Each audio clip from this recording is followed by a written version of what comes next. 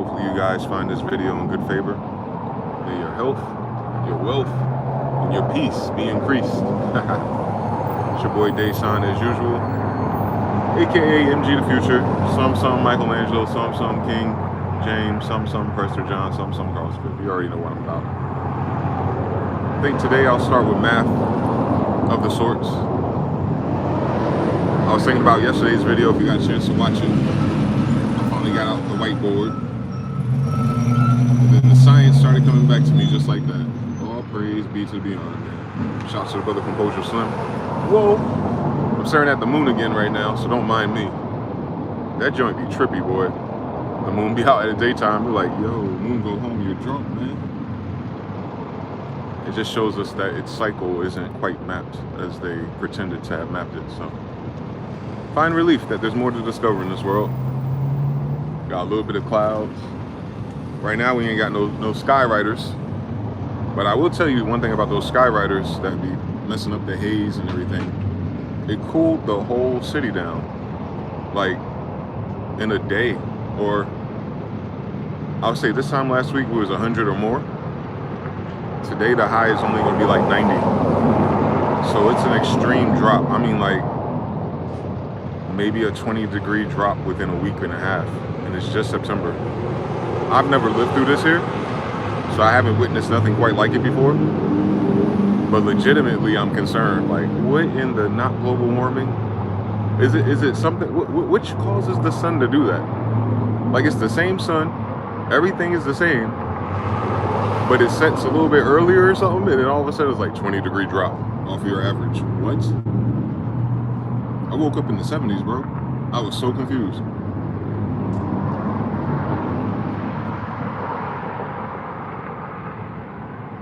Usually by now, boy, you'll be a puddle of sweat if the sun lets you.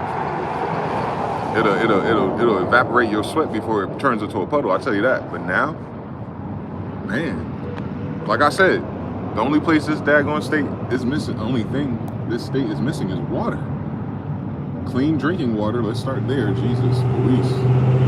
They worried about solar panels. Nah, y'all need some osmosis Jones in your water supply. And then you need a better water supply. Ain't that crazy that California used to be an island in the 1600s? And they basically drained or dammed up the ocean that cut through this to make this, I guess, or I don't know. It's probably to the coast. That's probably why this shit is bothering me, because I seen that map and I feel it. Like, this shit used to be a coastal town, and probably not in this format, but I can tell. I could just tell by looking at the mountains and its ripples right there. You can tell that was water pressed against it. Like, that water does that. Like when a mountain is under water, like in Puerto Rico. Puerto Rico's a mountain. So if Puerto Rico ever, for whatever reason, lost elevation in water, you'll see the same pattern.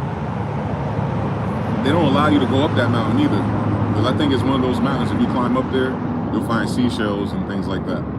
So I don't know why that's taboo, or maybe there's something inside of it too, like burial grounds of giants. You know that shit. But I say all that to say, if I was a president, if I was the president, I'll bring a river back through this bitch at least. Let's just push a river through this hole. But I'm happy I got a chance to experience the desert without my face melting and having a two-tone hairline. I'm appreciating this transition. Shout out to Composure Slim, shout out to PT Cruz, and shout out to Mr. Now. Shout out to my daily life, yo. He called me Unc. I am not that. Well, I don't think you can be an Unc unless you have kids. But maybe I am. What are the kids saying Uncs are? What age range is Unc to you guys? Maybe that's what they mean. Where you got like YN, OG, Unc, triple OGs. How do y'all do it? Y'all gotta keep me hip. I don't know the science no more. We didn't have that science when I was a young man. You had boys, you had young men, then you had men. I feel like I'm in the postgraduate class of the young man class. I'm going to man land. Peace to the guys, Smasheroonies in the building. Unc is 30 to 40-ish. Oh, no wonder. Yeah, I'm definitely not. I'm at the end of Unc. I'm at the end. What's after Unc? What am I? Double OG, triple OG next? Come on now. kind of prizes do I get? I don't know. What a life, though. I'm happy that I'm not a statistic. I'll take the new titles, man. Just like them titles you unlock on video games for your character or your scorecard. I'll take it now. But I do not feel like it. I will tell you that's one thing about age, and I've suspected it even when people talk about it. But even people older than me would say to me, like, just because the number goes up doesn't mean like you feel like you're older. I don't feel older. Not even like physically. I feel better than I have in a long time in that regard. I remember, what was I doing?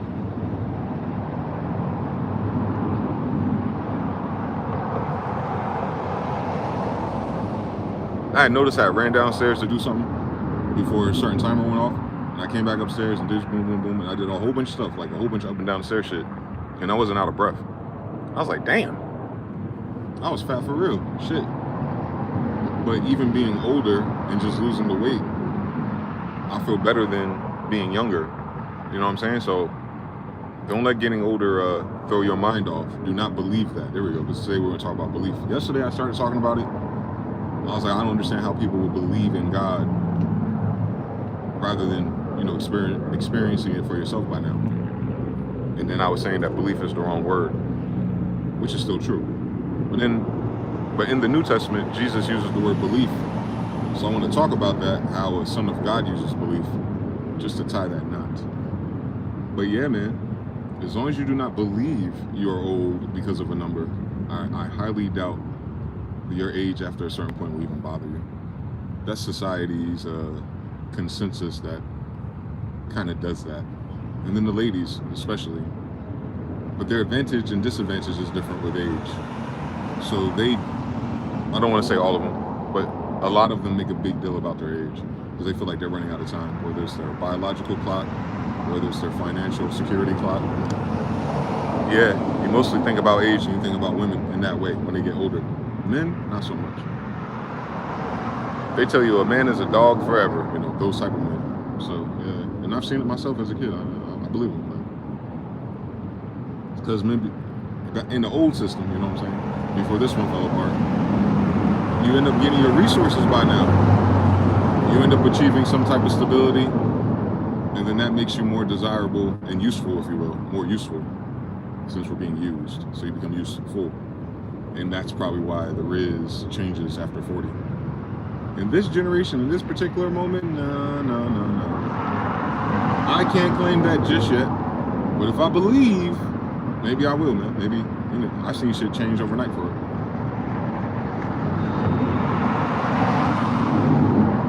So age ain't got nothing to do with it. Don't get old if you don't have to.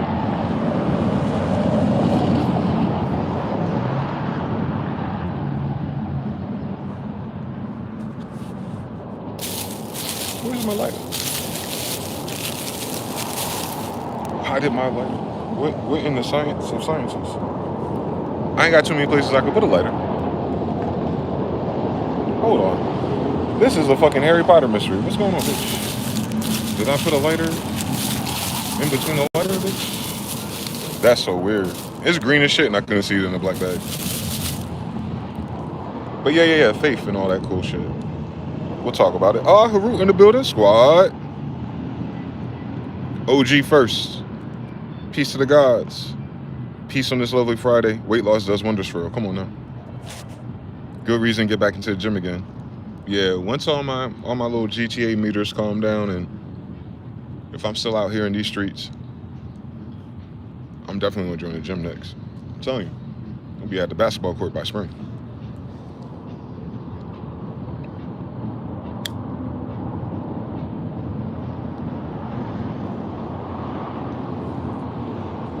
Ain't shit else to do in my 40s. I ain't got no kids.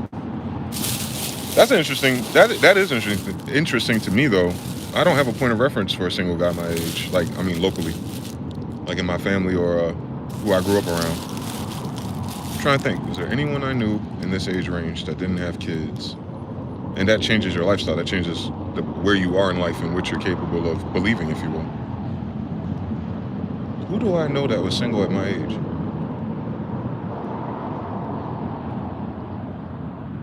Nah, In my family, at least, I think nearly every last single man in my family has had a kid before 28.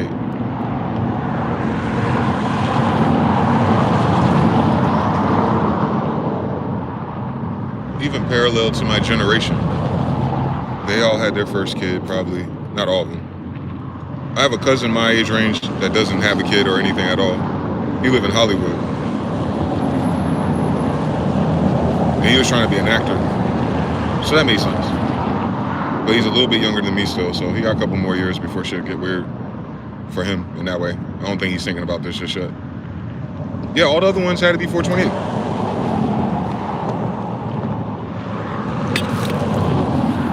Even the ones I least likely suspected to have a girl at all. Weird story. See them pop out with kids, or a woman that would get pregnant by them is very strange to me. None of my business, no. That's further. I want to double down on the proof that I can tell you without a belief system, with actually witnessing this story. There is somebody for everybody if you're looking, man. I know too many examples, actually. It's kind of uncomfortable, of people who you would never expect. Like, and I don't want to go there. I don't want to disparage nobody. I don't want to change my frequency and go there, but and it's not required. But to say it flat, I have witnessed the impossible when it comes up to partnering and pairing. And then I've also witnessed the impossible in terms of who can give birth to children. With that being said, it's never too late.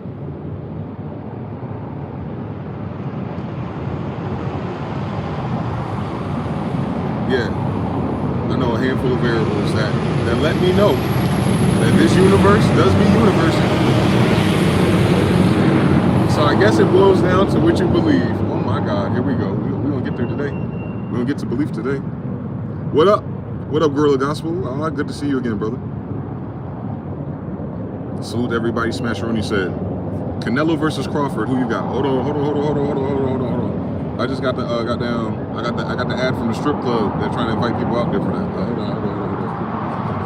I've seen Canelo fight once. I do not think I've seen Crawford fight. Can I tell by the names? AEO versus OO Foley. CWFB versus CNL. LLO or LLIV. So it's LLIV versus CWSM, MLFD. MLFD versus CLLIV. Which one would win in that? Probably Canelo.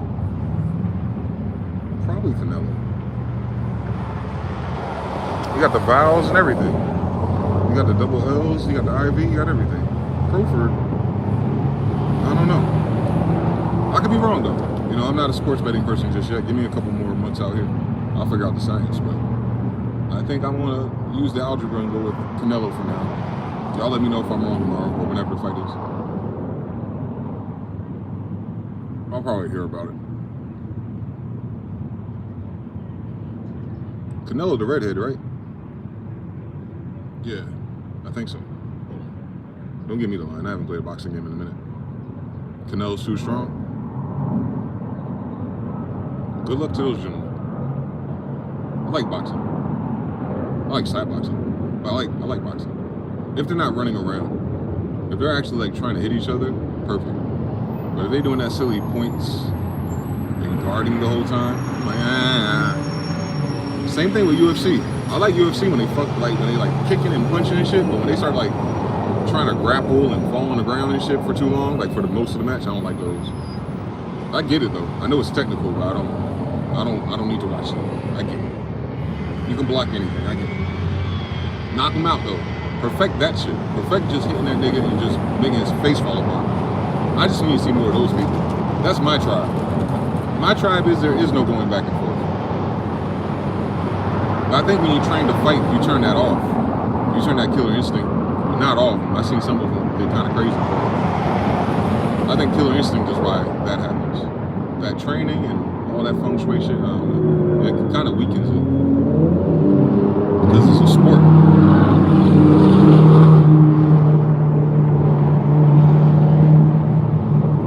Real life is more life or death. So I guess it's just more spirited. And and wrongs and shit like that. That changes the balance of fighting completely. I'll be honest with you. Like, if I slapbox someone having fun, they could probably reach to me. But if they piss me off or whatever it is, like, nah, there will be no such animal today. Yeah, I move infinitely slower when I'm not pissed off. Fun, that's why, because it's fun.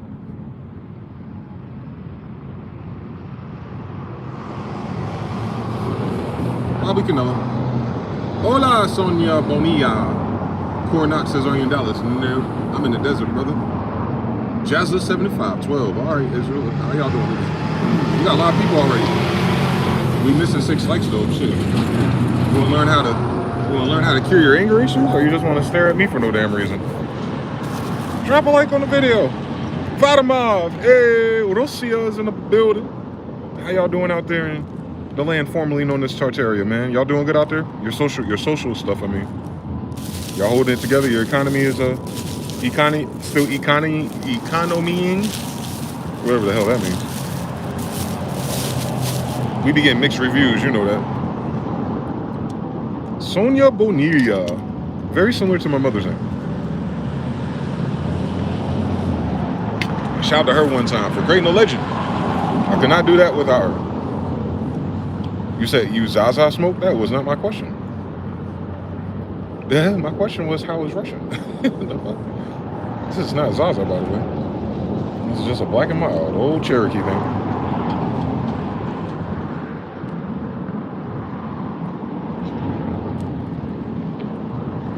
Shout out all the Cherokee descendants out there. Your grandmother was Indian. Don't let them lie to you. And if your grandma was Indian, guess what you are? Mitochondria. So yeah. What was I going to talk about? Belief. That's what I was going to talk about. No whiteboard though. Not yet. I got a few minutes before I got to walk there. But I was talking about faith, belief, and gnosis. Gnosis is like knowing. And the differences and how people evoke the wrong word for God, in my opinion, that is. So I don't think the idea is to believe in God so that A, B, and C can happen. I do not think that's what it is. Whereas you might say you trust God if you're operating. If you're an operator and you're praying and you have those expectations and your faith is built up in that system, per se, from sociology, then faith will be a cool word. Like, I'm of great faith and I have faith that God will work it out because I know God has worked it out for others. And then once God starts working things out for you, there's no longer faith that God will work it out. You know God work it out. So I know what God's about. But in that relationship, depending on your belief system or where you come from in your background, you may invoke different principles with that, meaning, well, this will happen as long as I do this. Like, this will work out for me as long as I repent, or this will work out for me. So it becomes mathematical. It's no longer belief. You don't believe that, you're using it. Whereas in the Bible, Genghis, or Jesus as they put it, when they anglicized everything, he told you, do you believe that this is possible? So Jesus wasn't going around asking people to believe in him. Jesus wasn't going around talking to a bunch of Jews who are Jews because they're descendants of that. Do they believe in God? Their whole system is mapped around that idea being accepted irregardless, that there is a God, so there's nothing to believe. What they were coming to him with, though, was at that time, once everything became Romanized, and I doubt it was called Rome at that time, but we can get there another day. But that's what the book says currently. But what all that means is that they're now in a new state. When you say the United States has 50 estados, or 50 states, and they're controlled by a federal government, you're dealing with a Roman system, right? Romans created the idea of states. States replace kingdoms. Just keep that in mind. So they're in a state under, I guess, captivity, if you will, or living amongst foreigners whose law supersedes theirs, whose money is no longer their own, it's theirs, whose most richest people, bar one or two of the people who are descendants of the sellouts, are always going to be a foreigner. So you have to understand the backdrop of where Jesus was. It's just like he was in the United States of America under occupation by Persians. Oh my God.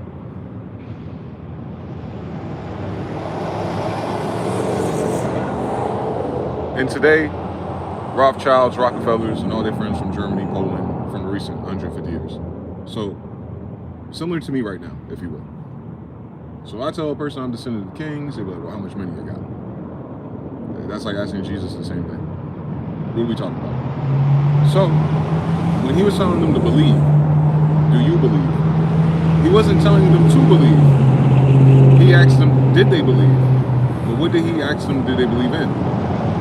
Did they believe that the request that they were asking was possible? That's a good way to use belief. So like, do you believe you'll make this shot from half court? You've never done it, but do you believe you have what it takes for it to go into the net? That's a good way to using belief. Whereas if you're Steph Curry or someone and you've practiced that thousands of times, it's not even faith. It's not even belief no more. It's like faith. It's faith that'll go in. It's going in before. I've done it before. And then if you don't miss most of the time, you're like, nah, I know what's going in, right? I can feel it. So those are different gradients of a similar thing, but they're not the same. So they go up to Jesus asking him for healing. I guess they didn't have health insurance back then. You know something? You notice something was very similar?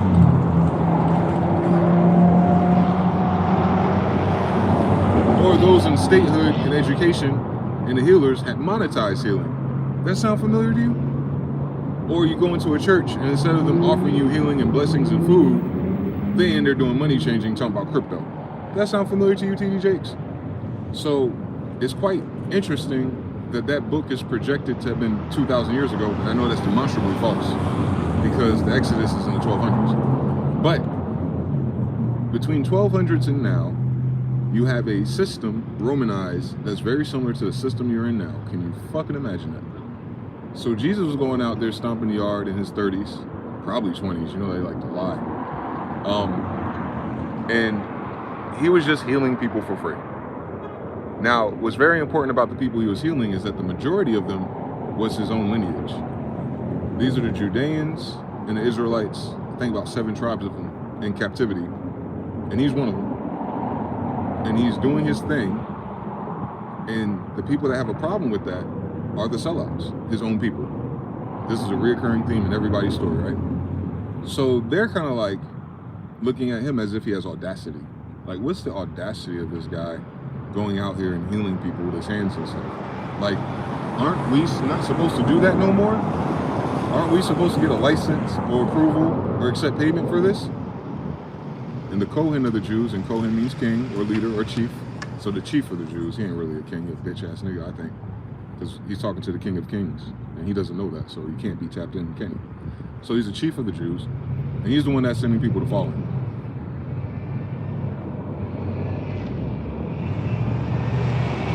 They're trying to dig up dirt on him. They're not looking at him like, oh, he really is a son of God or an angel. They're not even looking at him like that would be impossible, because they're claiming that by saying they're a Kohen of Jews. They're looking at him because he's doing everything that they can't do and is making them look bad. And then secondly, is bad for business because they love Rome. Judas didn't love Rome. I've told this story before, and a lot of people still misquote it and misinterpret it because they, for whatever reason, they don't read the whole book. But Judas' key was that he did believe what Jesus said about himself, which requires belief, right? Because you don't know. He believed that Jesus was who he said he was, and then that gave him a type of hope that, oh my God, this time is almost done. Shit.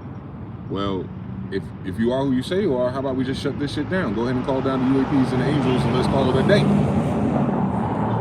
Jesus was like, nah. Judas didn't like that. Judas had a little bit of that narc in his system. He's like, what the fuck? He got the money now. So him selling him out for silver didn't make any sense. He's a money changer. He has money. He didn't need that money. He needed to turn him over so that they could put their hands on him, so that the angels will come down and strike down Rome. This is the same exact test when Jesus went to a mountain by himself before that incident, where the accuser, or Satan, if you will, not Saturn, was like, why don't you just jump off this mountain, off this pillar? I know, if you are who you say you are, that the angels will come and catch you. Same exact philosophy, because they're referring to the lore of the sons of God. So Judas is like, he's a son of God, and can't nothing happen to him, let's fuck these niggas up. So just keep that in mind when people talk about Judas, they talk about it wrong. If Judas was okay with selling out his brother, and it was fine, and it was about the money, he wouldn't have killed himself.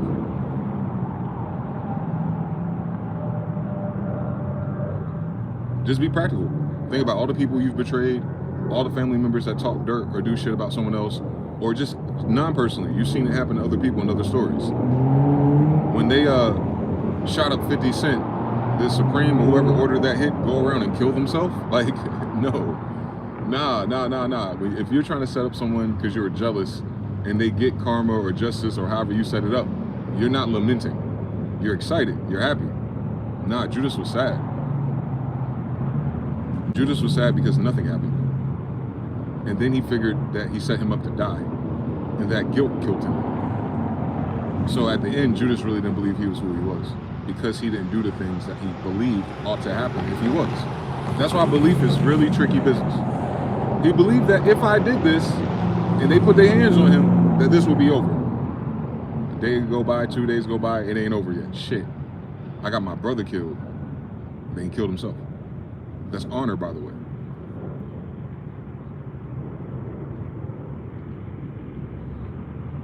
You can't spend that money dead. So he didn't need the money. That's how you deduce that. It was about getting the job done, and he fucked up. He stepped out of turn. Just for Genghis to come back 3 days later, and Judas is not there. Just for Jesus to tell him, like, yo, one of you here are plotting. It's cool, I'm ready.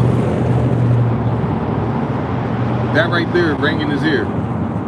Like, not only did I set him up and it didn't happen, but he knew it was me. He couldn't live with himself. That is not a classical narcissist. That's not a classical jealous, envious person.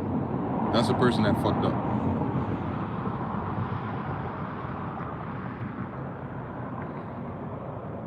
Yeah, so much he hung himself. So, belief is interesting, because Jesus is going around asking people what they believe about themselves. Ooh. Yeah. Do you believe that you'll be healed? Yes. What do you say after that? Then go and sin no more. Now, mind you, everybody in that Roman United States demonstration is a sinner to some degree or another. If you're just talking about following rules and breaking rules, like, just if a sin is just doing the wrong thing, then everyone's a sinner, right? We know this earlier in that story, because he says, he who has not sinned cast the first stone, and nobody threw a stone, right? So that means they all acknowledge that they got some bullshit in their life that they need to worry about, and they walked away. So when it comes to him asking these people who are sick, do they believe, and then go sin no more, what they're talking about, or what he's saying or insisting, is that it's the sin that's causing you to be sick. And it's the sin that caused you to leave your house, to go through all of this trouble, just to come up to me for validation of your healing. What's missed in that nuance is that not that Jesus could not heal people with his hands. It's the fact that he's dealing with people, when he's healing them with his hands, that didn't know he was a healer. The people that he's asking, do they believe, know exactly who he is. So they already believe he's who he is. So he's challenging them. He says, well, if you believe that I can heal people, then you know the power that heals me is not me, it's in me. And then if I'm teaching you about these things, then why can't you just do it yourself? Why do you need a Jewish priest? Why do you need a son of God? Why do you need these third-party ancillary things to bring you to sin no more? What's that about? That's the science right there.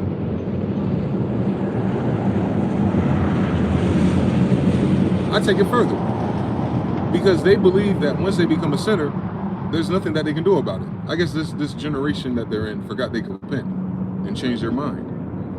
Why would they? You see the Kohens and the Pharisees and the Sadducees and money changers every time you go outside. You know that they working on a Ponzi scheme and a pyramid scheme, and then you know that Roman soldiers can come around and get bored and grab up on your woman and hit you upside your head. You kind of lose your frame, and thus you feel powerless. That is the sin. The sin, you don't know what the soldier did. I mean, how bad could that soldier be if he cares about his daughter that much that he's going to walk this whole distance while she's dying and try to get, last minute, go to the guy that I try to lock up? gotta think about that. He ain't that too flunked out, man. If he can swallow his pride and ego and take that walk and find him. Or anybody else, the woman with the issue of blood. If I could just touch your garment. And if you think about it, it's kind of silly. Why would my garment be more special than yours? You know what I'm saying? He wasn't styling on people. He wasn't in the white Air Forces or nothing. So to him, he's being practical, right? But to everyone else that he's trying to teach again, they forgot, they lost their way. That's the sin. They started honoring foreign gods more than their own. They started relying on what's outside of themselves rather than what's inside of themselves. Mind you, he's talking to Jews. He's not talking to people who converted. He's not talking to Gentiles. He's talking to his family members.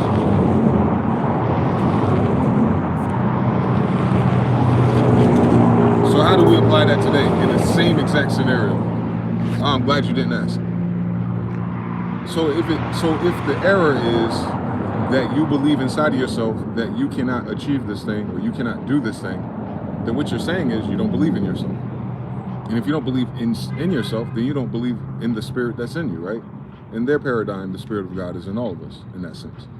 So whatever spirit of God that he has, technically, and probably quite literally, that ability, that breath, that thought, that word, it can exist in anyone else who can repeat it. All right, following? Not that they're descendants of God by blood or the Anunnaki and none of those things. No, just the actual fact that we're animated and that we have thoughts.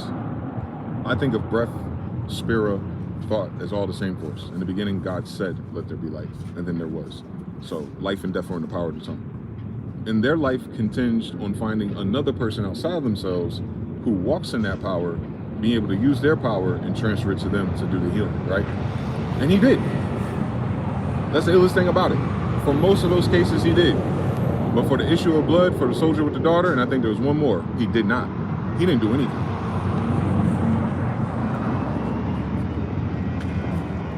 Even with Lazarus, when he walked up to his cousin. Remember, Lazarus has been dead for 4 days. Jesus was dead for 3. So his aunt waiting for him, like it took you long enough.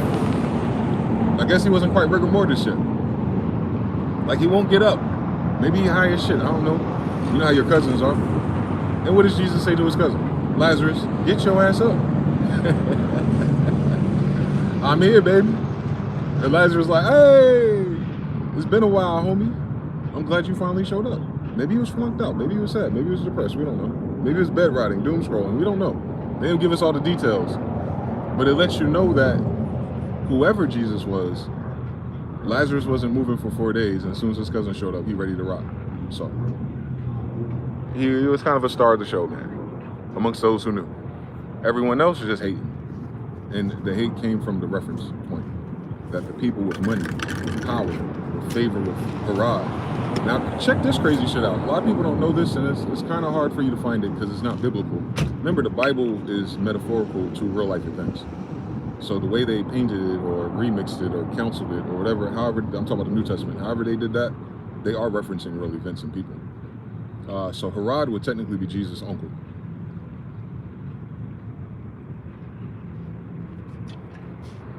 He's a king. Jesus is the son of a king. He's an emperor, so they'd be related. They're Jews. So know that. Know that. Why Herodotus and all of them was like, I don't know if I want to be involved with this shit. I don't know little homie like that, but he is kind of fucking up business, man. We can. Nah, I don't know. I think it was Herod whose wife had the dreams, and those dreams is proof that he's of that bloodline. His wife. Or yeah. She was a seer. And she was like, we have to keep our hands clean when it comes to this matter, because she was worried about the karma for striking down the Son of God. So even she believed that he was who he was. But they still had their clout, they still had their house, they still had their favor with their Roman occupation, which probably at the time was Persian, or something similar. Once you get into the Kali Wars and Anatoly Fomenko tells you the historical people version of some of these stories. Tartaria and all that shit. Whatever that case may be. It ends up turning out that he is exactly who he said he was. And him being exactly who he said it was means his words are even that much more powerful than the average person's words. He says, you have to believe inside of yourself that it is, not that it could be. One more time. His invocation of belief is for you to have imagined and accepted the outcome without it being in front of you. So when the soldier left his daughter on that bed to go find him, and he was asking, hey, my daughter's back at home, can you heal her? He didn't say, all right, let's go, where is she? He asked him, do you believe it's even possible that she can be healed and me and you are just standing right here? Mind you, the girl is not involved in this. She's not using her own mind to believe that she'll be better. She's probably knocked out, right? The soldier said yes, that he could believe that when he returned home, that his daughter is already better. Not that she will be better one day, not that she could be better, not that if Jesus came along and did some weird thing with his Reiki, that she'll get better. No. He asked him straight up, and this is a Roman, right? We don't know if he's a Roman soldier that's part Jew. We don't know if he's completely Gentile. It's probably not even important, because that power is in all of us. And the soldier simply said yes. He's going to take your bitch ass home and go have fun with your daughter. The fuck you talking to me for? The soldier went back home. His daughter was up. What is that? What is that, right? When his daughter got sick, he believed he had to go find Jesus. He found him. And when he ran into the man asked him, do you believe your daughter will be better? Yeah. To anyone being more rational here, you know he wasted his goddamn time and wasted the damn trip. If all he had to do was shift his belief from needing external help to just believing that his daughter would get well. That's what Jesus was doing. And that's why it was bad for business. I want to run that back for you. That's what Jesus was doing. He took the keys from death. Now you gotta do that multidimensionally. That a lot of these people, remember, death isn't just your body. It could be death in finances, death in relationships, death in plans, like endings, right? Let's use it that way so you can understand the science of belief. There's a lot of people out there, and like today, out here, believe that you need a referral to authority in order to fix things in your life.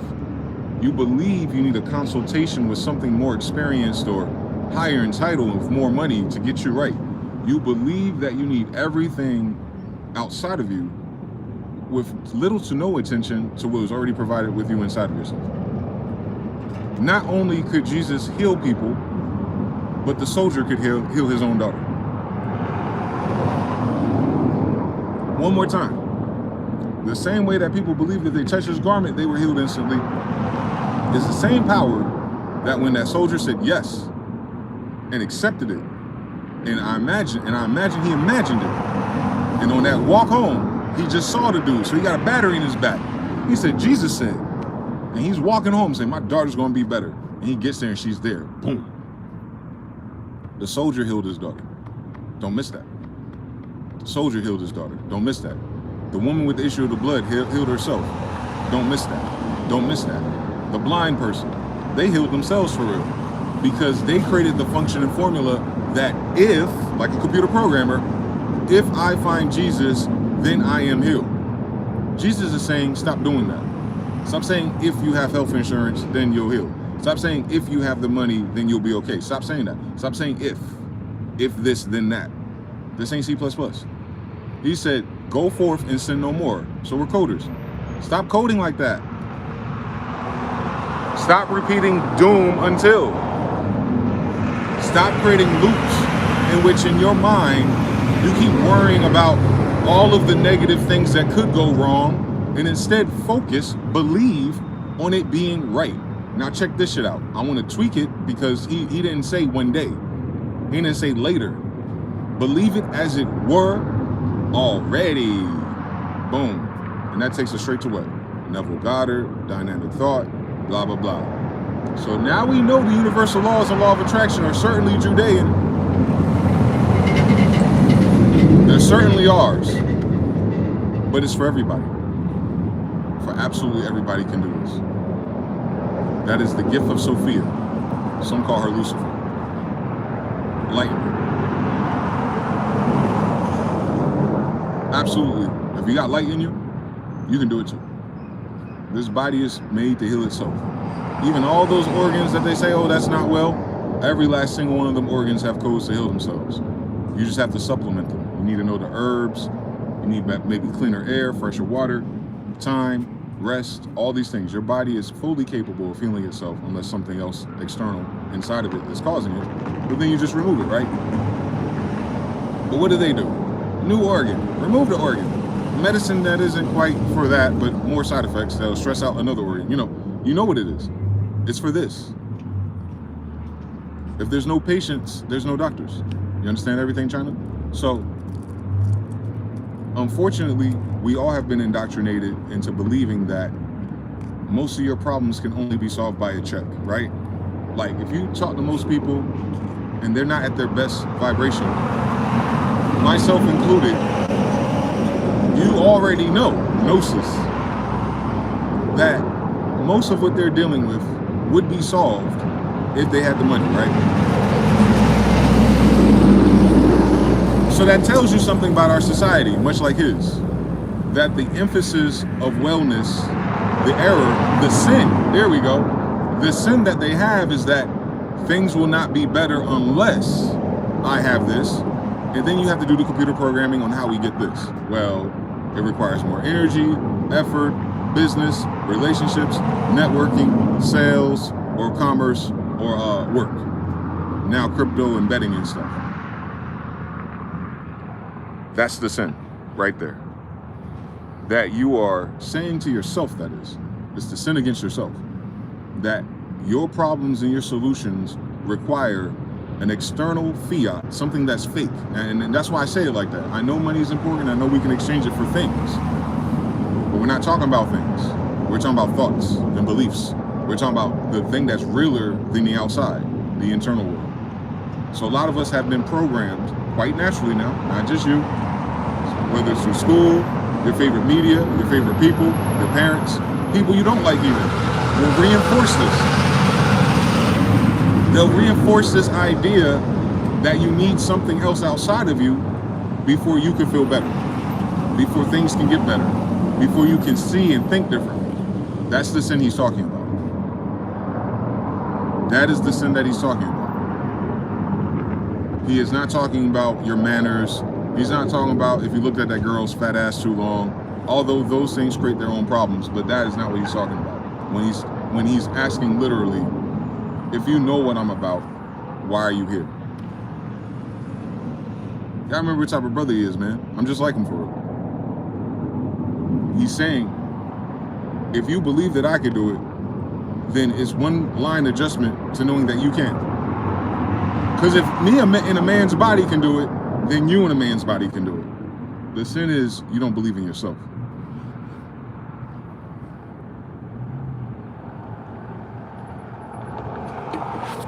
You're fearfully and wonderfully made. And God handed out a soul to you to do your thing. And you're waiting for an NPC to cash your check to convince you that the bullshit they came up with is way more valuable than your belief. That is sin. Go forth and sin no more. After this experience, after you've seen this shit for yourself, don't do that no more. And then what they do, they start telling everybody else. That's why Jesus has such a large following, man. The streets fuck with Jesus for real. Because he wasn't just talking shit. He wasn't just preaching random messages. He wasn't just out there, you know what I'm saying, collecting their money and their food. Nah, he was out there, what? Turning water into wine. Eat, drink, and be merry, right? On Solomon. He made sure that the party was lit. He made sure that the fish fry was lit. You know, you might not believe in the numbers and the math and the gematria encoded in it, but they did have a fish fry. You understand something? No matter how it was. He was feeding the people. He was walking with the people. Don't forget, he was walking with gangsters. He wasn't, you know, listen. He told his gangsters to stand down. Imagine that. Because if they didn't, They couldn't get Jesus. You know that, right? You know that, right? You know that, right? I need you to know that. He could have got away with all that. He could have got away CJ Grand Theft Auto with everything. Especially with Judas. Judas knew how to fight.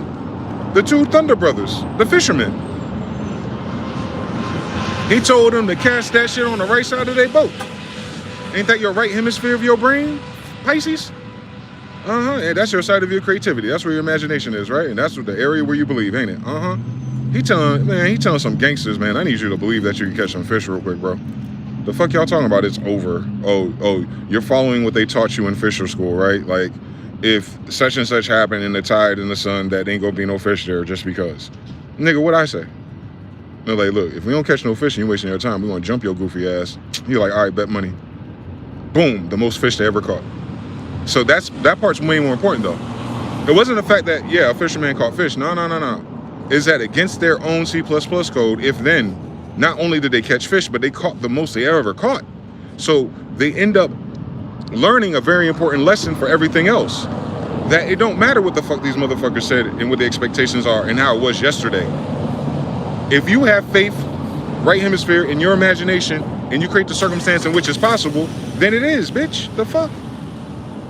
Ain't that all? That's all Jesus was talking about. That whole, all four different versions of his character that they transmuted is saying, yo, is it not written that this is what it is, family? What am I saying different?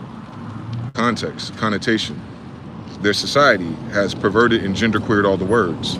These are new people. These aren't the people that wrote the Old Testament. These are the kids of the Old Testament. So they lost their way. Captivity, idol to idol, bad bitch to bad bitch. All these mixed kids end up where they at with a little bit of everything, and they lost a whole lot of truth in the mix of it. Much like all of us here today. Same story, by the way.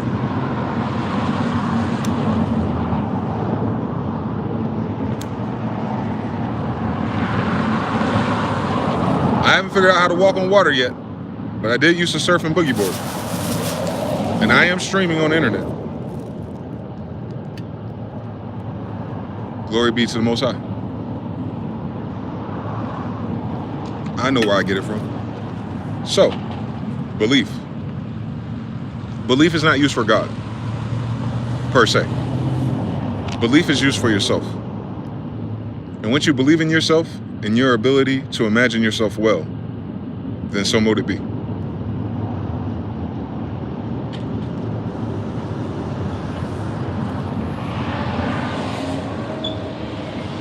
One more time. Belief is for yourself. Do you believe in yourself? So believing in yourself isn't like walking up to something very heavy and saying, I believe that I'm strong enough to lift this. Well, you tell a mountain to jump in the water if you have a mustard seed, and it will jump into that water for you. Obviously, we talk about metaphysics and problems. A lot of times, if you don't correct your thought pattern, you make a little small problem a big-ass mountain, and then you can't sleep, and then you worry, and then all these other negative things happen. In fact, most people who get sick suddenly is usually onset, triggered, activated by the fact that they're creating a bunch of mountains in their mind out of small problems. That's rooted in anger, by the way. We'll get there eventually for the narcissist. But instead of allowing that mountain or that mustard seed to grow into a mustard forest of bullshit, how about you take that same little idea, that mustard seed, that I am well, and then water it. Support it with other thoughts, with journaling, with videos of inspiration, great music, distracting yourself away from it's similar to a bamboo. If you grow bamboo, right? Bamboo's a tricky motherfucker. If you're a farmer or someone who's used to things growing real fast. Or if you're in elementary school like me, or even McDonald's did this one point. I remember McDonald's gave us a little, back in like 1991, 1992, they gave us a greenhouse. A little ball, a plastic ball with seeds. And then what you do is you wet the paper towel, you put the seed in it, and it grows through the greenhouse. You might be familiar with that. Or you know, little science projects. See, when I was a kid, I watered the paper towel, and within a day or two, you can see that seed hatch, and then the roots start to grow. And then before you know it, it was a little leaf, or a stem with a little leaf on it, and it's turning green. My shit ended up dying eventually. I think we're supposed to transfer it so it can grow bigger, right? Part 2. But you can see it happening. I'm a little kid. I'm looking at that bitch every day before and after school.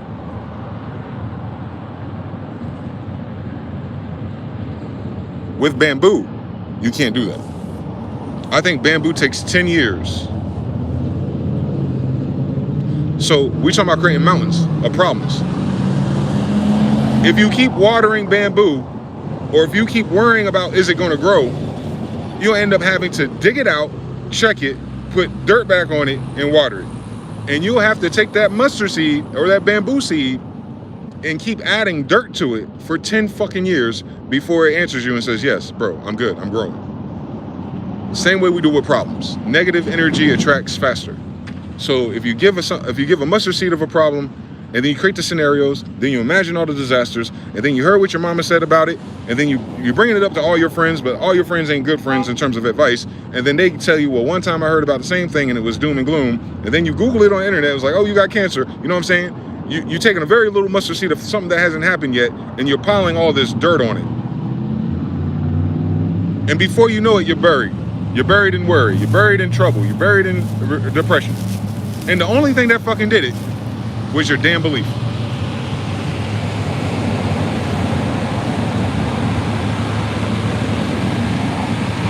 So Jesus is telling you, why you believe so much dumb shit then? If you could believe anything, if you could choose in your right hemisphere what to believe anyway, you could plant any seed into your pineal gland, cone, pine cone, get it, it's a seed, right? A pine cone turns into a pine tree, right? I think it does, right? I think it does. I think a pine cone or pineal gland is the seed of reality. I could have sworn it was. I could have sworn if your pineal gland is just the size of a mustard seed, it could turn this whole bitch into a forest. I'm pretty sure it can. You might got to get your hands dirty, but you could certainly do it. There's so many old white people that buy a little island somewhere and they say, we want to plant a tree every day for the rest of our lives. And they did. And they did. And I've seen it. You've seen it on Instagram. They do that. They do that shit. They really do that shit. So that's what belief is. Belief is a choice to create and imagine things, free will, as they are. As they are. Not as they can be. Don't miss that. Everyone misses that. They say, I will be successful. I don't know about that, Chief. Because if you're saying one day you will be successful, then we wake up tomorrow, what you going to say? One day I'll be successful. And you wake up in 2 weeks, what you going to say? One day I'll be successful. And you wake up in 10 years, Bamboo, what's it going to be? One day I'll be successful. You get where we're going with this. How the language and the words and the meanings do matter to yourself.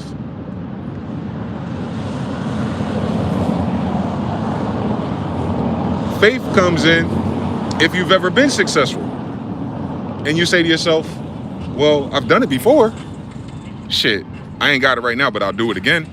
I have faith that based on the previous code and orders of operations, that there's certain steps I can follow and repeat that will produce similar results. Now we faithing it out. Like, well, yeah, I'm down right now, nigga. I'm down right now, nigga, but don't say nothing to me when I'm up. Don't say nothing to me when I'm up. These are the type of people who be like, you know what? The biggest comeback is showing them that you did it. I'm not into that type of energy. I don't give a fuck what a motherfucker think for real. But that's because of my core belief. If I have to believe that I have to impress or convince someone else that it's true, then I don't have enough belief or faith in myself. So when I say I don't give a fuck what no one's thinking, that's not me being rude. That's just like I cannot afford to entertain that. The same people that I have to believe or show, or basically, if I accept their applause for when I'm doing good, then I have to also accept their judgment when I'm doing bad. That's universal law. So instead of that, instead of hinging your success and your decisions and all that on what another mind thinks or interprets or believes about you, remove it all together. That's not saying you got to treat them no different type of way. They're going to say what they got to say. And then you have to learn how to control your mind and not let that seep in as a mustard seed of doubt. Well, it is what it is. But I have faith based on all the data in the 40 years of my life or the 20 years of my life prior that it'll work out. And then I ain't bringing this shit up again to them. They gonna see me. Ain't that what happens when people see you? Even in this little small dispensation I am with this very small channel. People have been AFK from this particular channel or MG the Future in general for months. Like, hey man, I hope you're doing good. I always was. What are you talking about? I'm going through some real nigga shit, but when you met me the first time, I was going through some real nigga shit. Shit, before I got on YouTube, I was going through some real nigga shit. You would have loved to see me as a little boy for real. You wouldn't even recognize me. So, I don't, you know what I'm saying? Like, I'm not waiting for someone to come back and go, hey, man, awesome. Yeah. Hey, MG, woo, woo, woo, woo, bro. It's on. No, it's not. I never turned it off. You understand? That's not me being an asshole. That's just like, what the fuck are we talking about? What are we talking about? What are we talking about? I ain't go nowhere. You did. I'm glad you're back. I'm glad you know how to use hashtag mgthefuture and find all my channels on YouTube and Google. I'm glad that you're learning how to use the internet. You know what I'm saying? That's where my energy comes from. It's not that I don't appreciate the people. It's that certain things that people say, you can tell based on how they say it, if you're a coder, that it has a little spin to it. And I'm like this. Well, if a nigga's spinning this with concern, then how come he didn't show up and email me at mgthefuture@gmail.com if he was that fucking concerned about me? If a motherfucker was that concerned, I've been saying my phone number live for years, 919-492-9187, then how come they ain't call or text me? So you understand? You understand? See, that's more of a street science. That's something like, if you like Jesus and us and you hanging out with the street violence, you kind of understand how people who are direct aggressive use the same language. And then you can compare it to everybody else who's passive aggressive. So they have to forgive me for paying attention. Niggas just have gnosis. They be knowing how things go these days. There's not that many language models out here. But with that being said, to elucidate all those concepts, same thing with belief in yourself. Now, you would not need to invoke belief with yourself if the shit was automatic. If shit was worked out for you and you had a good upbringing and the job was jobbing and life was lifing and the girlfriend was being honest, you may have not even really need to believe, because every day you get confirmation that your life is okay, right? Especially if it's designed and it was going in your way. But then what happens? Something strange happens. Loss of life, loss of a vehicle, a job, loss of a relationship, anything. And then what happens to those people who experience a dark night in the soul for the first time, or a tower moment which they can't control for the first time? They find themselves in crisis, right?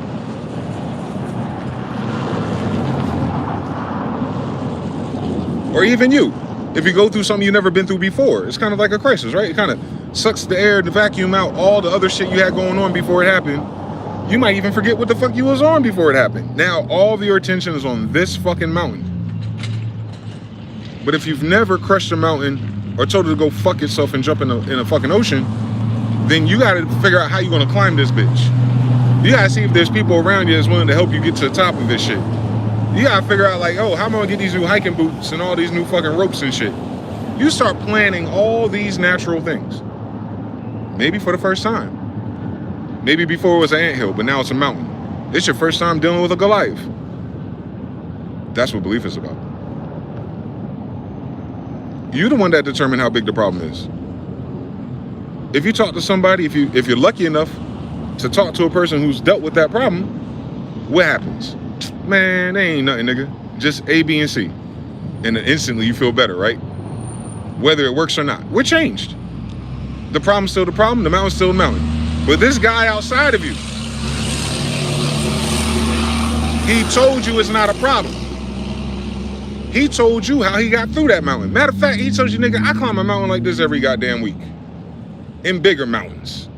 And then all of a sudden you believe him. And then you mirror neuron that, and then you feel better until it's your turn to climb, right? That's how it normally works with people. That's why we reach out, right? That's why we build with people. That's why Jesus had 12 disciples, right? But what if that person was lying to you?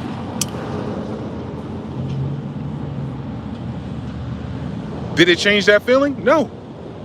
You don't know that they're lying to you until you find out that they're lying to you. But in that moment, right? You believe that person and their ability to crush mountains, and the fact that what they describe, you can do too. That's belief. Belief didn't require proof. You saw what I just did? Belief didn't require proof. Faith is the substance of things hoped for and the evidence of the things unseen. AKA your imagination, fam. This whole thing you imagine, one frame at a time. This whole experience is your imagination. That's why we don't always see the same thing at the same time. Your focus is different. Split electrons.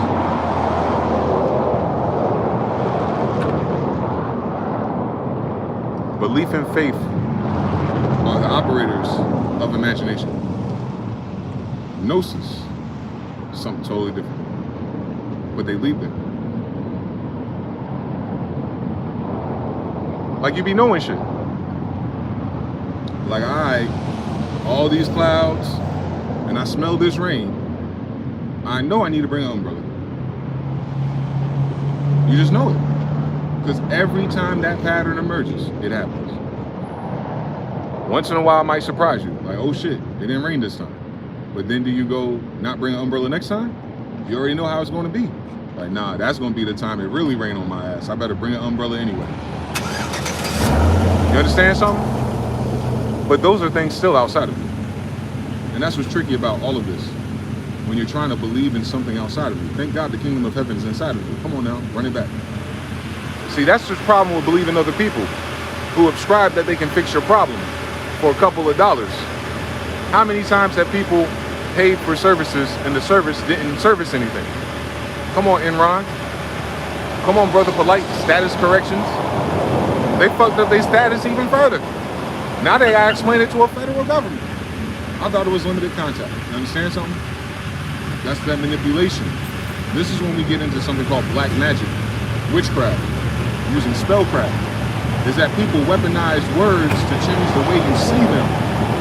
People weaponize words to change what you believe in. People weaponize words temporarily to get you to make an error, a sin, to go in the wrong direction with your thoughts and your actions and your beliefs. And then by the time it's all said and done, you're like, damn, I knew better than that. You heard me? You heard me? With that girl. You don't say, I believed better than that. You said you knew better than that. Gnosis. You know he or she was not shit the whole time. But you believe the words coming out of their mouth. That's black magic. That's witchcraft. That's a classification of it. You see the difference? Belief requires something outside of you. You know, when you're dealing with this situation, like you believe the person, you believe the secret, you believe Trump, you believe the numbers on the headlines, you believe that, you know, in a beautiful day like this, everything's going bad, you know. Nah, the numbers on the computer are fucked up because their math sucks. We don't got to believe that. We know that. But we have to believe that, you know, they can change that and blah, blah, blah, blah, blah, blah. You know, how it go.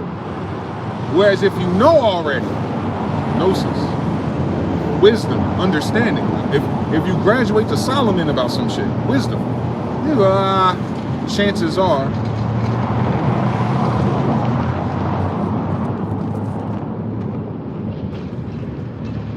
chances are, casting lots. Chances are, I don't need to fuck with this. I know, I believe you. I believe you, 2 and 3. I believe all 3 of you that when you did that little scam and that hustle, that you got away with it. I know you got away with it. You in front of me doing money phones on your Instagram. I believe you. I believe the steps you took produced the results. But chances are, it's not gonna last long. Chances are, somebody gonna go down, and one of you, if not all of you, gonna get caught. Chances are, my wisdom is telling me, although it may seem sweet off of your lips, I know at the other side of that is a snake. It doesn't matter what kind of makeup you put on a snake, do it. So now you understand the difference.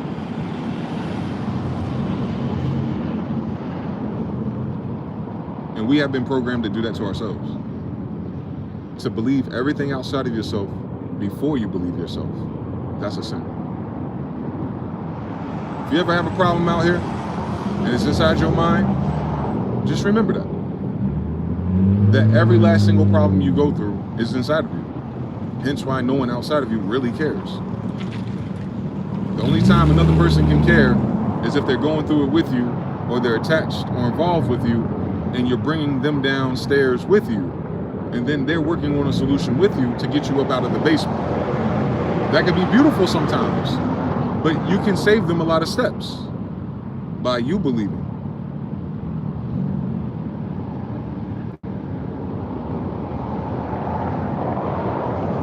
Oh, this is a temporary setback. That's why people read the Bible, by the way, to absorb those patterns. The Old Testament especially is written in, I'm noticing it as I'm reading it at this age. It's functions. It's not just a random story and metaphor for no reason. It's showing you the prequel, the climax, dun, dun, dun, it's about to happen, and then boom, the deliverance. Every time. You can't, it doesn't miss. Outside of like Kings and Kingdoms and stuff, when they're going through remembering the order of bloodlines and what happened to them, it may not be so powerful in terms of weaponizing it in your thought space. But it's good to know who these people were or who they're attributing it to.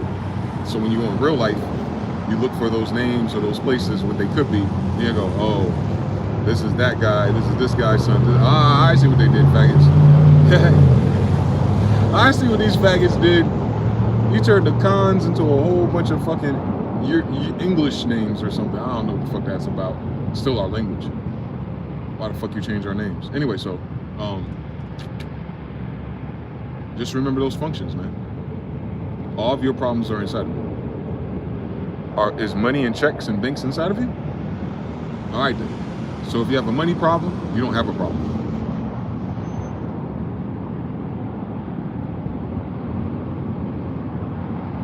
I'll run that back. It's gonna seem counter positive. One more fucking time. If the shit that's hanging over your head is a money problem, you don't have a problem. 3 times is a charm, Dr. Umar. If the scope of your current physical reality is the fact that you don't have enough money per se for solving something or getting something or doing something, and there's a timeline, then that itself, my friend, is not really a problem, is it? Nah. I will reserve problem solving for the things that cannot be erased by paychecks. Because if it's rent you solving, guess what? Once you solve it, ain't you gonna have to pay rent again? So is that a problem or a condition? All right. If someone says, all right, you're in debt and your credit card, you gotta pay that shit off, you owe $5,000. All right. You do technically straw man and stuff. We can take the belief away from that. My straw man is accounting for that. But the bank itself owes 37 trillion. But you know, but to be decent so I can get other credit and do other things, you see how you're already doing it already? Your problem exists because you need that to be solved in order for you to get something else outside of you. So it's not a problem then. It's conditional. The condition is, if I don't pay this, then my illegal credit score that's not constitutional will tell this other asshole who's an immigrant not paying his damn mortgage on the damn apartment complex won't allow me in, or won't allow me to get that car that's 3 times the price it was 10 years ago. You start to see where I'm going with it? That if those are problems, you don't control them. They evolve on their own. They're conditional. They are the creations of someone else on top of that. You're playing, you're participating, of course. And if you want to participate, then you know what you got to do. I'm not denying that. To play the game, you got to play the game, casino. But that's not a problem though, because there's so many other people that'll come here and start a new LLC every month and just keep getting credit card and credit card and credit card and credit card and credit card, and then go back to another country and never pay it off. And you're worrying about one. You're miserable about one. They're happy that they could do another legal Zoom and get another one. Same problem, different conditions. It's conditional. A lot of people's anger, sadness, depression is based on external conditioning. Oh my God. But let me tell you the secret.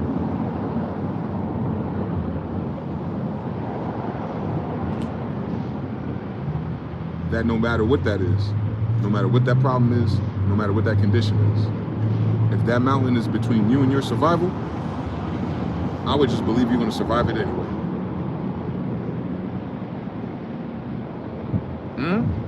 I would fake it till I make it.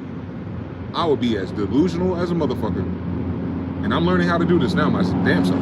For the first time in human history, I'm going to allow myself to be delusional to the fact that whatever my problems and setbacks are and whatever my concerns are already handled. Not going to be handled. See, that's the finesse I got to work on too. I do it too. No. It ain't going to fix. God ain't going to show up. It ain't going to work out. It's already handled. I'm gonna walk right through this bitch.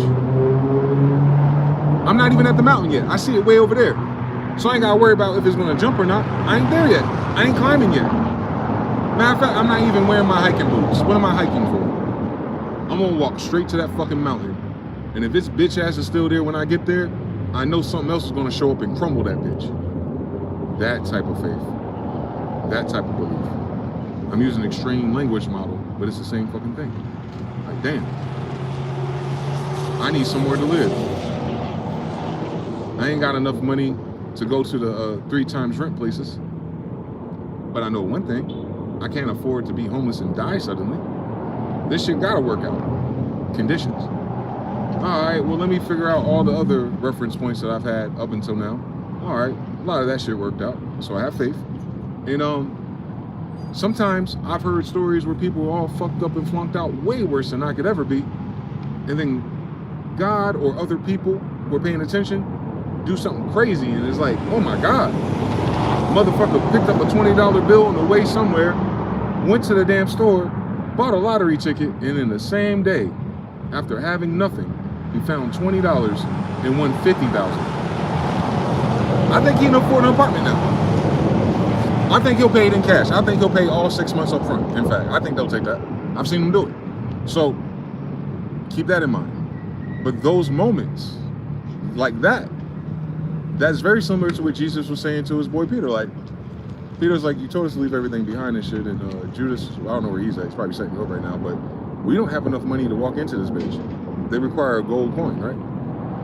And Jesus was like, we still walking to this bitch. We still walking up to the gate. We still walking up to this mountain. And of course, I know we don't have no change on us right now. That's the point. What I need you to do, go to the river right there and go ahead and get a gold coin out of that fish's mouth. Why would it be a gold coin in the fish's mouth? What is this man talking about? And I'm sure Jesus just looked at him. Just like they looked at him walk on water. Just like he looked at them catch all that fish. Just like he looked at them saying, you ain't gonna need your weapons in that dangerous neighborhood. Ain't no one gonna put their fucking hands on you. Those are my cousins. Like, do it again.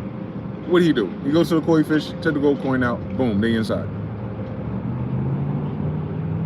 Imagine if they stopped the arguing debate about the odds. See what I'm saying? See. They're like, oh man, the white man used the Bible to fucking slave and mentalities. That's very novel, since neither one of you motherfuckers read it. And if you did, you didn't understand anything he was saying. So how is that the white man? Weird fucking story, right? They believe that someone else who's an activist said that the Christianity was the problem. The Bible's not by Christians. What Bible is theirs? Jesus is a Judean. Abraham's Judean, Chaldean. What are we talking about? Well, I heard, well, I saw, well, I had read that. Okay, so you read a book about people that never met none of those people? You went to a college that was just started recently. And none of the motherfuckers that are talking to you about any of these things are any of those people. Who the dumbass? You are the white person that doesn't exist, since they never named the white guy that did it. Who is this white guy that brought us the Bible in our language about our ancestors? Who is this guy? What is his name? Give him a name, please. So you can start to see that people are fighting beliefs. Oh my God. Oh my God. So all glory to the beyond, bro, and the Most High and all the things in between us, man. We starting to pop the top.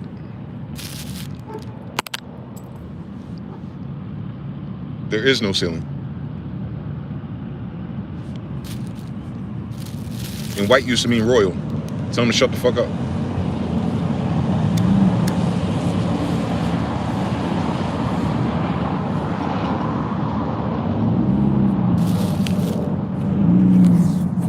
Same story. Let me run back to the comments though.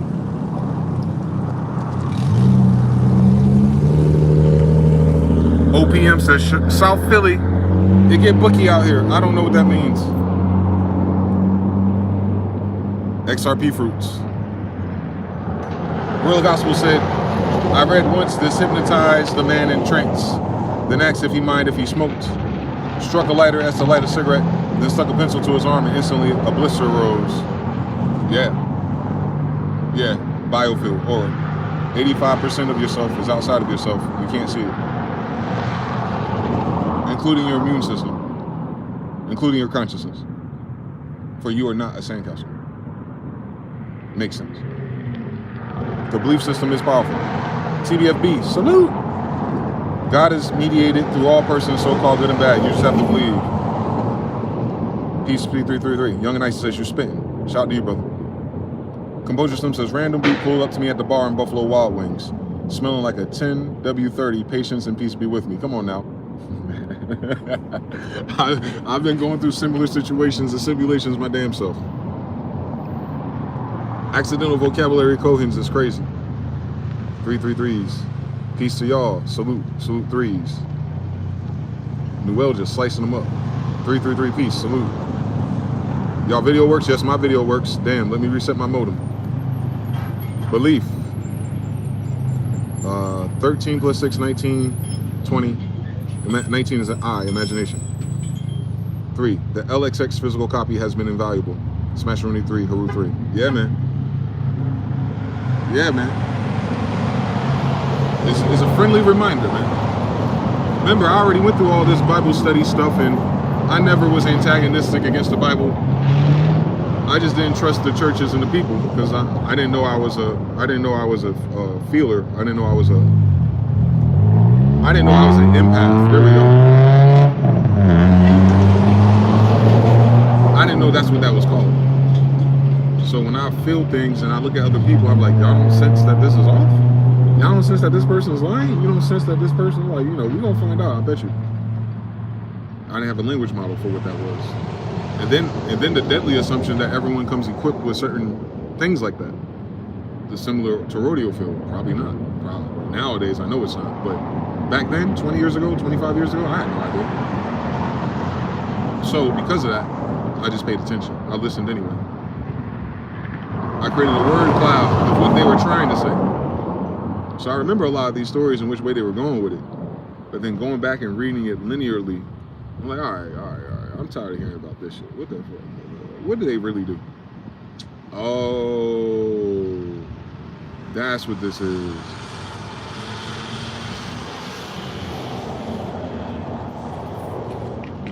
Now I know. So anytime someone invokes God, religion, the Bible, Jesus, white, black, that whole model, that persisted, at least in our generation, because the ancestors didn't talk like that. Even in recent time, they didn't talk like that. They didn't even have those variables. They wouldn't even dare call themselves black, by the way. So that polarity you create by invoking that goes away when you know who you are. I think that's what my grandfather and everyone after that tried to get people to understand. Except for the Moors today, again, they went to sin with it. They went for benefit, so they invoked black versus white again. Nah, nationality was important for several reasons. Well, within the system of law, courts, your nationality supersedes your status as a civilian. Nationals and sovereigns are above citizens. And that's only important when you're participating with other people and you're dealing with a system that's handing out or restraining benefits based on your status. So if you correct your status and you identify who you are nationally, then you're playing the same game, but a different story.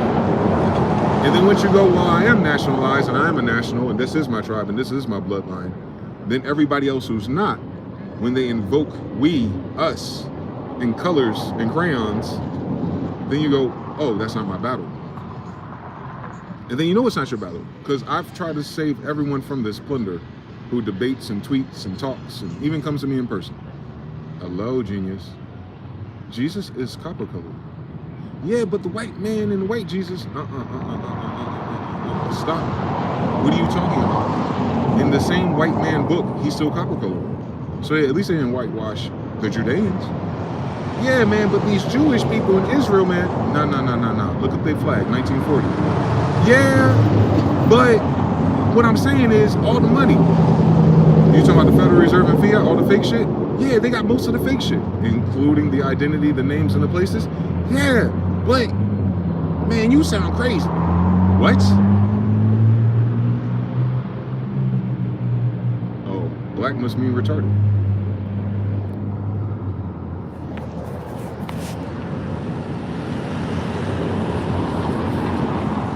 Tell me I'm lying.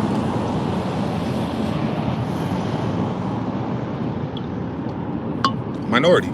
Can't take care of yourself. Minority used to be an age requirement. They done painted all the black people minorities. Legally, they're saying they're retarded. Yeah, I know. I know what we mean, though. I know what connotation means, though. We're saying we're dark-skinned, so thus we're not the white people. I know. That's a cool story, though.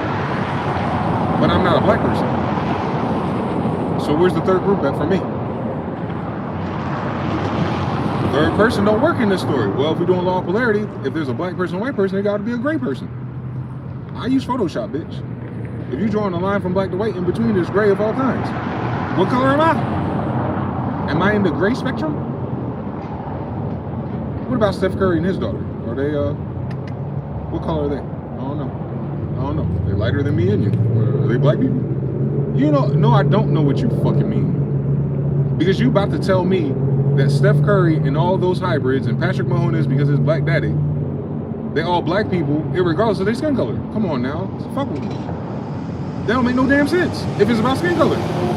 Because I know plenty of passing white black girls. So which one is it, Bruce?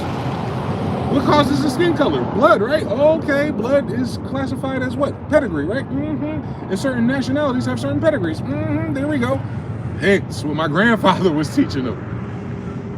You remove yourself from a whole unnecessary if then repeat until program, and unironically, I don't even think the white man created that. I think they did.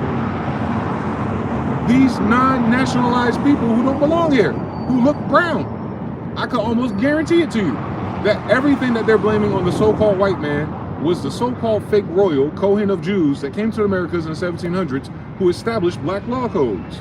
How do I know that? Because the black law codes go back to the 1700s, and this is before white people even got here in power. So black people created black law codes. Negroes? So what the fuck are they talking about? Black people created the paper bag test, nigga. You had to be passing white to get into their colleges, black colleges. What the fuck are we talking about, Boule? Come on now. Black people made all the black people shit up. White people have no idea what the fuck we talking about even now. So thus, now you know what black magic is. Ding, ding, ding, ding, ding. I'm telling you, I'm gonna take you to the top one day. One day we will go to the mountain of transfiguration together, man. We're gonna go up there together. We're gonna have 100 monkeys figure this shit out. And then all of a sudden, all that shit gonna get played out at once. And everybody else ain't even gonna have a choice. They're not even gonna be able to play that game no more. Because that's ultimately, as brown people, if you will, as a collective, that is ultimately our holdup. We all trying to play the same character. And we're not. And that system is bipolar. It's black or white. A lot of people on fence on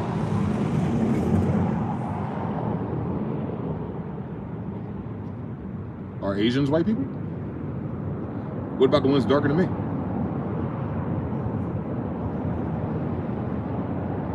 I do. Are Hispanic Latinos white people? Trust me, I hung out with some that are darker than me. And they got the curly hair and everything. So what are we saying?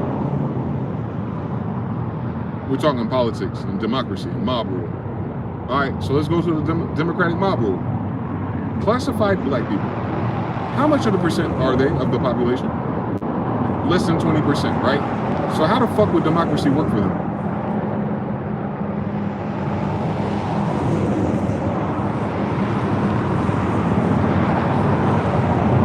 So you're signed up as a black person with black issues and black leaders, yeah, the fuck right. And you're voting how black people vote for the past 60 years to Democrat. And then nothing got better for black people, right? We know that. So, it sounds like a dummy mission, right? But we believe, oh my God, that because I'm a black person, that I should align with the black issues and the black socialism and the black this and the black that. Yeah, you see what the problem is with belief? It doesn't require gnosis. So we already see it in our society, how far belief can take niggas. Especially since everyone believed the wrong shit. Come on now. Come on now, and all you're doing, get understanding. They're not wise. They're naive. They're minorities. I know. They're basically saying you're uncivilized. I know. Civilized tribes. Are you one of them? All right then. What are they saying to you? They're saying you don't understand civics. But you went to school. But you went to college. Luke, what did the Rockefellers and the damn Frederick T. Gates say? They were not going to teach you those things. 1920s. Did they lie? All right.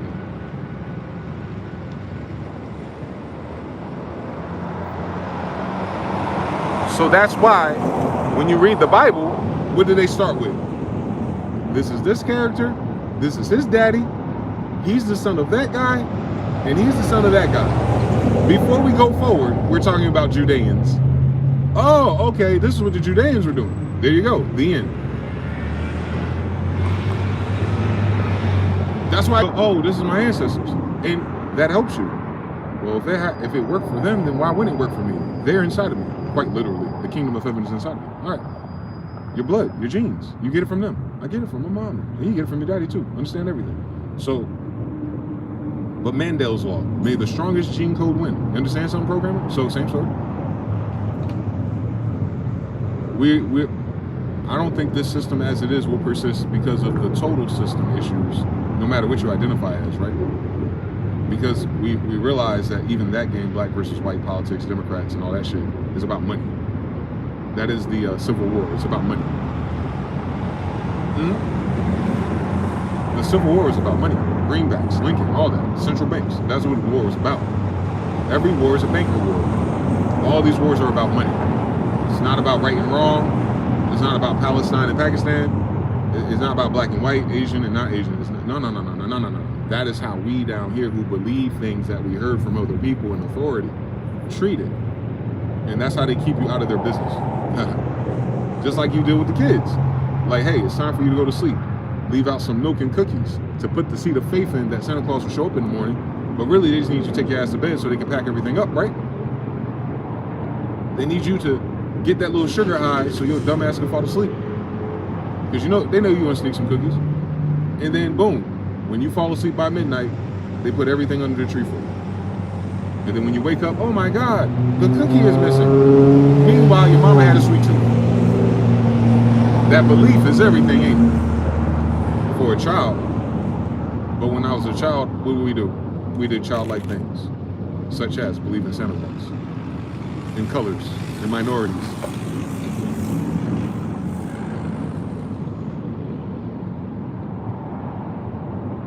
I'm not a child no more, so I put those things away. Away from where?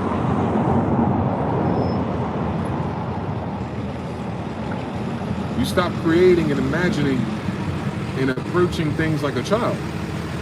Children are full of wonder, but they're also very skittish. They're also very impressionable. They also need to consult with an adult. They also need someone else to validate or verify that things are okay or better. They also need permission to be, in a lot of cases, not all the cases. So those are childlike things when you're relying on someone else. Boom. But is it not written that ye are gods?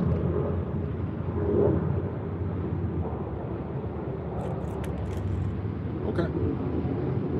Like father, like son, I guess.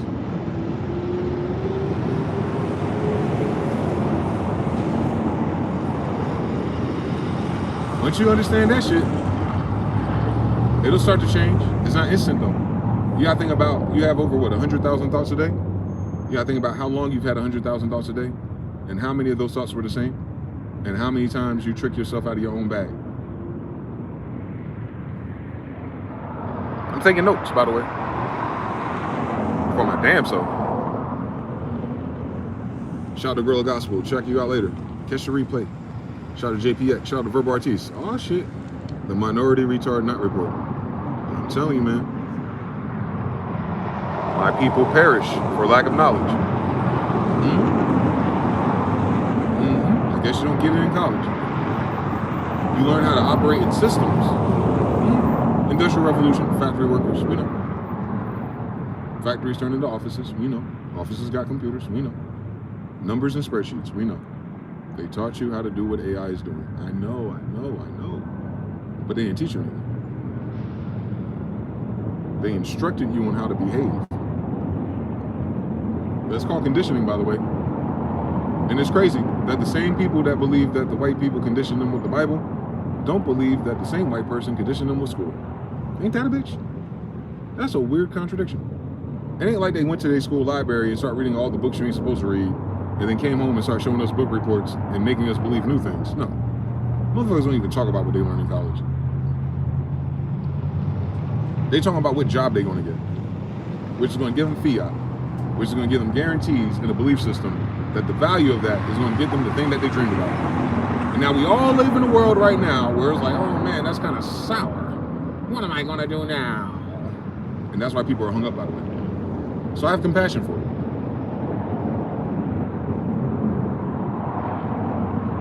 I've only lost everything a time or two, or 3 or 4 or 5. Maybe what do they say in some of those memes? Oh, this is your first time?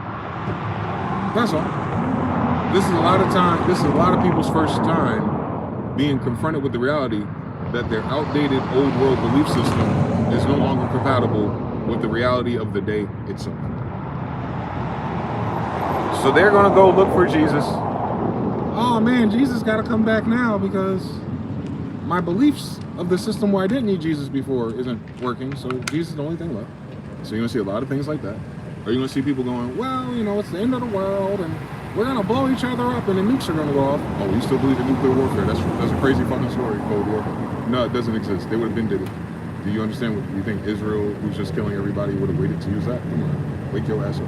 Oh, now we got to get together because the HBCU's closed down. We don't know who called them. With NSA, CIA, and FBI in between us, they still haven't identified the caller that threatened them. Ain't that a bitch? What if they just didn't feel like going to work that day? Perfect opportunity to have a teacher work day, if you ask me.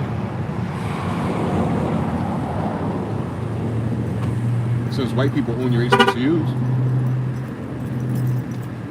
That's crazy, right? Same people like, oh, the white man, you got to support black schools owned by white people. Crazy story, man. Y'all crazy, man. That black and white thing crazy as hell. Because even if they believe they were black, they don't do anything to not be. It still relies on white people. I'm saying that as a person of color. No title. I'm saying that as a person that would be classified as a black person. Statuses on federal identifications and everything. I just know what it means. And I know that's not me. Straw man, all caps. So, you know, play the game that we're dealt. Play the cards that we're dealt. I think you can go to DMV and change it to white if you wanted to. But still, it's just a different character in the same game. Without the fiat, it doesn't matter. Because no one around you gives a fuck about what your status is. They care about what you can give them. They care about if you have more than them. They don't care about what the truth is when it comes to the system.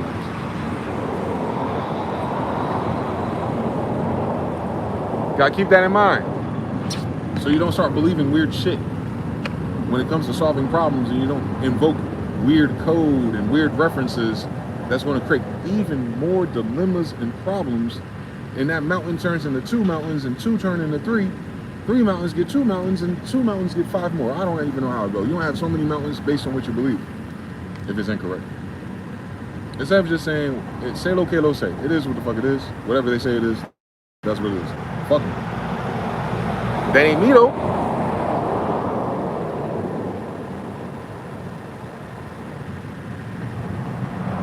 The person that hit the jackpot, they ain't me though. The person that hit the lottery, oh, they ain't me though. The person that come hopping in and out the border worrying about ICE, they ain't me though. Why do you think they gotta scare you into believing it? They don't arrest everybody up. Everybody don't have justice. Just enough for everyone else to believe it though. Witchcraft. By the way. That is all witchcraft. By the way. All of it. This whole system. Whole thing. Salem witch trials. They ain't want no competition. It wasn't that they weren't witches doing the trials, by the way. Warlocks and magicians, man. Good, bad, black, or white.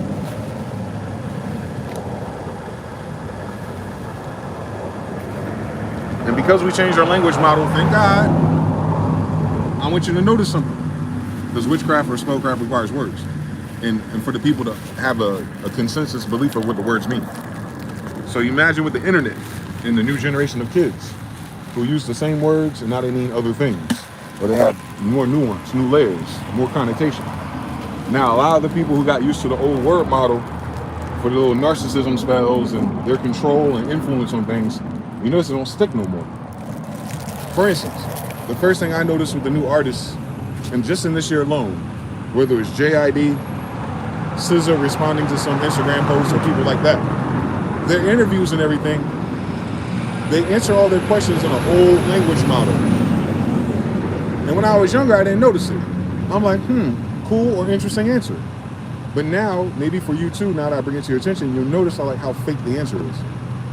Not that they're a fake person per se, is that they were trained, media trained, to command certain words and frequencies to keep the interview or the thing to have a positive impression on the people watching it. Their fan, right?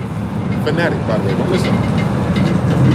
So me, being impartial and not a fanatic, I actually listen and see the words and the frequency that they're using. And I go, oh, that's very interesting. This bitch really tried it. It doesn't work on me. Let me check the comments. Goofy as hell. But thank God that I can notice that nuance now. When before I couldn't. I was just as retarded. I was just as retarded at 16, 17 years old on rapmusic.com, using our producer language model, and we're debating on the difference between a producer and a beat maker. And they're calling us internet producers. But then they say we're not producers, we're beat makers. Like, wait a minute. So why don't you just call us internet beat makers? And why am I an internet beat maker? I actually make beats in real life. So you see how the word spell happens. But what was Swiss Beats, Dr. Dre, and those types actually saying without saying it? Because remember, when I was on the internet, we looked at those producers as the best beat makers. So we're thinking like Dr. Dre did that shit by himself. Then you learn about Scott Storch. Then you learn about Daz. Then you learn about this. Then you learn about that. As beat makers, we thought these producers did everything by themselves. Well, Scott Storch, the piano man, he make all the beats by himself. Nah, he's just playing keyboard. Just like Timbaland said. You're looking at Timbaland. Come on now. Like, oh shit, he made all those beats and had all those loop CDs and shit. He figured that shit out and tuned it and pitched it and did the bass by himself. And it's like, nah, I'm a producer. Oh, you had help?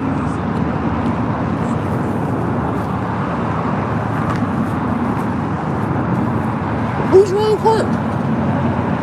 Who's Wisdom? Who's Danger Hands? I thought Timbaland was the best beat maker by himself. Nah, that's why they stood on producer. And the money different. Beat makers are work for hire. Producers get points. See, they were talking to us in legalese.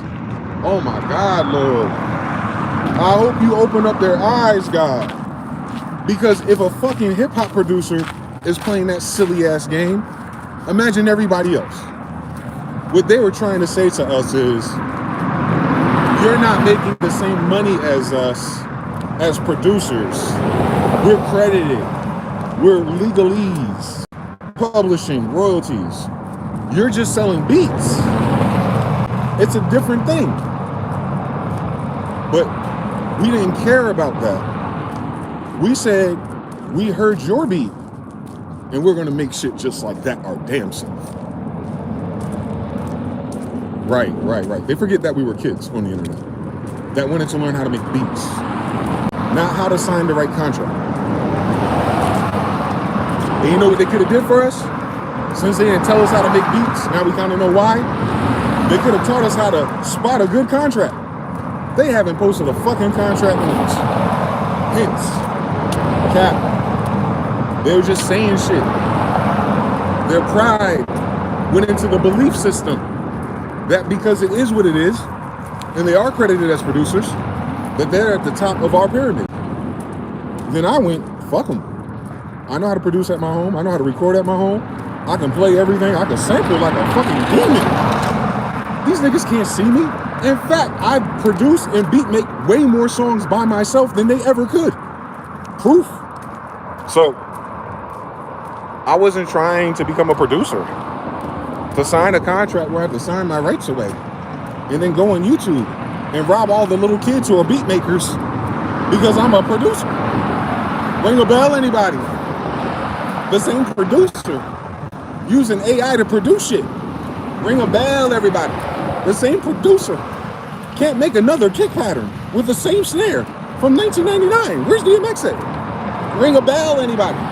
The same producer don't know how to use Scalar or a plugin, but they've been in front of technology since 1995 with ADATs and everything. That's shit kind of hard. Oh my God. Now you understand Spicy Sundays. I was killing these hoes. Because ain't no way in Hades they can say, I'm not producing. I got royalties too. It wasn't that much. I sold beats too. It was enough. And then I made a whole bunch of songs by my damn self. I recorded my damn self. I wrote my damn self. I done wrote and recorded other people, my damn self. Now, can you imagine though, if I believed that I was just a beat maker and not a producer? Oh my God. We're gonna have a breakthrough today, boy. Now you see why this shit absolutely matters. That's just that little tilt in a word, that little spin on a word will fuck your whole game up on it. Black magic. And a lot of those spells are breaking. Because you believe, like, all right, they sold all their royalties and they got 20 million, 40 million. They got a couple of million. Now they ain't got nothing. And then you had to believe like they were responsible with their money. And then you gotta believe that they actually was able to cash it. Where their money at then? I haven't spent $1 million yet. Just the other day, Whoopi Goldberg saying that she cannot afford to retire from The View, even though people are tired of her views. And it turned into this, you know how the AI scripted Hollywood favorite people go, well, you know, this calls to a bigger concern that just because you're famous doesn't mean that you have the money, blah, blah, blah, blah, blah, blah. And I'm like, y'all just fucking realize that in 2025? Y'all just fucking realize that being famous isn't everything, and sometimes everything is nothing?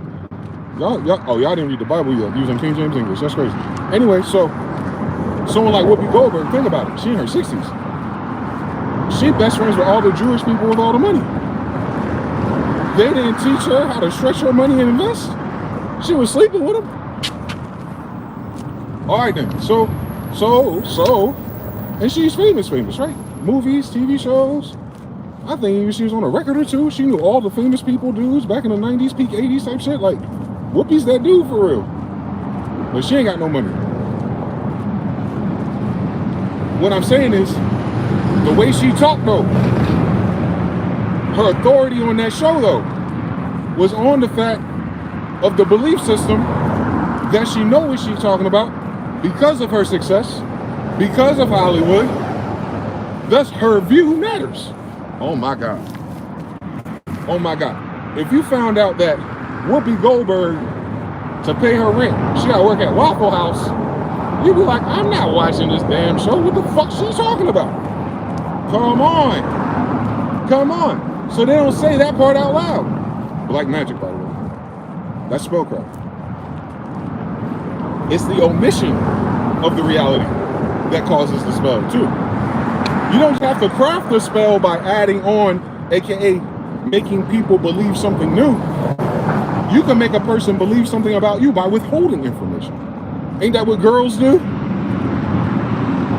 Oh my God, I'm gonna meet you where you at today. Don't worry. Don't worry. We're just talking about beliefs and the faith that you have that the person is believable. Because they got money. Come on now, talk to me. Oh, because the other people who might have money are their friends. And they take weird fucking looking pictures together once a year. Very close. How come they don't make records together then? Sounds pretty fucking dumb. Looking for a new artist. You were just in a room full of artists. What the fuck are you talking about? I'm supposed to believe that artists ran out of ideas? Not me, my friend. I just don't have the equipment right now. But you put that shit right in front of me, watch what happens. Watch what fucking happens. It'd be like I never fucking left.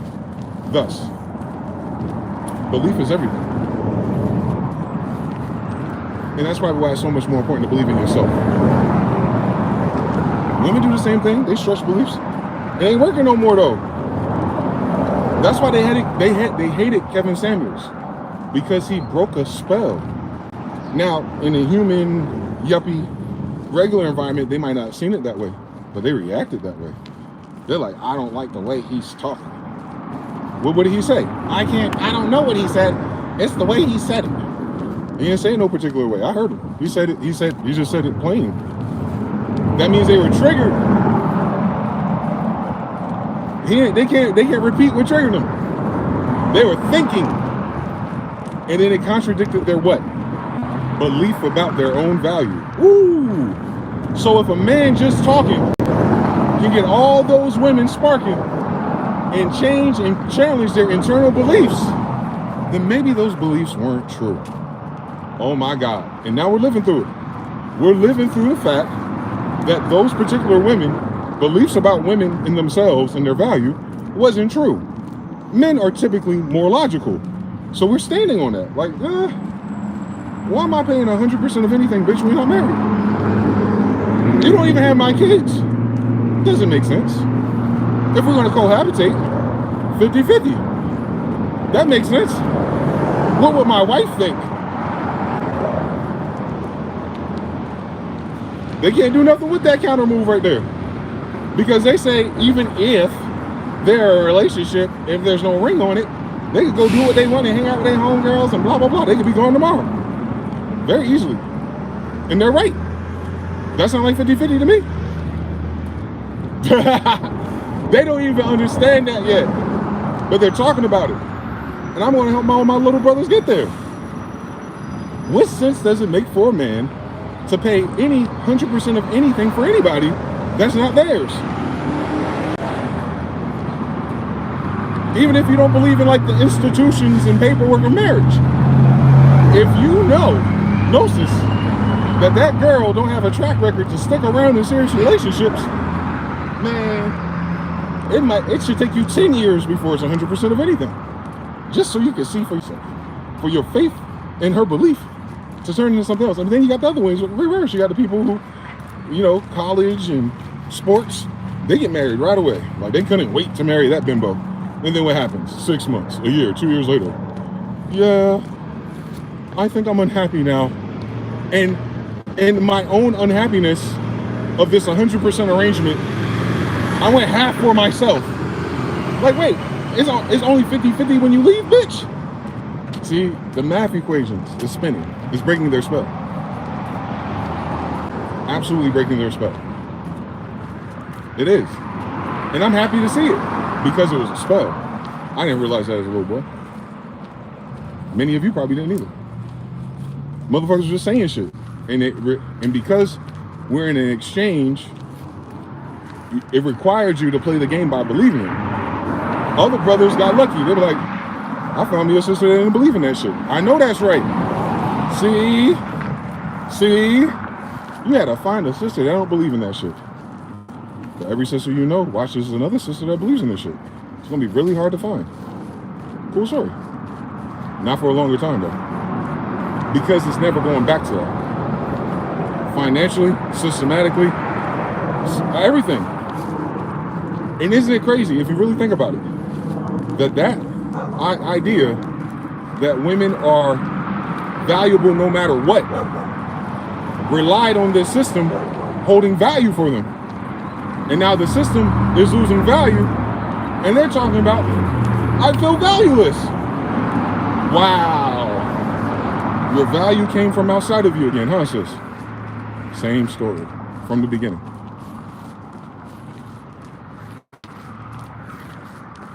Come on now, we got them. We got them.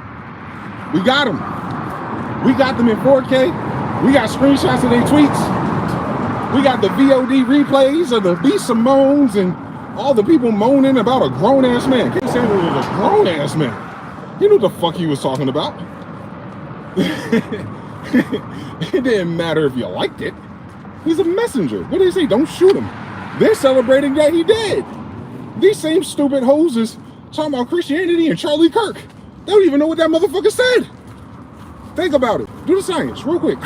So yeah, that's why belief is dangerous. Even an idiot could believe some shit.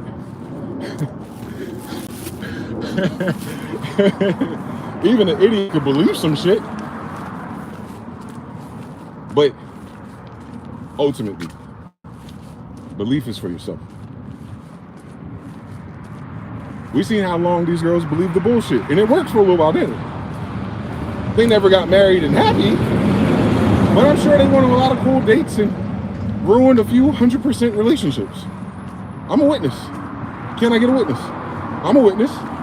I've seen them do it. I've been a victim.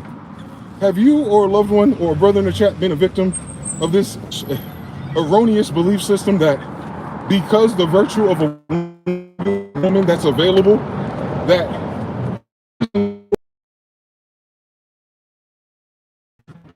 we would sound absolutely retarded like that about anything, right? So if it's retarded, if a man believes that, what about the majority of your population that are all women? Who's the real minority here? When you think about it, now you understand feminism. Now you know why they wanted women to get their own jobs so they can pay taxes, so that they can be eligible to white guys. Vote for benefits. Oh my God. You'll meet me right where I'm at one day. See. The ladies was like, oh man, the white man and the black man trying to hold us up to this candle that we're not white enough. 15% of everyone else. Yeah, strength in numbers, sis. You should have more children. No. You gotta be more like the white man and take care of me and do all the things that the white man won't let you do, but you can't use the excuse as the white man. I say those type of sisters are worse than any white person I've ever met. I say if anything that destroyed our community is our damn mothers and sisters. Community, I mean. Not finances, not social status. I'm talking about community. I think women destroyed our community. I don't even think that's a hot take for real. Us sticking together, working together, kumbaya, my lord, Sunday dinners, taking care of the orphans and the kids and the badass kids. That's what the women used to do. Now they don't. They go to work, drink wine, watch baddies, and barely feed their dog on time. Tell me I'm lying.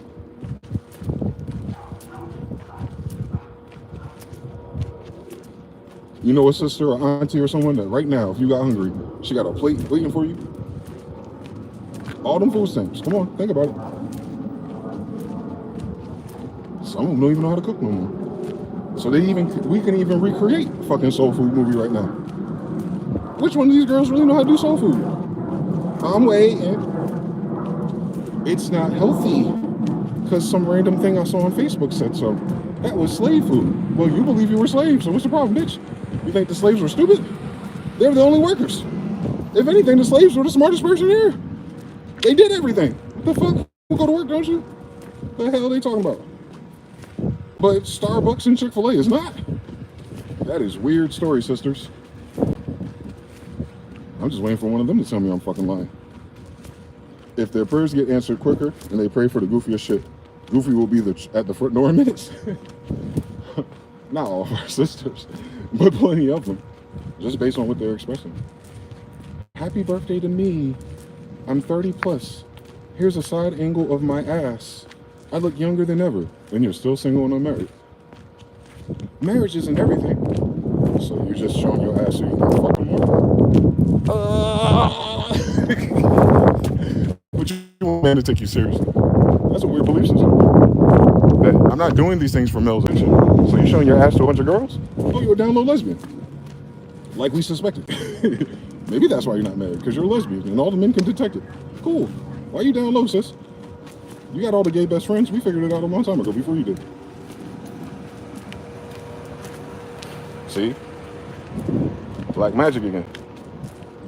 You want to go on a girls trip? Y'all some fucking bisexual lesbians. I get it. It's a blessing if another guy was there.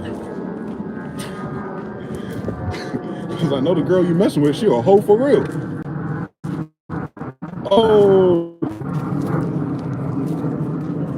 Ba-da-ba-ba-ba. You can't say that though. Shit, and me? That's a dumbass belief. I say whatever the fuck I want. They do. I think the only difference is I live long enough to be true. Time's up for them. They're 40. Single. Looking good. To other girls. Yep. You got 5 more years before you're not. TikTok.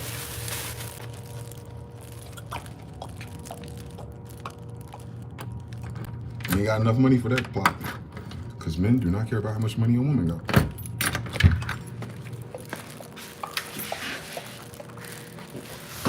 Belief systems. That's all it was a belief to create a social order. Chaos. Everything they do is backwards. They create social chaos. And the only thing that enforced it was benefits or the lack thereof. Had nothing to do with the truth, had nothing to do with God or their ancestors. Motherfuckers was just saying shit. And it stuck. And it was publicized. And they ran it through the mind control language model. Now, none of those language models work no more. We're seeing it with white people. If there was a political civil war in America, it was white people versus white people in it. Black people just doing the paranoia thing. The HBCU that I don't go to shut down today. They're gonna shut down anyway. They got no money. Remember, enrollment is at all-time low through all schools? Yeah. They saved their electric bill, I guess. Well. Now you're weak. Now you're scared. But you don't need no man though, so make sure you know how to shoot them guns at them white people you weren't. Cause I ain't shooting nobody.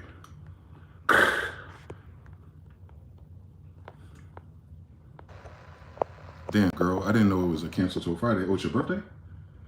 Happy birthday then. While everyone was distracted by Charlie Kirk, they voted on the release of the Epstein files and something else on that in Yahoo.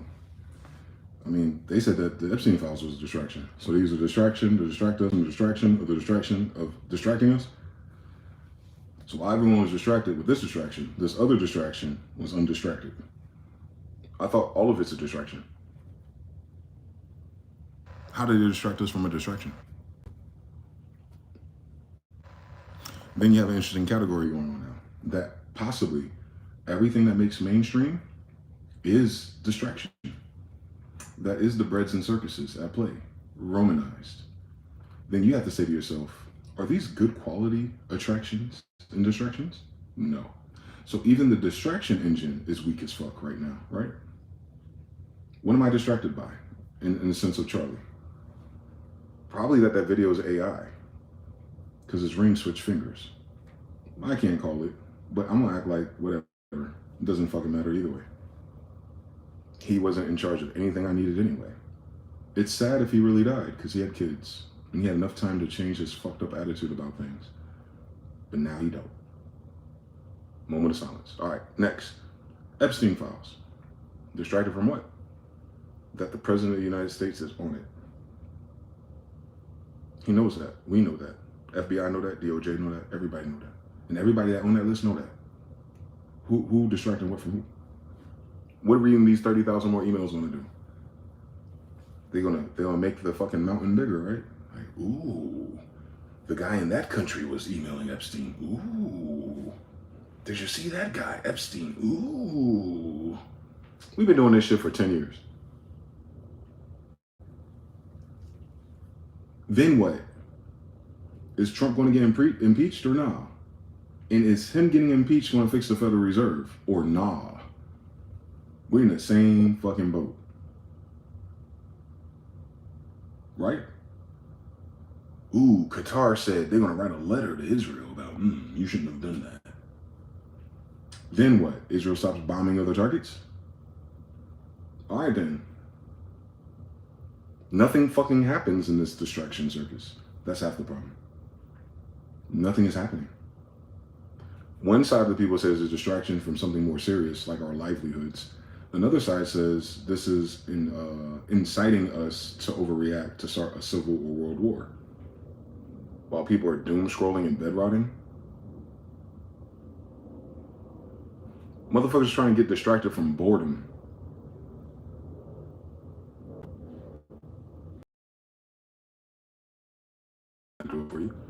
It's not like beauty coming out. It's not like a cool movie or TV show is coming out. It's not like technology for us is like, oh my God, I can't wait to get one of those. We've been complaining about the PlayStation Call of Duty being the same my whole fucking life. So even the entertainment distraction of the circus don't work no more. Politics is the only thing they got for anyone to have a consensus to pay attention to, and the narratives laced within it. A lot of that's the FBI and CIA. You've caught on to that.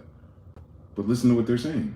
If this is a stagecraft, all of the narratives are stupid or gay. What am I distracted by? Faggots?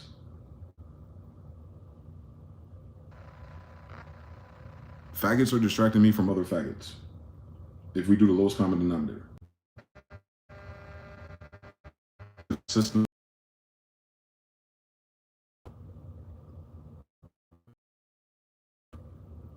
That's a good sign, by the way. That's a great sign, by the way. That means they're running out and they don't have help to reconstruct a narrative or idea or paradigm in the future. If everyone's looking backwards. This is what Epstein did. You know how old that is? How long has Epstein been dead? To think about that, that's a story. That's like talking about like Nicole Brown and O.J. Simpson again. They didn't do nothing about it the first time. And they can't afford to do anything about it now. So who gives a fuck? We care about little girls now? What's been going on with Gaza? How many little girls you think are underground?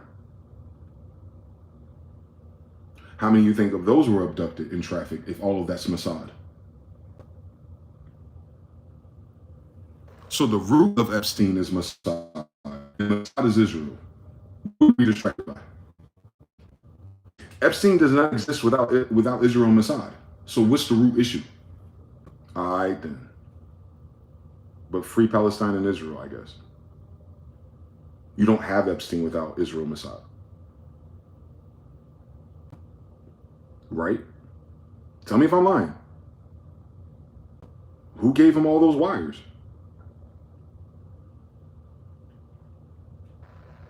This nigga was teaching math class. How he can afford an island?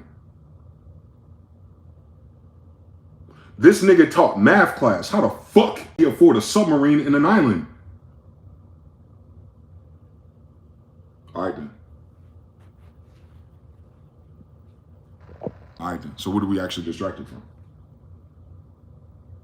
A lobbyist of Zionists after 1940 doing weird things. It tried to hit me with the reconnect because I was cooking their ass. It tried to hit me with the reconnect because I was cooking their ass. I should be back. I was cooking their ass. I know. They won't play that game. Yeah. So all of the problems in political science has the same root issue. Like the whole system is the same root issue. Is it not?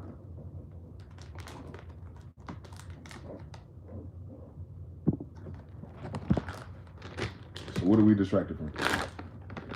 The only issue is the thing that caused all of this is the thing that caused all of this.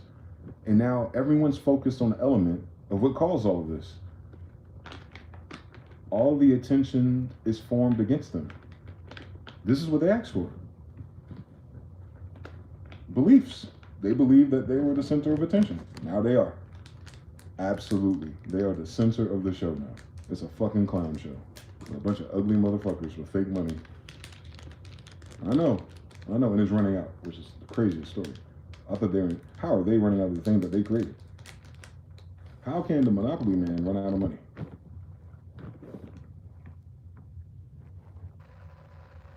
Certain things are impossible. And when things start getting impossible, I start giving it to God. Like, oh, God is behind this little crazy stage play. Let me stay out the way of trying to solve or fix or worry or wonder about what's next with like that ultimately with them. I don't give a fuck. And then that's when you go into your own belief system. Well, this is a mountain. Every timeline, every scroll, every politician, there's a mountain, little mountain, big mountain, another shooter, another mountain. Nothing but mountains, for sure. But if you told this mountain to jump into the ocean, what's it going to do? Which is a mustard seed of faith. My faith has been that God was going to finally call in divine justice on them. My whole life. So now I have faith. I have faith that God is going to finally show us divine justice on these characters and all their associates. Not just the ones that, you think they are. I'm talking about all the ones behind them too. All the ones who thought that was a good idea that looked like me too. Divine justice on all of them. Divine justice on all of them. All the ones that were panhandling and working with them and confusing us and teaching us bullshit in school. Divine justice on all of them. Mm-hmm. And it seems like, at a time like this, we're working up the divine justice being called on somebody. They losing their system don't make me lose shit. I was losing because of them. Now you know who your bully is. Ooh, you ever been to a playground before? You had someone be a bully for you? All right. Yeah, I know how this story go. I have faith. I have faith we're going to have fun again at Green Road once we get this bully out of here and his two friends. I have faith that the kids will back outside. I have faith there will be prettier girls somewhere. I have faith.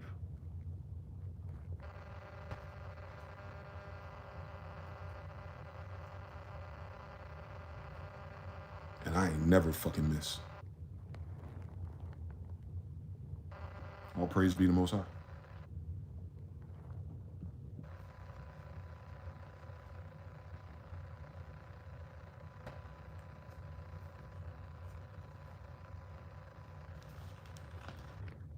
It don't go no further than that, really.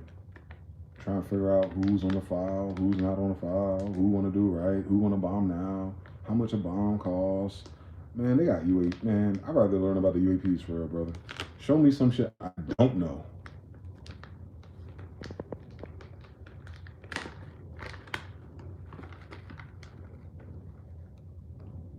I'd rather worry about the goddamn technology and the free energy and what's it mean when humanity finds out we all come from different places and planets and backgrounds.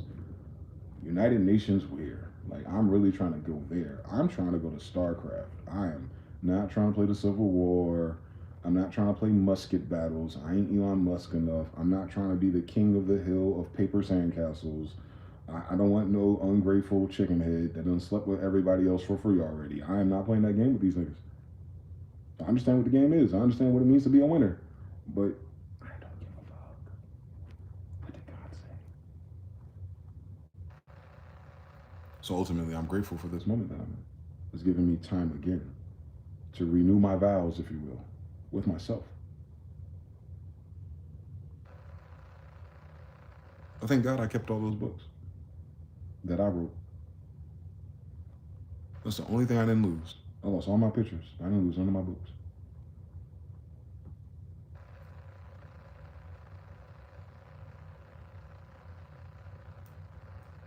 Not even to read them, just to remind myself of where I came from. You get caught up in this matrix. It's easy, especially when you're winning. So it seems. And everyone come around, everyone got a question for you, everyone calling you, everyone DMing you. Those are distractions. Because most of those people really had nothing to talk about. They can just feel it.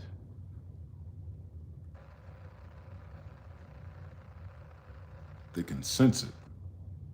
Something's about to happen with this one. Let me reposition myself into their good graces. Fringe benefits. Once you understand, like, most people operate socially on fringe benefit, and you're like, that's not the win. That's not the way I'm going for. Dwayne does not win playing that game anyway. And I bet most of you already know the same story. It might be in corporate America. You know that being a supervisor or manager ain't really all what it's cracked out to be. What do you mean I gotta take home a cell phone or a pager and be on call, bitch? For what, $10 more?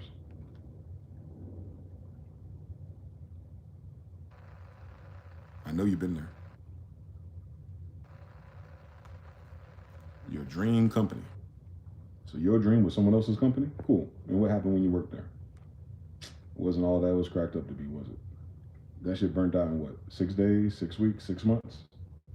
But it burnt out eventually, didn't it? Now you flirting with their competitor. You know better than these girls out here. Come on now. I'll meet you at your house somewhere.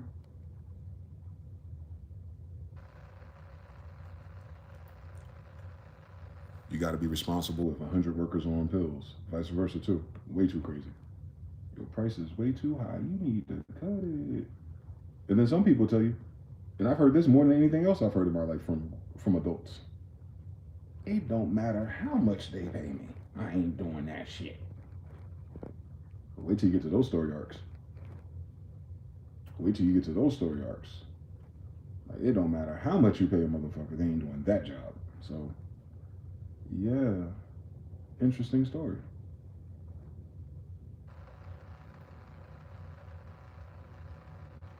That's just what time it is for everybody, though. I'm assuming not just you or me.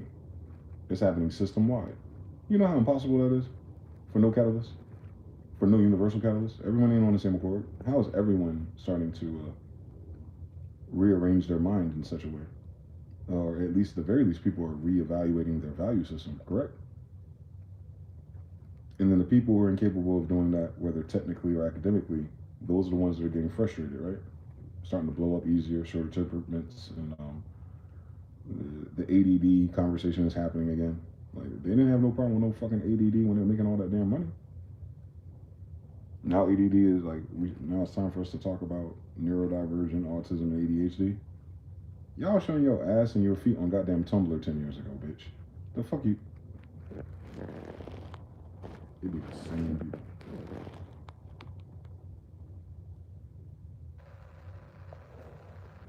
Benefits. There's no benefit to their belief. That's why a lot of people don't believe in God, because there's no benefit to the belief. Which is why I say, belief is not for God then. Because God is God irregardless of your personal benefit. Ta-da! How'd I do? I think I almost landed there. We took it right back to the beginning.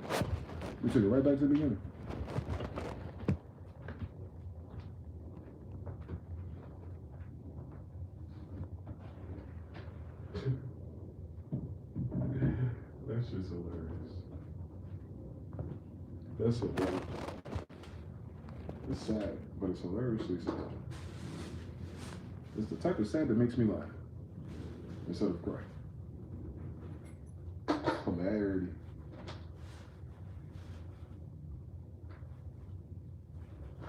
We're gonna be alright. Loop. Little RT's got it. Yeah, man. So I was just trying to, highlight what I was elucidating yesterday. I know a lot of people was like, well, what do you mean not to believe in God? That ain't what I said. So belief is the wrong word. I know. And how I started knowing was by keeping track of the impossible. Yeah, that's way too much for my belief, blood. That shit's kind of impossible that happened. It must be something because it happened. All right, I'm gonna start putting God in the impossible box. Yep. I ain't gotta believe no more. Nothing to believe about that. I need to believe is in my damn self. More than ever before. Like to use that ability for more of everything. The good things, the fiat things, the fun, everything. Just believe in yourself. If it wasn't an impossible mission, the mission was the impossible. Come on.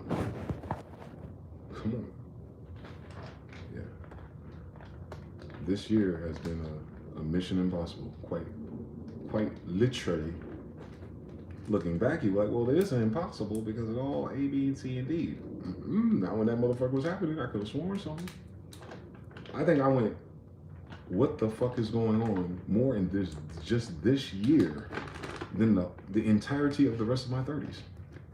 Just this year alone, I've had to ask myself, what the fuck is going on? Whether it was in my personal life, whether it's the dumb shit I seen online, whether that was the death of everything I was entertained by, or was it the fucking politics, and now this week, these news stories. What the fuck? What the fuck? What the fuck? What the fuck? What the fuck? What the fuck? What the fuck? What the fuck are they talking about? What the fuck? What the fuck? What the fuck they say to me? What the fuck? What the fuck? These motherfuckers think they could beat me? That's crazy. What the fuck? Like, nah, that's impossible. So, yeah, it was a very impossible, a relentlessly impossible, or novel, I should say. Maybe that's what it is. It's new. It's novel. So you confront all these impossibilities, and then they become true. They're not impossible no more, and all you're doing is understanding. And then you start to understand why it may have seemed impossible at first, why it may have seemed unlikely that this is the course. And then you recall the root, the lowest common denominator, and then you deduce like, oh, if this was the button that was pushed, then all of these things make sense. And I think we concluded that many people were cut off from source, aka right brain, pineal gland, creation type things. So they cannot imagine a different world in which they lose. I get it. Other people were cut off from the source of their prescriptions and their illicit drug use, cut fentanyl, and you know how it is, maximize the profits by making it less potent. So people need to re-up more. And in the absence of that, we've witnessed withdrawals occur. Other people have witnessing the side effects of something called mRNA, which is a gene editing sequence. Allegedly, placebo, nocebo, 100 monkeys. Well, they fucked around and found out that, damn, sometimes editing everyone's genes with the same fucking code could be bad for other people. Couldn't imagine we're not all the same after all on the inside either. So science is starting to learn something once it's honest about the fact that it's fucking wrong and it was critically wrong and it's responsible for millions of deaths. So then the CDC and everyone gets fired. I know something, but trust the science, and the science can't trust the science. That's why they're stepping down. All right, so that's gonna be an interesting gap. We might actually get real science one day, again. So then like you start to see like, oh, this year wasn't fucking impossible for me. Obviously, I'm talking to you. What was impossible was that, to me at least, was that this is finally happening. And then once you realize what could possibly be happening, then you go, no, that's not impossible at all, because that's exactly what God said would happen. And then your belief turns into faith. Like, oh, I lived through a time when absolutely everyone, this deranged occasion, this is what George Washington was describing to Sidi Muhammad. Whatever was going on between 1751 and 1778 is so fucking similar to this moment in the way that they verbalized their concerns, that it probably was this moment type of shit. Where people were just saying anything, losing their mind, drugs, opium wars, Boston Tea Party, secret societies, Masons, witches, warlocks. Like, it's, yeah, same story. After all, we're the descendants of those people that remained. And then that story happened in other countries too. And a lot of you are descendants of those people that remain. So you're going to start seeing the phantoms, just like on Need for Speed when you could race your ghost to get a high score. I don't know, I think our generation got the highest score so far. Because we did this shit 5 years early. We survived some shit that wasn't supposed to happen yet. If it wasn't for the elect's sake.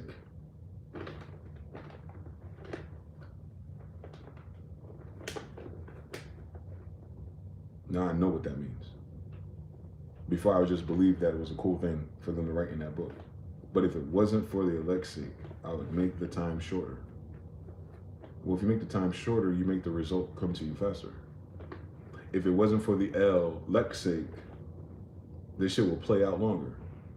If it wasn't for the elect's sake, You want to be living through divine justice.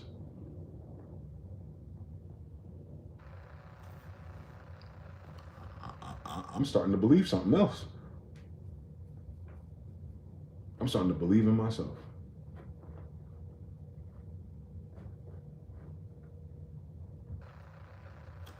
The proof is in the pudding. I ain't talking about nothing else in my documented human history. Tough.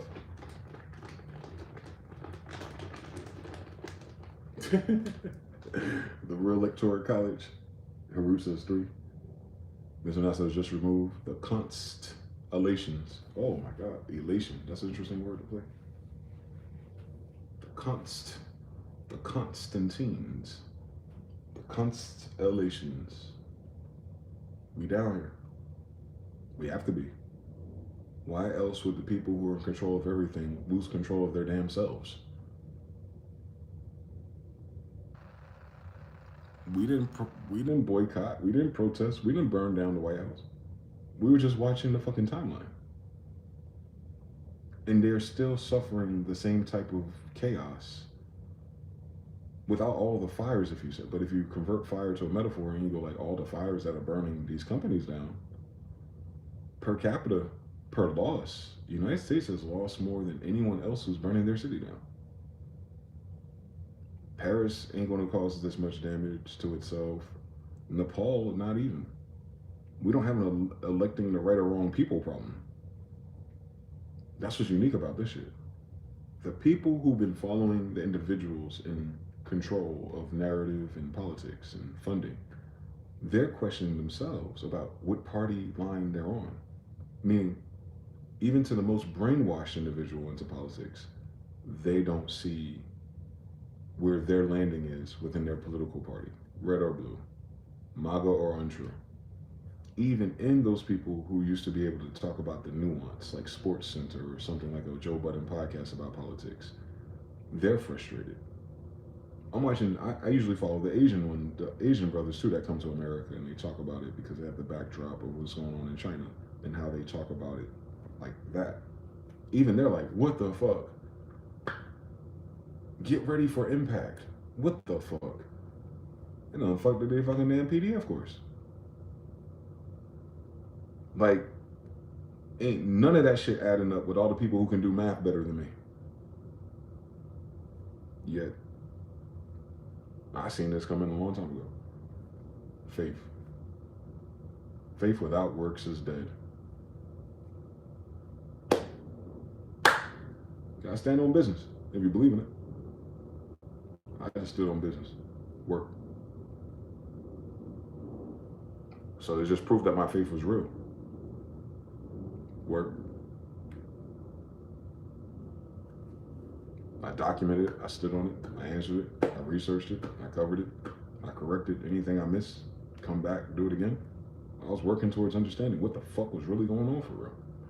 And I had the faith that I'd figure it out, or that it would manifest and be like, because why do I care about this? 15 years ago, people asked me that. Why do you care about these things? It's not like you can do anything about it. Why do you care about these things? Or they said, I'm not going to pay your bills tomorrow. Why do you care about these things? Basically, they're saying I'm a black guy. I understand. I understand everything people didn't say to me, too. So, you know, thank God I did. 3. Jonathan. Verbal RT says, yeah, I follow the Asian dudes that teach you how to tell a girl her ass is fat in Chinese. I see him too. And I follow the Japanese guy that does it in zesty ass Japanese. Yes. I find that to be very amusing.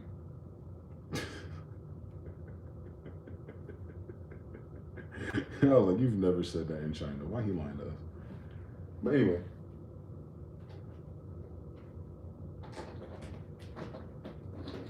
Let's do the Holy Trinity of Gnosticism, I guess.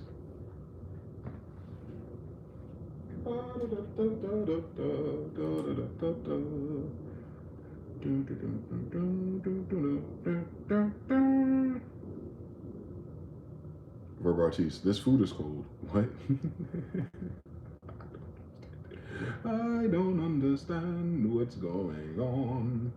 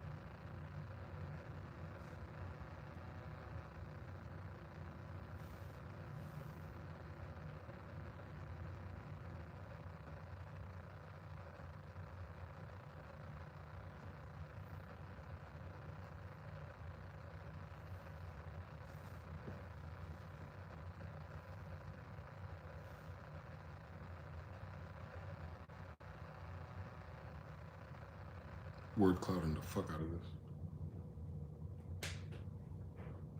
Because we miss it. How much battery I got?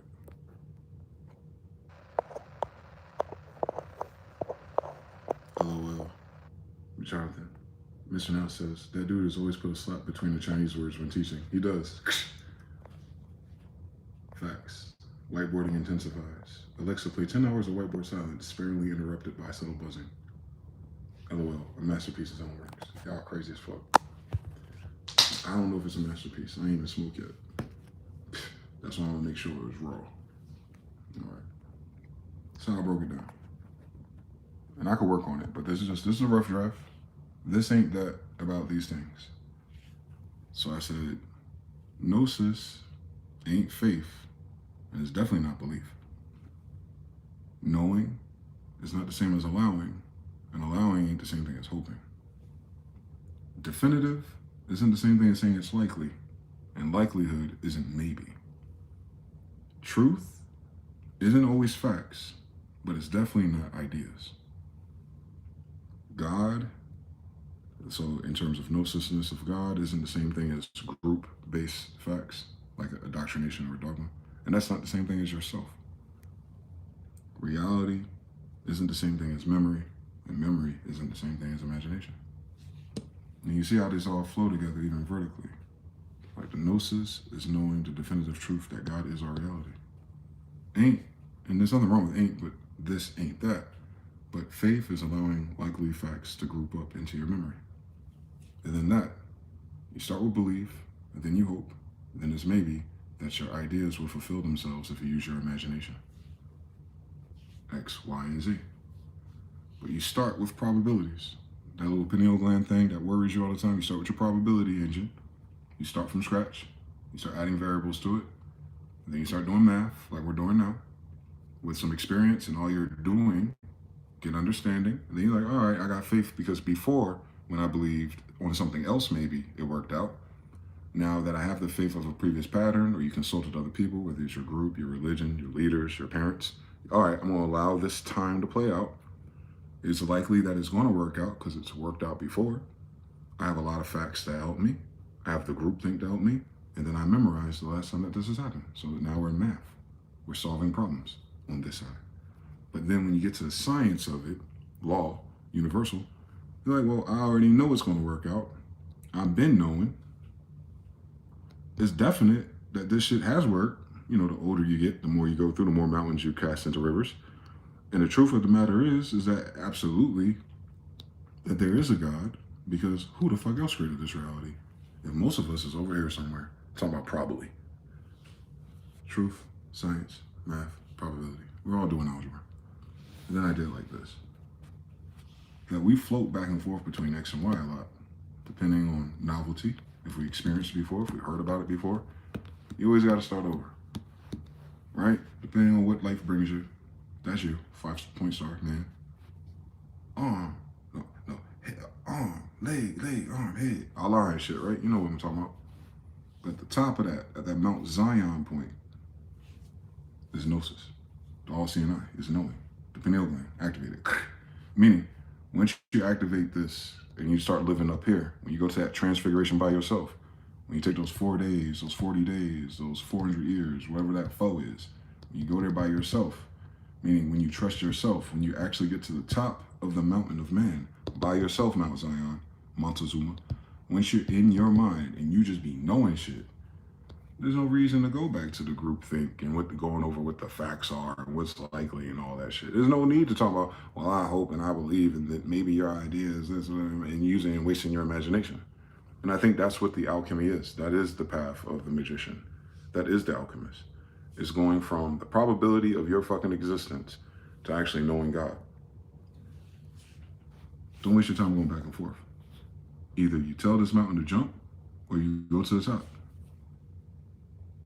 Everything else is wasting time. That's what I got so far, you know what I'm saying? I'll work on it a little bit more one day. One day we'll get there. I'm gonna land these tricks one day, I'm telling you. Maybe it'll be on a Monday. Maybe it'll be on a Hyundai. I don't know. But yeah, visually, same story. It literally writes itself. Universal laws. Show the polarity one more time. That's just all polarity doing all that. That's crazy. Yep, 911 angle approach. Nothing very. 333 shot the road, man. I'm glad you were able to receive that. Well, let's see if I can hurry up over this now. 15%. The way this damn thing likes to do. What the hell is going on here? People just doing things for no reason.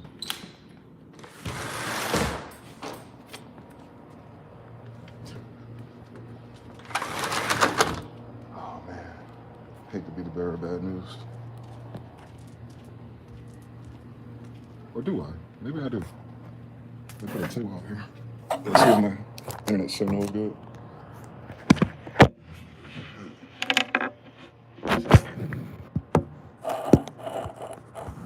It's telling me to orientation locked.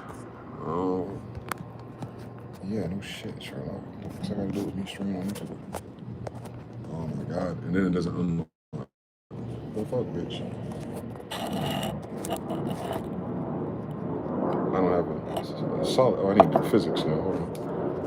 I need this not to move so that the weight of the phone and its center of gravity does not tilt. Ass niggas. It's been 20 years. Bear with me. It doesn't fucking matter. Part 3. It doesn't fucking matter. It doesn't fucking matter. Be orientation locked. Right? Why does it keep showing that?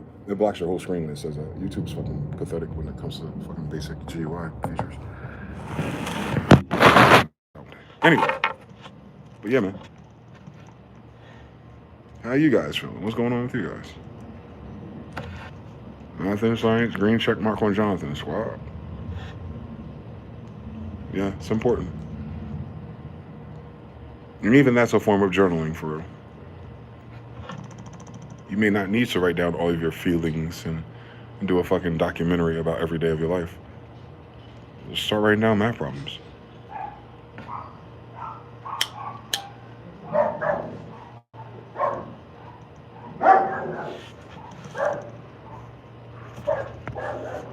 Some shit is just a math problem that you haven't solved yet.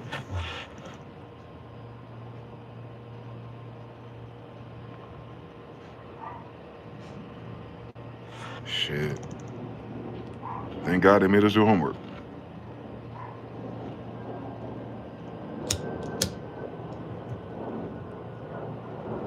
The best part about that type of system, though,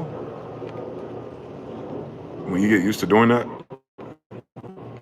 and weighting it correctly, you can substitute all those variables for other things going on in your life, too.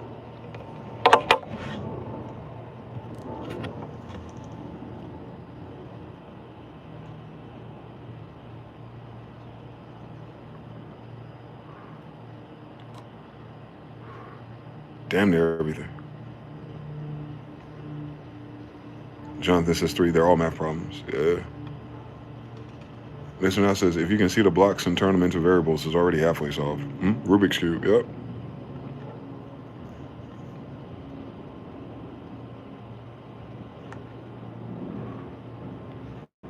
Word clouds, tic-tac-toe, algebra.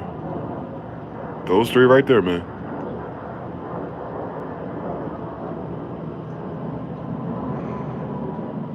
All pre-algebra. It's just the beginning. I didn't even get started yet. Jonathan says, check, Mr. Now. Yeah, man. We on it. For what reason, I don't know yet. I don't know why I was called to do the thing that I hate doing. But that's usually how those stories go. Then you don't hate it. You just don't understand it yet. People tend to be afraid of or hate things they don't quite understand because they cannot put it in a box or they cannot excel at it. But then practice.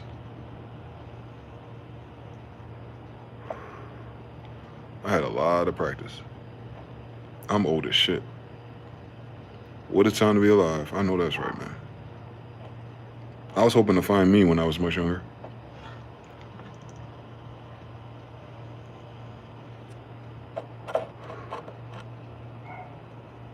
It's funny. You end up becoming what you're looking for.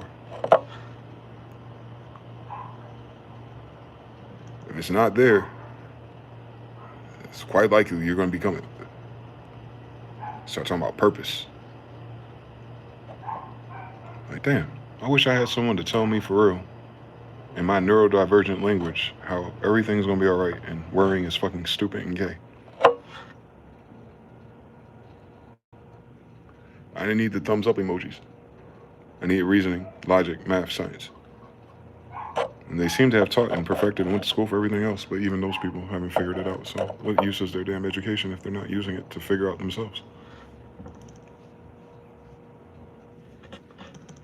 What good is anything if you don't figure out yourself? That's why a lot of people aren't happy, fundamentally. Is that they're trying on different shoes and trying to become different roles and characters that are fundamentally not themselves.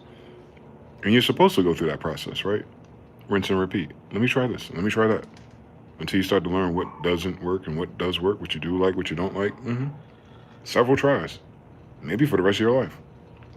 But so many people settle down into a role for the benefits. That means the benefits have always outweighed their happiness. And a lot of people are taught to treat it and think it the same way. That is the ultimate suggestion. You better stay with that job. You better not tweet nothing. You're going to lose your benefits in that health package that ain't really healing you. You can't afford the premium.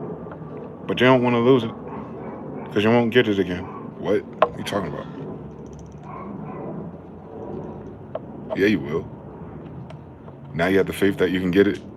Before you didn't have it. You had it once, you'll get it again. And shit, most people are like, shit, I'm glad I lost that because I ended up getting something better. Like, people forget that right now. Like, things going away isn't room for it to go worse. Usually it's room, if you're old enough, like if you've been through this process individually, you know it's preparing you for something better. And it comes across and it manifests in so many different qualities. The only thing that'd be whooping my ass is time. I'm very impatient.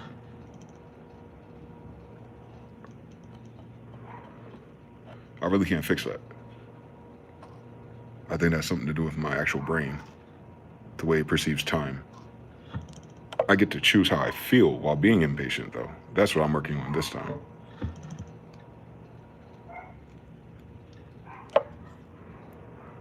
I hate waiting for the inevitable. Like, if I know I'm going to fight, let me just slice your fucking head off. I hate waiting. Always have. PlayStation used to work my fucking nerves. You get a damn CD, and it goes through the fucking 2 loading screens, and they're just waiting. Like, is it scratched or not, bitch? Only had 2 or 3 games that were bad like that. But that was like the worst time of my life for real. Waiting for the game to load. If you wasn't outside with 56K, we had no point of reference. But by the time we got on internet to Roadrunner or DSL or cable, and then I went to someone else's house, and they were still on ISDN and 56K, oh my God. I didn't even want to go to their house no more. It's a lot of waiting. Same thing with going to work. Public transportation. Going from driving to walking or walking to the bus. It's not the walk that be killing me. It's not even the bus that be killing me. It's how long you gotta wait for the next one. Weather elements, crackheads, all kind of things that, you know, oh man, I don't really want to deal with this shit, but it's because I'm waiting. In the car, nighttime, can't tell me shit. 100 and what? I'm getting home. Ain't no fucking waiting. But then try that shit at 4 p.m. In the fucking fast lane, everyone stopped on the damn belt line.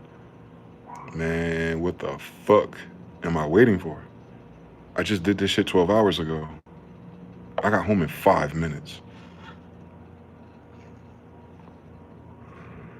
They say comparison is the thief of joy, I guess. Maybe I should learn how to love waiting. That'll fuck the simulation up.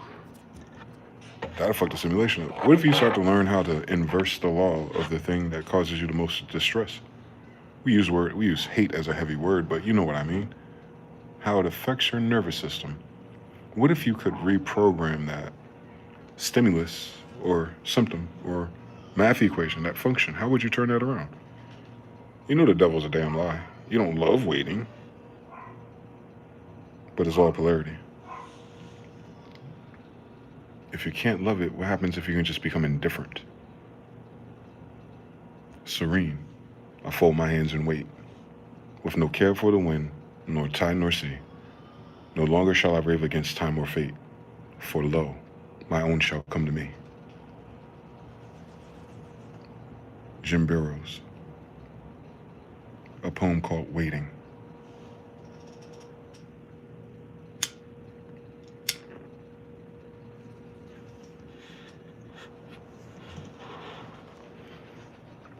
(1800s), maybe late 1700s.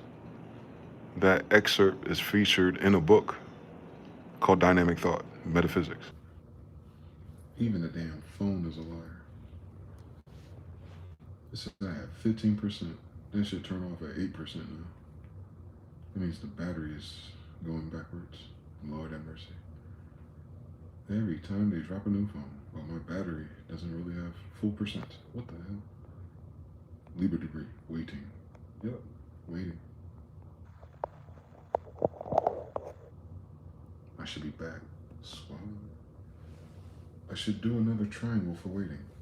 Jim Burrows. Serene.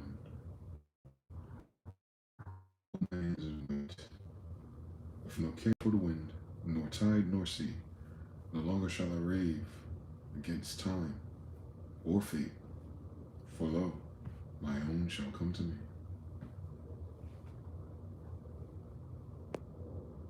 That is the most powerful stanza I've ever read at that time. I'm barely getting to the other side of understanding it. It's taken me almost 20 years to understand what that man meant. So powerful. I'm so glad I read that book.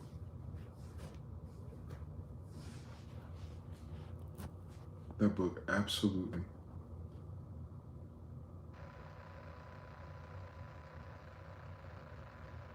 Yeah, my life would be different without that book.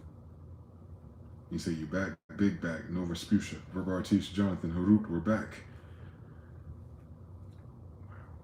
Big back, no Vespucia is crazy. You know, I still haven't fully watched that movie. I feel like I'm not black enough. Like a lot of people love those Eddie Murphy movies, and for whatever reason, I didn't. I don't know why. It just didn't hook me in, I guess. I gotta watch it. All the way.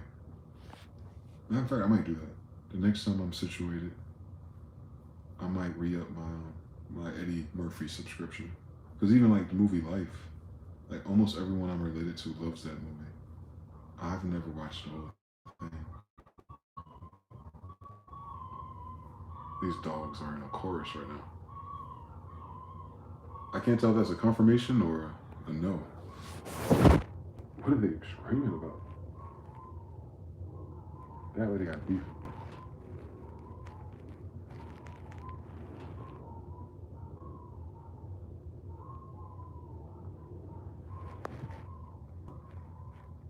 Oh, I could flip that. I just need a little bit of Melodyne.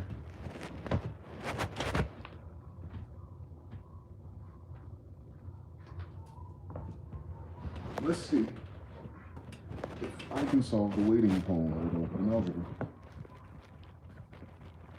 by just invoking the law of polarity. And since it's a book called Dynamic Thought, use your imagination. We're talking about manifesting. So a book all about metaphysics and manifesting only includes that one poem. And the whole poem is telling you, chill. Like you're going to wait. But that poem tells you how to wait. That's powerful. A lot of people don't know how to be patient. What do you do in the meantime? And I bet you most people problems mentally is due to time and expectations. and what they're not doing or are doing in the meantime. AKA mentally driving yourself insane. Worrying way more than you need to, just for the event or thing to occur. And you're like, I wasted all that time in between this for this? When you start to realize it. When you start to realize that is what's happening to you. But if it's happening to you, then it's not coming from you. What is that? Oh, that's your subconscious mind. It's your subconscious, not ours. But it's not you. It's yours. So you must learn how to control it. Similar to your hand. Your hand is not you. But you wouldn't be able to read and write unless someone showed you how to control it in such a way. Imagine if you never had to use that feature or that function of your fingers that way. You would come across quite strange to others. It's the same thing with the subconscious mind. Most people have no idea that they're supposed to control it. I can almost guarantee that most people don't know that. That when you're thinking or when you're in your head, there's at least two other things there with you in terms of control systems and control of systems. Like you as an awareness, you that's not aware, subconscious, breathing, blood moving, healing, scanning your environment, and then the other you, the one you're trying to get answers from. Some might call it a superconscious, the crown. But you're just the one in the middle choosing which one you're aware of using. You choose to entertain the thoughts, or you choose to entertain the feelings, or you choose to imagine something else, or you choose to actively engage in your phone or TV or video game. But even when you chose to do that, your subconscious mind is still working. You're breathing, you're bleeding, everything's moving. And then the thoughts are still popping up. Because when it's break time and you're at the waiting or the loading screen for the next match, you might be like, damn, it just reminded me of something. Oh yeah, that. Or you might get a notification on your phone. And then you read it, and then it puts you there. And then you gotta go back to the match. So the cool thing is, you're always waiting. But what makes it seem like something is timeless depends on what? Which mind you're in. If you've ever experienced a moment that was timeless, then you know what I'm talking about.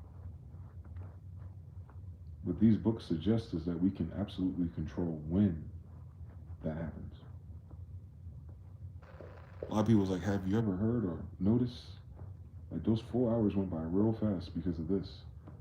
And other people go like, yeah, ever noticed? Man, it felt like I was out here all day because of that. This ain't that. So the only thing that changed time for real. So the only thing that changes time for real. So the only thing when it comes to patience and waiting that changes time for real is what you're paying attention to in the meantime for real. You could pay attention to something that's dragging out and ADD and all these things kick in.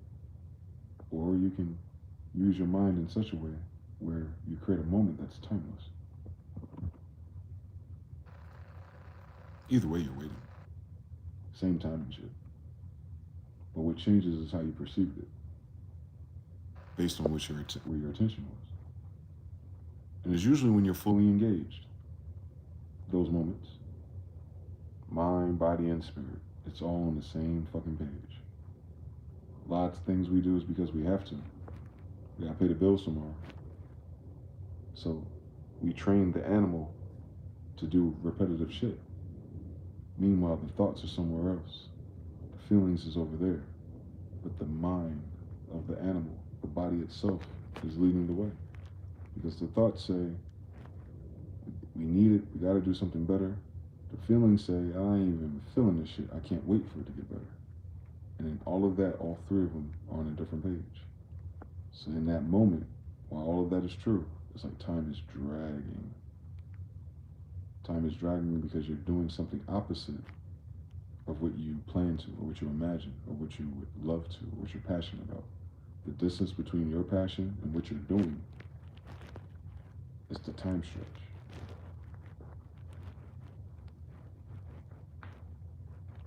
So it's necessary for you to figure yourself out, at least what you're passionate about, because technically, that's the only thing you should be doing. In modeling a reality, a pattern, or lifestyle which allows you to pursue the thing that is which to you deemed timeless. Everything else is uncivilized.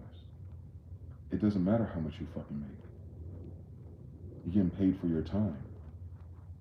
Cool story. Meanwhile, you're doing time because you're not doing what you're passionate about. You can only do one or the other.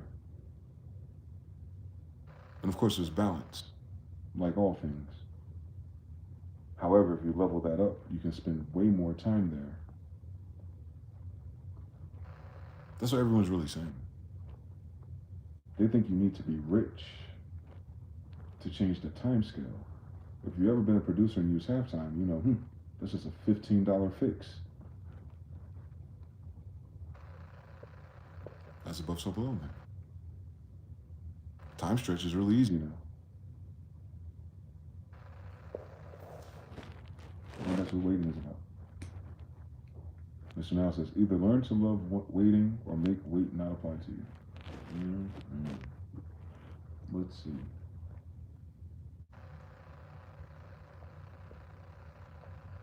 Waiting. This ain't that. Part 3.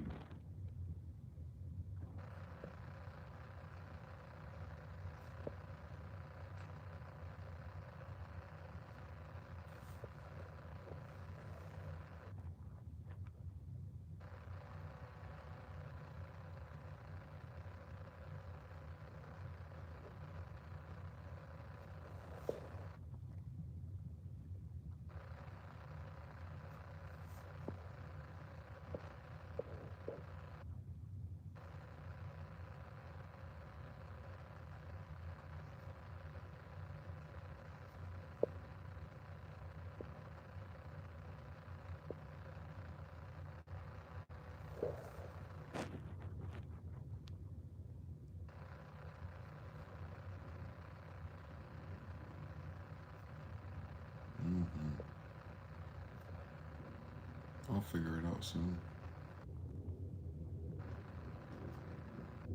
It's crazy how simple this is to do, but then it's actually challenging because it forces you to choose your words more carefully. You also learn that in computer programming. They call it syntax.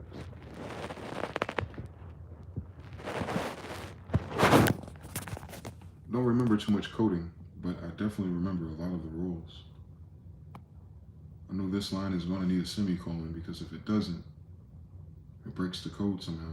I couldn't tell you why, but I can tell you that if that's broken, it probably needs a semicolon. So I'm really good at remembering systems rules. This reminds me of doing that.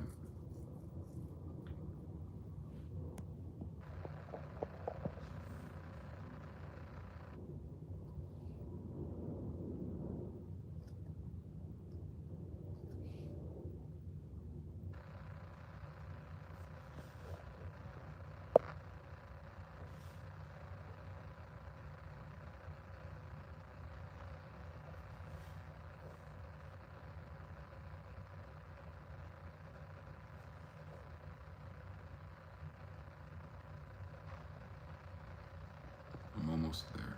I always like to get 5 or more. You only really need 3, like tic-tac-toe. It'll still talk to you. But if you can, so I was thinking of it like doing things consistently in a fighting game or a combo system. Like the further you can get along without breaking that chain, the more useful or the more damage it does. But if you do the same 3 moves enough, you can still win. Eddie Gordo, perfect example.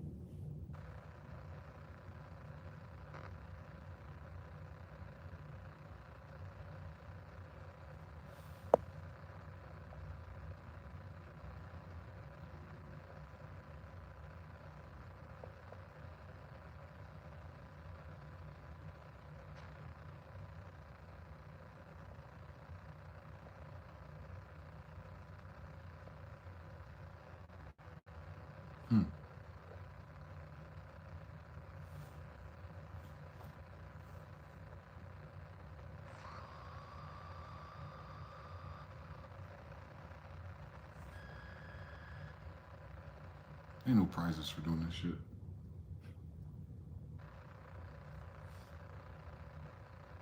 But I still find it valuable to take it serious.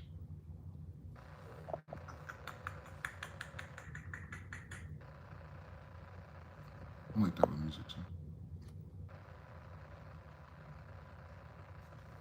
Even when you commit yourself to these things, time changes.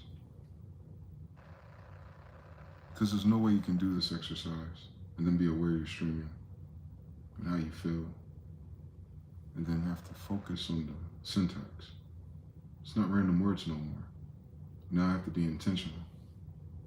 Now you're channeling, why do these words need to connect this way? I know how I'm doing it. I'm using the system of polarity. But why do I care that I get the polarity correct for me? What am I even comparing that to? No one does this. Or it's not as intentional as what this is. And then maybe the people who are great at writing and rapping and things similar, maybe they do. Maybe they call it something else. It's similar. I have to assume because it's all math anyway. So M&Ms and those types. I'm assuming they have a very similar math system. And if they do, and if they're great at that, for us to be able to name them, then is it also a law of correspondence to everything else about them? Like if you could solve these word and math problems, then you won't have too much difficulty with money. If you think of Eminem, like, with anything about Lupe Fiasco, you're like, I wonder. Guess it all depends on a couple more variables. They're real.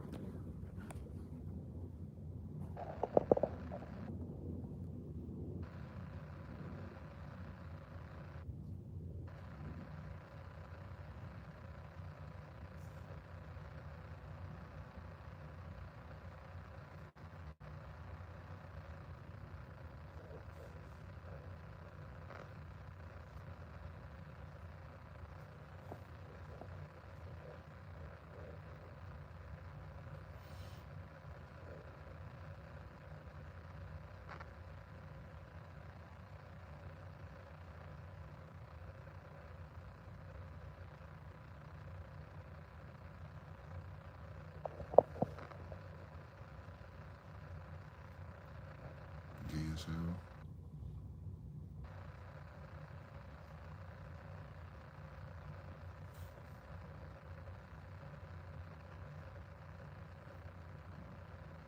Seven.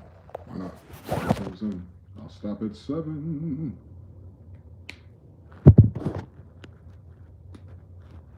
Easy.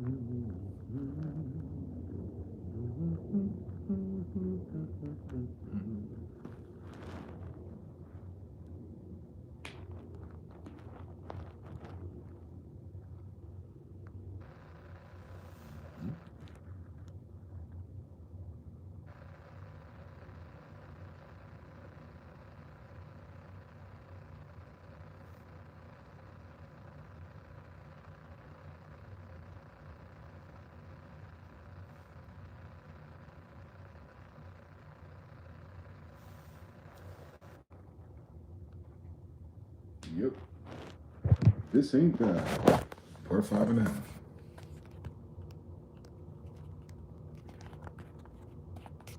I'm still here.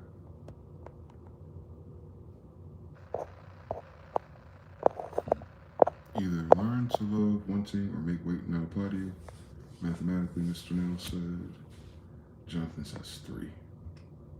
Mr. Nell says you can probably pay the time stretching variable if it's a person $15 to get out your face. Jonathan 3. It's the tabular grid system like Microsoft Excel. Talking to entities, aka your subconscious, that way through looking at it. 3. Fruit. Alrighty. Let's see. Why does streaming take too much damn battery? They lying. Anyway. So I did waiting. Serene, I fold my hands and wait. Haha. So if you're waiting, in between you're hoping, but you're not doing it yet. So for this type of polarity, you're in the middle usually. Where you started is the past. Right now, you're hoping, you're in the present. When you hope to be doing it, or when it's realized, it'll technically be considered the future, no matter where you start. No matter what, if you're just noticing, you're trying to get to the future. Yes. Maybe it'll happen. Hopefully it'll happen. No, it's just not happening. You're happy that you finally got or acquired or ended up on this side of the notice to experience. So boom, good news. In the middle, in the present where you're hoping, and maybe it's okay, you know, because it's not bad, because there's a possibility that your present moment can get better. So you're just okay if you're already in the middle. But if you're at the beginning, you're usually miserable before you start to notice shit. All right. Then realize, so this is whatever the fuck it is going on in your mind between now and then, whatever it is, realize right there in the middle, when you're at work, when you're driving, you're going over the ideal. But when you start this journey of noticing shit, everything seems impossible. To go immediately from this side of things, waiting in the past, nothing's going on, you're miserable, it seems impossible, and then all of a sudden you're like, living la vida loca. That is a very strange way to go from cold to hot. That'll numb you. So on this side is going to seem difficult, or you're facing difficulties, obviously. In the middle is just challenging. It goes from difficult to challenging because you're already working on it. You're already working on an ideal that's going to make you feel okay. Maybe at the present moment, hoping that tomorrow. So that's the challenge. Staying on this side of the notice island until you get there. You gotta cross the river either fucking way. And most people choose to stay because they're afraid of swimming or something. Boom. Then so compared to when you have it, at that moment, it's like nothing, obviously. You're starting with nothing. Not even the ideals yet. Started from scratch. Now you have something. Like, well, this ain't that. But it's also not it. See, you would not even be in this fucking raft or in this river if you had what it was over here. So the fact that you even have to go through this shit mentally tells you every fucking day that this ain't that for real. So you know that. That's how you know something's off. Because you in the wrong column no matter what. Most people stay in the middle. But now people are starting to notice some shit, that things are starting to get more difficult, impossible, and miserable, and it don't seem like there's too much of nothing left for the future. I was like, I know that's right, because on the future side, you would have realized already that yes, you're happy irregardless, and all this transition is going to be effortless because you already have what you have. Oh, I love it. Like, all right, now I'm just tolerating some shit. I'm working through it. I got enough money for now. It's challenging. Okay, it's not ideal, but maybe this is just for the present moment, hoping we'll cross over and experience the future. I know that's right, but there's a lot of people over here waiting in the past and shit, talking about, I wonder if it's a black or white shooter. And I was like, oh no, doesn't even matter, probably not. Your ass is still miserable. And no matter what the fuck you do, fixing this problem is impossible. Oh my God, this is quite difficult because nothing's even changing this shit. Now everyone's starting to hate each other and shit. I understand something. Just don't be lukewarm on this shit. Understand something. This ain't that. And we're starting to notice something, that a lot of our timeline is starting to look so much like that. And we're asking, like, what happened to all the music and all the facts and like all the cool things with all these influencers who are doing the thing? Yeah, man, it seemed like that's where I would be in the future. And like, yeah, I would like to do and experience some shit like that. Them motherfuckers seem happy, man. I can't wait till I can realize some shit for myself, man. They life and they content just seems so effortless, man. It's just something about it. Man, love it for them. That's how motherfuckers were pretending for like 10, 15 years. That was like the general consensus of a fucking influencer. Now we way over here. Oh man, I hate nothing. Everything's so difficult. If we would have just voted the impossible back in the past, we wouldn't be waiting and hoping for the better present. But things are not okay. They in the middle of noticing some shit, boy. That's crazy. That's crazy. That's crazy. You can see it, right? Like, it ain't even nothing to talk about for real. It ain't even nothing like it. Ain't, this ain't even deep for real, but it's a miracle that once you're able to write it or express it in such a way and see everything at once, you're using another part of your brain. So the quote unquote, it hits different is because you're able to zoom out and see it as a shape and see it all at once. And then you say to yourself, like, well, if I'm noticing some shit and the shit I'm noticing, the way I'm looking at it, if it's making me feel more like that, then obviously I'm looking at it the wrong way. So like there's all these political challenges. Like, yeah, it's easy to say, oh, there ain't gonna be nothing left. It's gonna be impossible. The future. Oh man, we're waiting for the inevitable. Oh man, it's all the wars and Armageddons. Or you be like, man, fuck this shit. I'm tolerating the meantime. Something, yeah, it's challenging. It's definitely not ideal, but hoping something happens. But you know, right now the general consensus is just here in the middle. Like if that's a sand dune, everyone's standing there. Some people looking towards the future, some people starting to turn around because they're afraid of doing all this damn work. So you see what they're doing. So if there are mind control, if they are nudging, if they are influencing the archons the way that they pretend to hypothecate it, then you notice that they're trying to get everyone to lean into the cold. Whether it's true or not, that's the illest shit about it, because if you're standing there, you're not over there. So we know if people are noticing shit and it hasn't actually affected them yet, then this is all mental. Governmente, this is all mental. Like, so everything we're experiencing in real time is indeed in the mind. This is in their mental. This is why whatever they're noticing, they're leaning towards hate. Whatever they're noticing, they're leaning towards it being difficult and misery and blah. Talking about the past and last time and on that date and like Civil War. Like, you see, they're noticing something and it's reminding them of 200 years ago.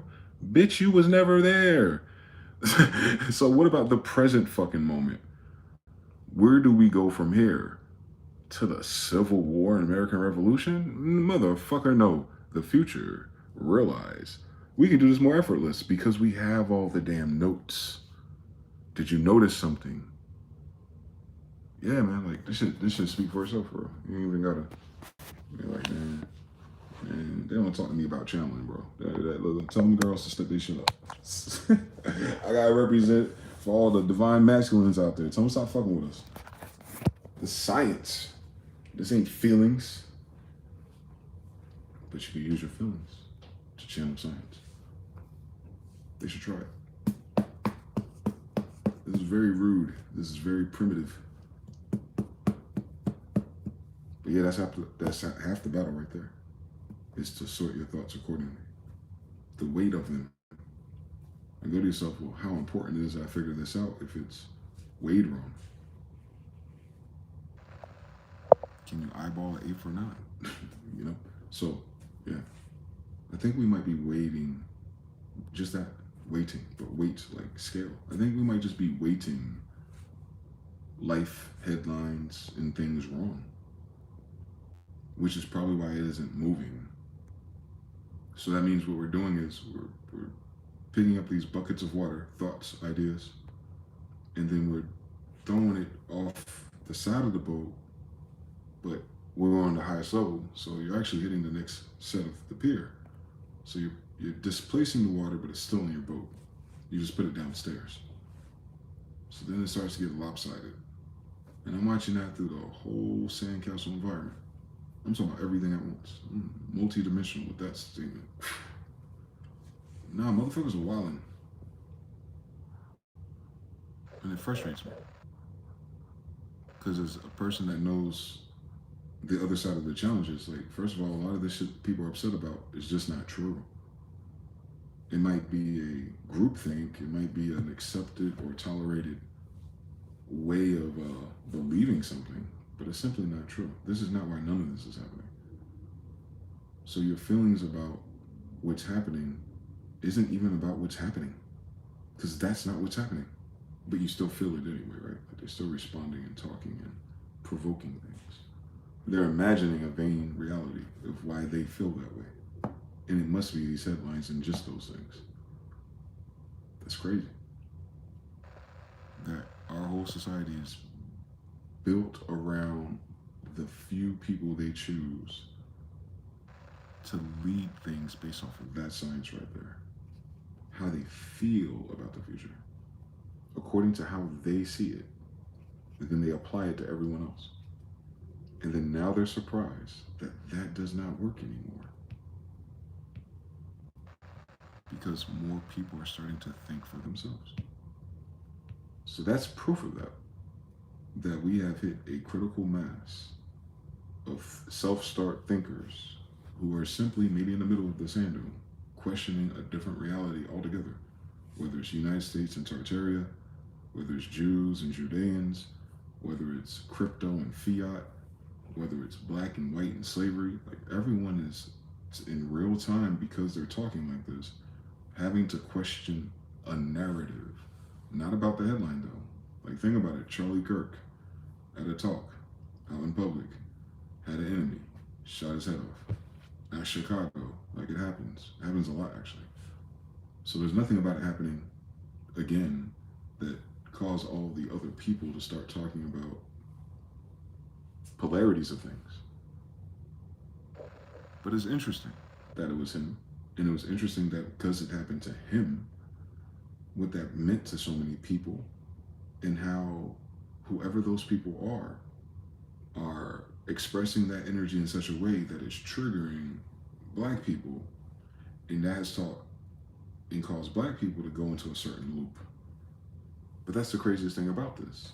If you reverse engineer all that, the people have no idea who this guy is responding to his death a certain way because of how the people who do is.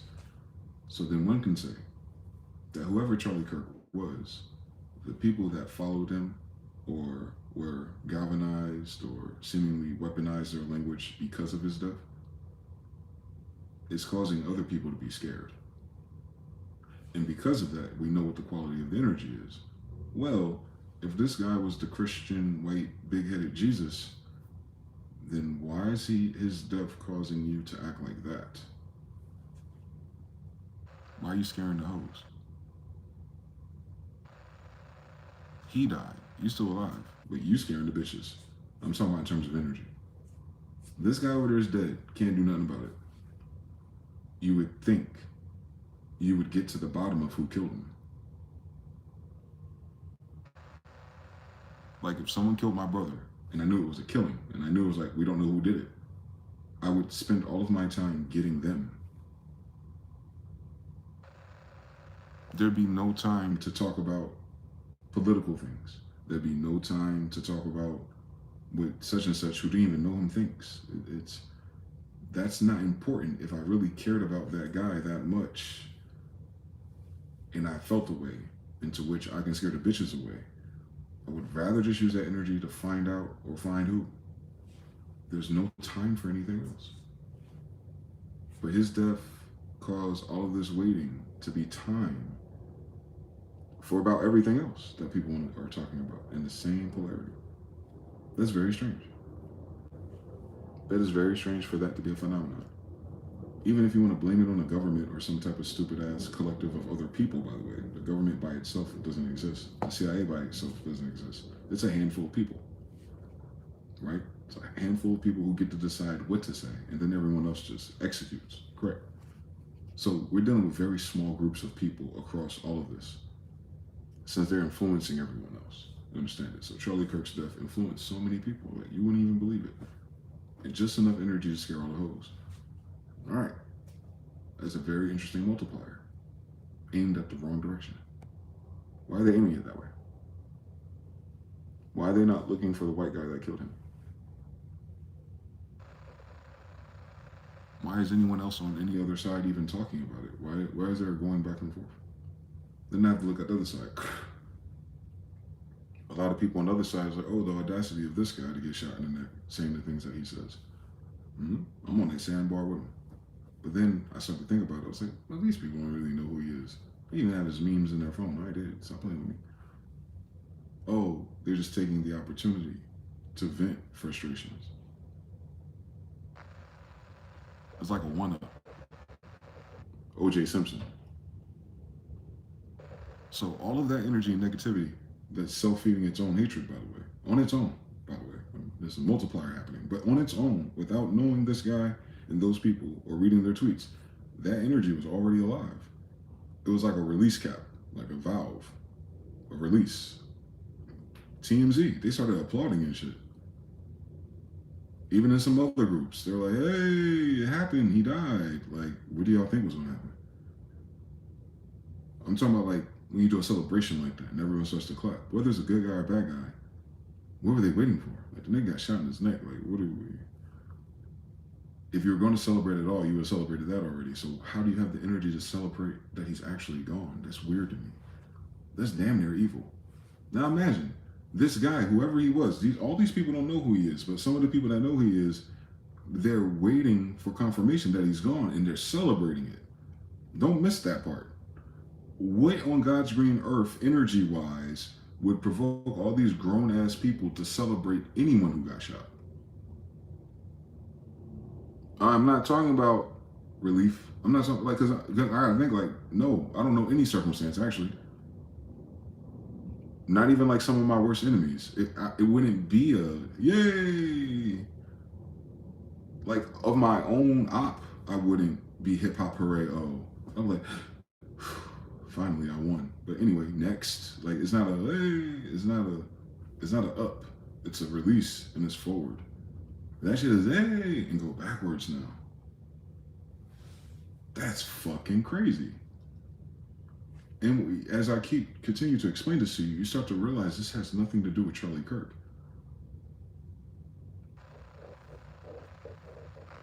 It has nothing to do with him. That was pop the balloon. That was the right variable at the right time to cause all these different groups of people and different political party lines. All of a sudden, these motherfuckers are politicians. But it's a circus of hatred. But to me, that's just stupidity. So it's a circus of stupidity either way. It's distracting itself. The CIA and FBI didn't need to help. These motherfuckers are stupid for real.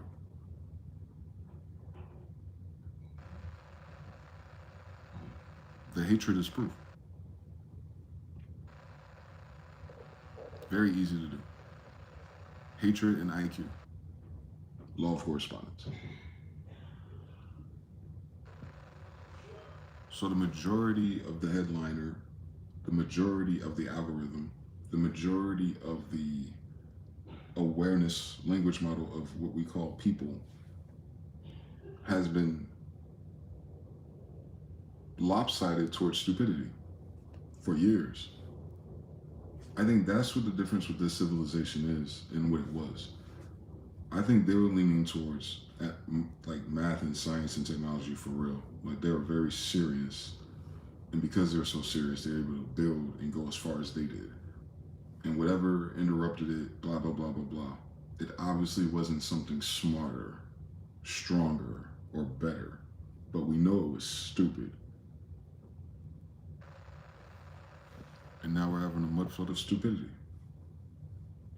That's why everything's a contradiction. That's why nothing makes sense. It's because it was stupid.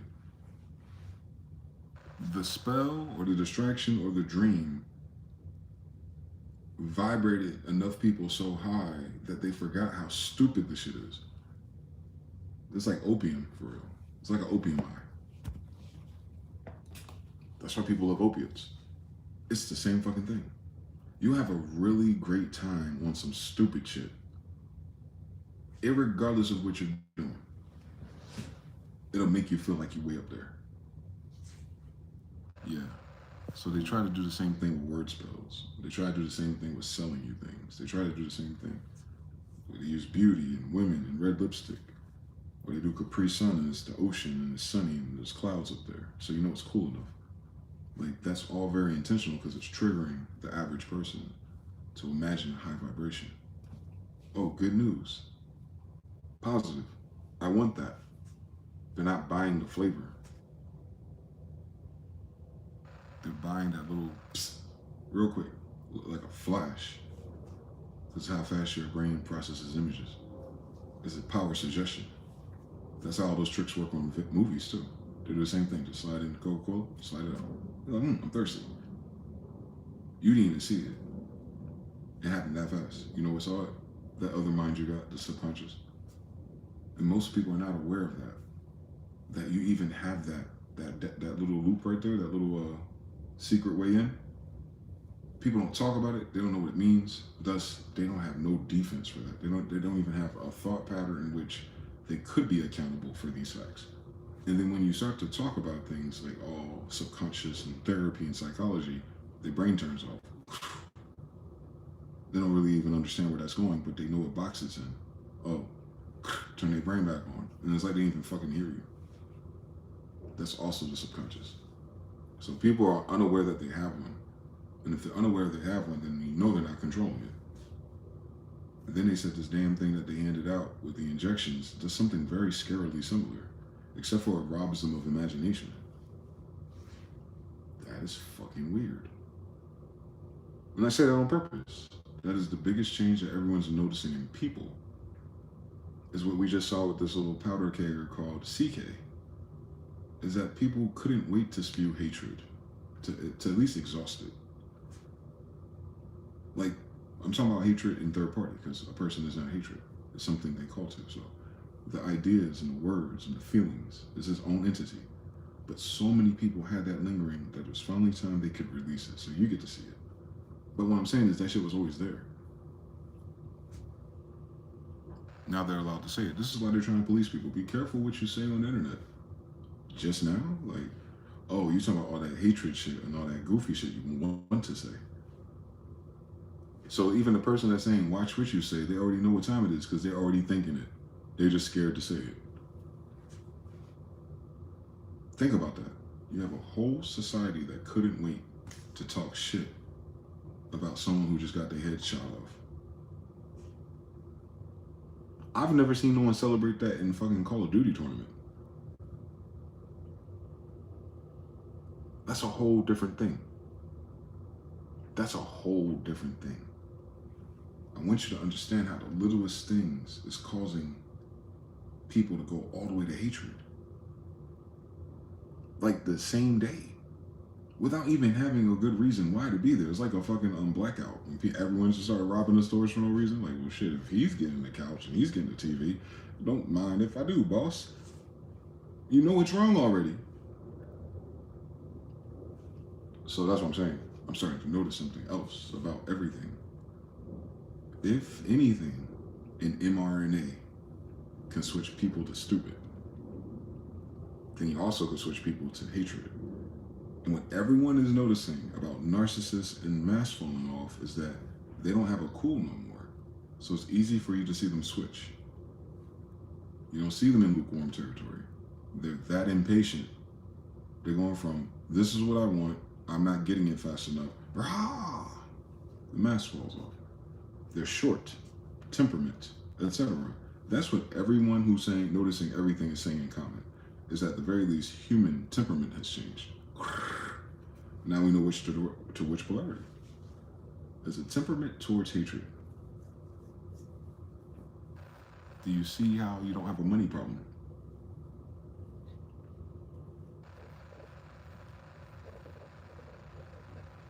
Bruh got capped in the midst of a dog whistle. It was poetic justice for a narcissistic spirit. But still. So that's quantum then. That's right. That is a trigger. And think about how impossible everything you just said is. And most people don't even know who he is.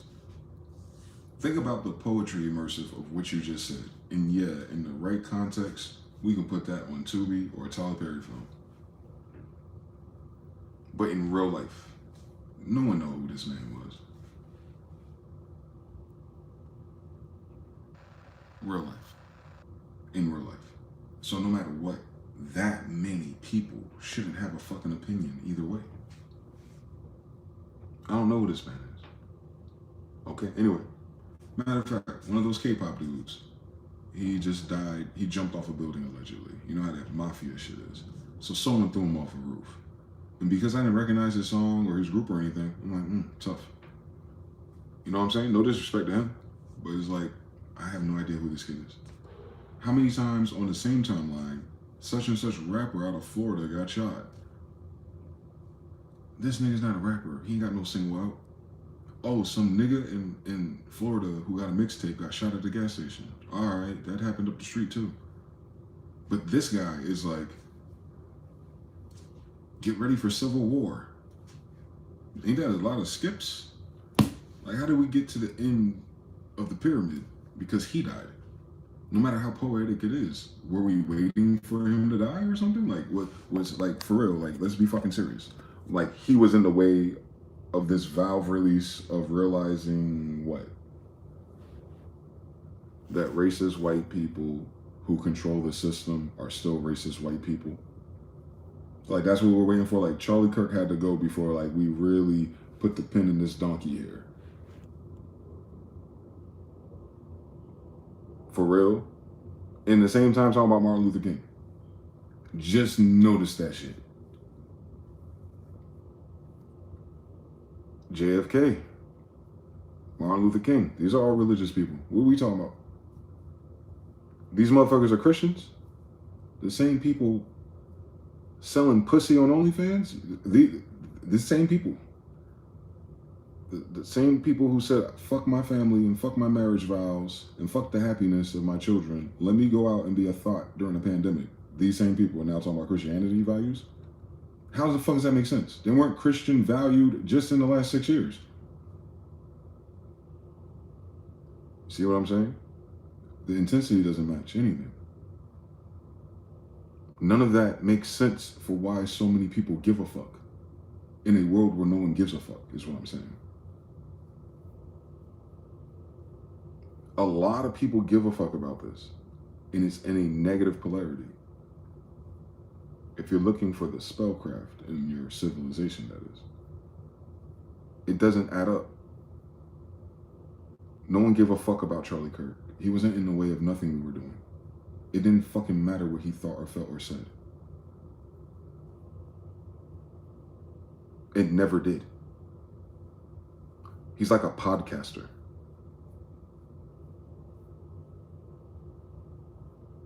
Aiden Ross has more money than him.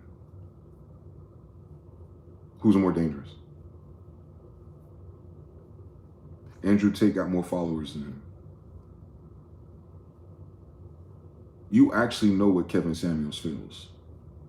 Who the fuck is Charlie Kirk to provoke so much hatred?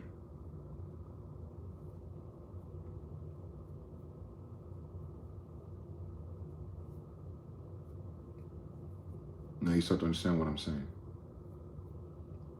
Doesn't matter who he was and what he did. Why is there so much hatred to match? Where did that energy come from? The intensity. The programming algorithm is 7 deadly sins for a population that is locked in low vibe thanks to the jab. June Zam. You're trying to say something similar? And Immersive is mentioning the nationalists. Yeah, but they're a non-motherfucking factor. They can't stop faggots and gay people from taking over all their lobbies. Why do we care that the nationalists have an opinion now?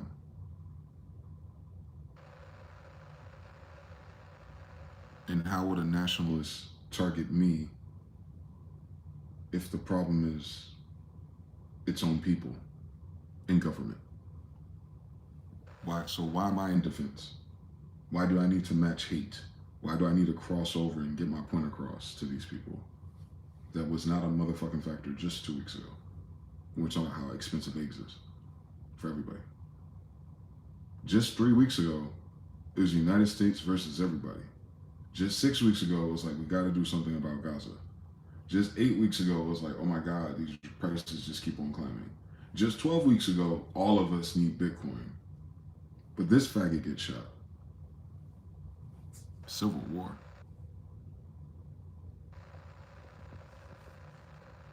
Isn't that some extreme channel changing?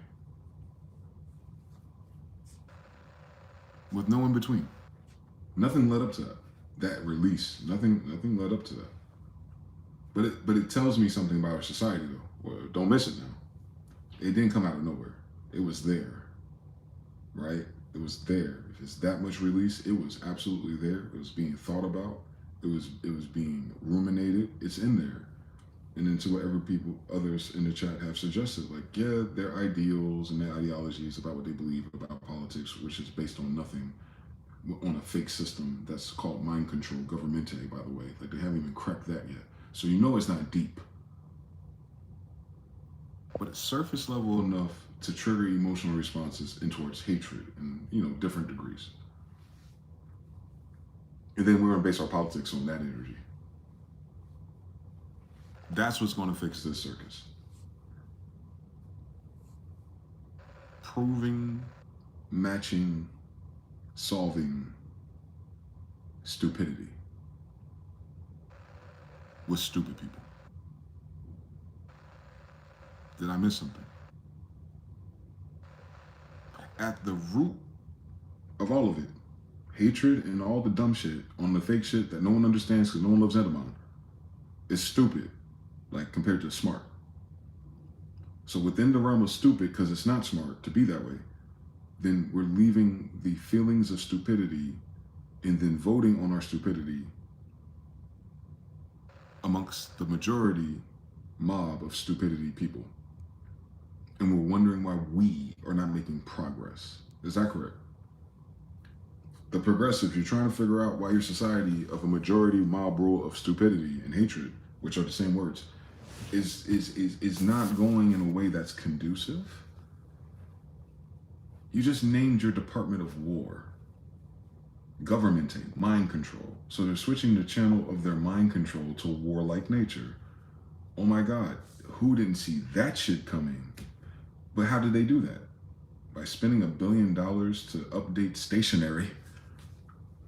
It doesn't actually do anything. It's the name of a fucking useless department. We're still dealing with the same fucking handful of people. Right? Okay. All right. I'm not talking about the little ants and clones and bees that carry out the things. No, I'm talking about the person who decided that shit. Just a handful of people. All right, now let's get them all pointed towards negativity, impossibility, difficulty, and hatred, and have them look at each other, to cover up the fact that you mandated the thing that's killing them. If you want to know what you've been distracted from, before you get to Pfizer, before you worry about benefits, before anything else, I hope all of you remember this fact. Your government mandated that. It could have just been another day at CVS. Just like a flu. Just like a measles. Hey guys, this is pretty fucking serious. If you've been affected by it and you don't fucking like that, come over here and get one of these. Holla. But your government shut your country down. And then mandated that you should be responsible and get this thing so you can herd immunity. How the fuck do you herd immune mRNA? There's no such thing. And how the fuck can you do that in 2 weeks? The same motherfuckers ain't cure HIV yet. But here goes Russia. That's your government, right? CDC, your government, right? World Economic Forum, influencing your government, right? The same handful of people ordered all of this. So why are we hating Charlie Kirk, a nationalist, or some nigga in Chicago for? What did any of that have to do with skin color? That particular myocarditis and died suddenly is happening to a lot of white people. But for sure it was targeting my family because not one of them are still alive.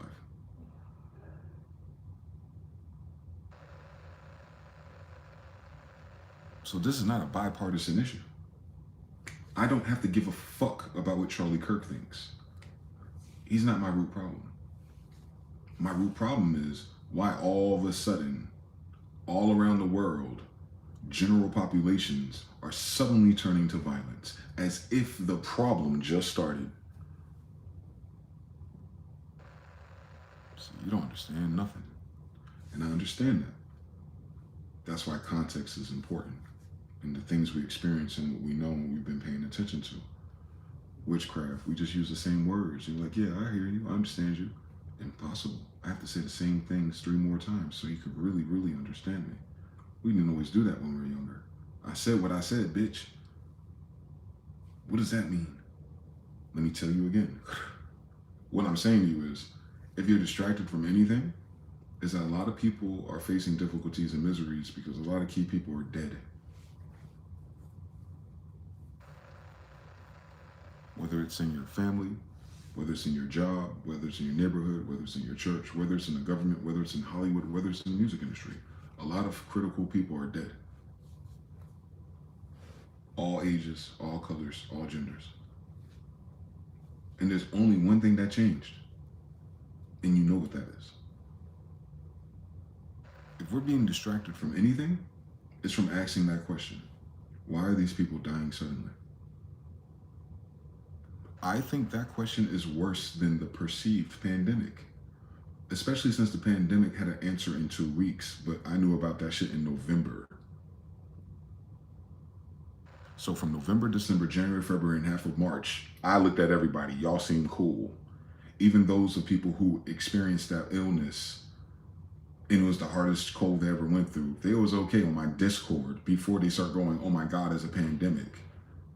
But from that point forward, you didn't get one solution or acknowledgement from anyone in any of those agencies of government, of taxpayer, of voting, of you paying attention to this. Talk about why are people dying suddenly. Don't even have an open investigation. Don't have a team dedicated. You can't pay fucking 5 neurodivergent MIT students and a military person to go look into this. Weird story, bitch. XRP and crypto to the moon, though. So you don't got no money, Elon Musk, $1 trillion. You the one who offered the breathalyzers, and you use your Tesla factories to make sure the thing that was killing people in the hospitals was the things that you gave them. The people went to the hospitals and got onto those breathing devices. The breathing devices would cause their pneumonia, and that is why they died. Is someone going to talk to Elon Musk about that? Really crazy bad decision of his? But he wanted to help us survive on Mars? This motherfucker couldn't save us here. That motherfucker couldn't save you here. He mass produced the things that was causing people to die. That's a gross oversight for a genius, right? That's a gross oversight for a genius with $1 trillion, right? That's a gross oversight, some common sense shit. That's what I've been saying this whole time. Fuck that nigga.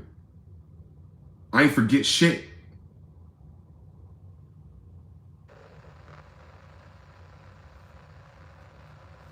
That's based on reality, though. That bass in my voice is real. What the fuck are they talking about? Hypothetically, if a white guy doesn't agree with me, none of you niggas work at the same place. None of you niggas live in the same city. Shut the fuck up. That motherfucker in a different country. What the fuck you give a fuck for? He way in goddamn Kentucky. You don't even want to go there to see Bryson Tiller. The fuck are y'all arguing about? Meanwhile, these motherfuckers going around and you missing people right in front of you. Every damn headline. Motherfuckers got a blind spot to the obvious. Now they got something to say about absolutely nothing. The nigga's dead. Okay, there's plenty more, but where he came from. What next? I gotta go to war for this? No. Not even socially. Not even on my timeline. Not even my videos.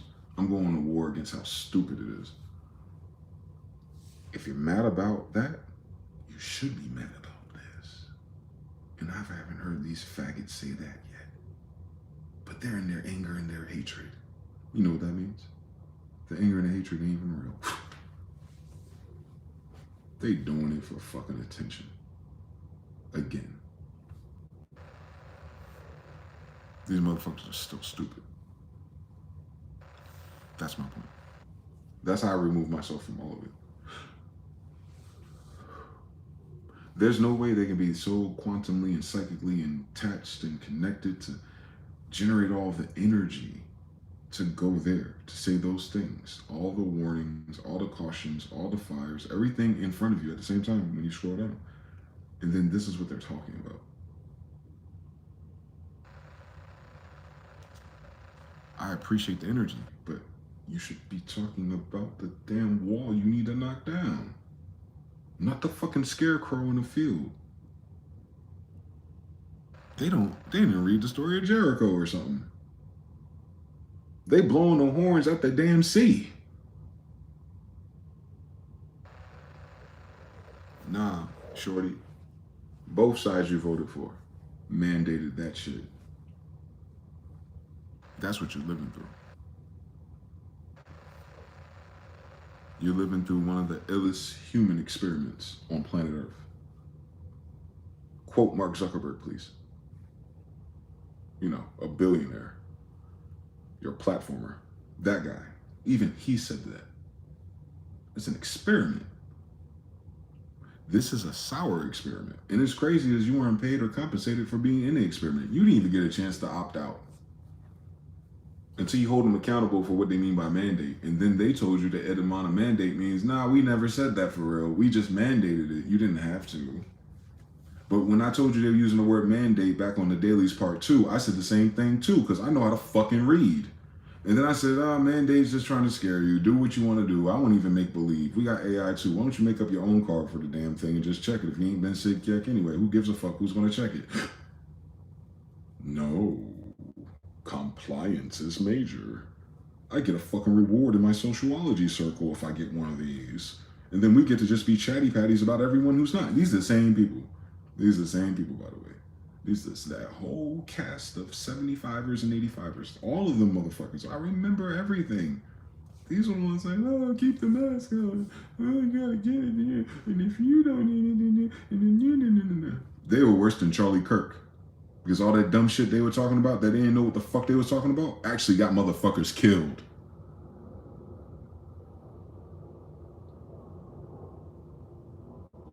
Oh, wake that shit up. Why the fuck would I give a fuck about a white boy or Charlie Kirk fucking point of view about anything? If it was these stupid motherfuckers telling me I was wrong, and now everyone in my fucking family's dead.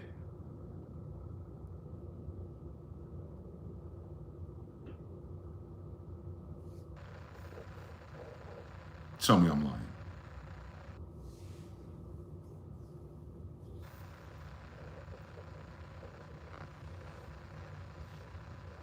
I don't live in Kentucky, motherfucker. I grew up with these assholes. And these assholes convince the assholes above me to do the thing for sociology. And they're fucking dead. Charlie Kirk is late. Next. What's next? You see what I'm saying? Our problem is a little bit higher than. That's why I'm confused by the intensity. There's no intensity for what happened for the past 6 years. There's no intensity for that. Not even to look into it. Not even to be sure and rest assured that it ain't that. Nothing even remotely semblance to that. But every day that has went on, polarity, 6 years away, 7 years away, there's less people here. There's less fucking people here. I ain't wear a mask once. Unless someone's really stressing me, probably a bitch. Same story. The same damn bitch worrying about 50-50 is the same damn bitch that got her damn mother sick. They didn't even ask what the fuck is mRNA. Motherfucker, you went to college? You took chemistry and math? And you didn't hear you didn't even see ribonucleic acid in that bitch. And you didn't go, wait a minute, Captain, that changes some shit. Let me read about it. Not once. Not fucking once. What the fuck was the purpose of college? That's a college fucking word, boy. Thank God I took AP chemistry. I didn't do great, but I recognized some shit. Like, whoa, you ain't changing my ribonucleic shit, nigga. I got that from my mama.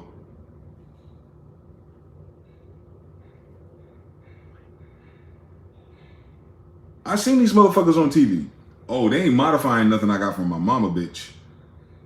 I want to see they mama, sir. Hell no, impossible quantumly. No, I know you don't know what the fuck you talking about. Simple. My bias works for me to live. All the right things we should have did. All the things he said running through my head. Now my family dead. Now my family dead.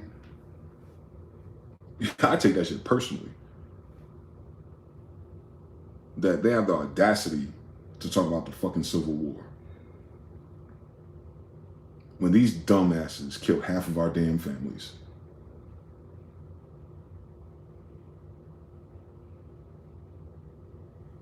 That's what we're living through. It's called grief. Very unfamiliar when you're in denial about what's causing it. Maybe I'm wrong.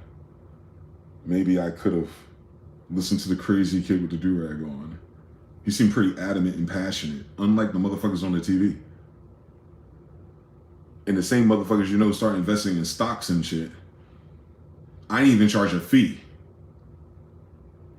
Why is this nigga passionate for free? Oh, it must be fucking serious. You see, we can't even weight shit correctly no more. That used to be a science by itself. You would take someone serious because of their intensity and energy about it. And it's like there's no immediate benefit, so they must be towards the polarity of going towards truth. Whereas everyone else is like, having the time of our life, I'm not really serious. Give me all your money. Kai Cenat part 2. Like, what?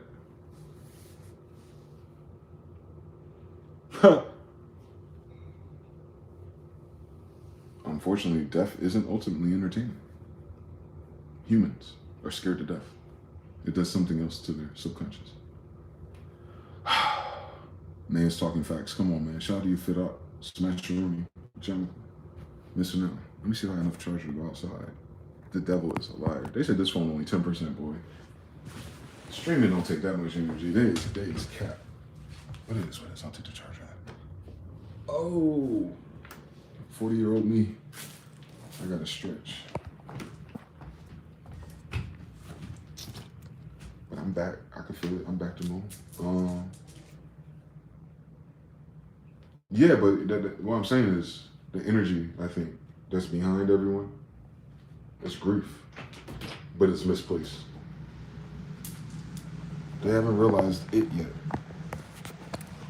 Your government's never going to admit it. That lawsuit would be way too much. So you're not waiting for relief, but this is part of their release. It's grief. Everyone is going through grief because enough people have died. It's subconscious. Things don't feel the same. They're not here. So it's literally not the same. Yeah, are you going to start like...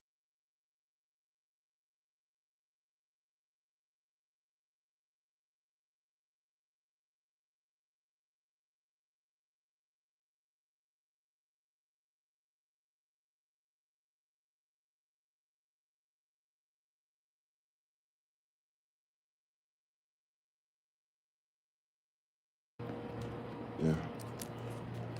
It ends you from the game. Europa is the appropriate answer. Born in New Jerusalem. Raised in Tuscarora Colony. Currently in Khalifa territory. Shout to the ancestors.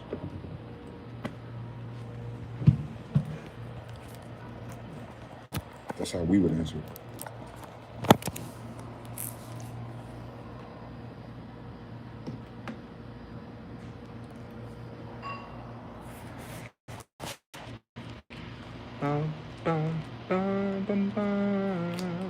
What y'all up to now? I got the threes though. I see you, Smash Rennie Jonathan. All that from a fucking whiteboard, by the way. Don't miss the science on this shit. Once you entrain your mind to think in a certain way, it don't last forever though. I gotta do it like once a day. Shit, probably like the Muslims. Oh my God, do that shit 5 times a day. I kind of get it now. If that wasn't routine, if it was like to achieve something, I understand why you would manifest or go into a session 5 times a day. I get it. Yeah. Pray without ceasing. Taken to the wrong degree. But I understand where they're going with it. I want to do it that way. I try not to have too many idle thoughts where I'm not conscientious of weighing it. Like I'm catching it so much faster these days. Like I thought years ago, that thought pattern is fighting me back. Like I'm like, nah, I don't want to think about that. And it was like stronger than me for like 15 minutes. And I thought once I got rid of that, just by acknowledging it and knowing that it wasn't, it wasn't a mandatory thought. It wasn't a mandated thought, if you understand where I'm going with it. And then once I started to understand how to do my own directives, it just became a battle because there were so many other leftovers. And finally got clear. And then my spiritual awakening was easier for me because I had so much other shit I guess the average person hasn't started on, so I was able to receive different signals. Despite all my trauma and background and difficulties, I had already dealt with it systematically. And I thought it was, it was pretty good. I was like, nah, this shit just getting started.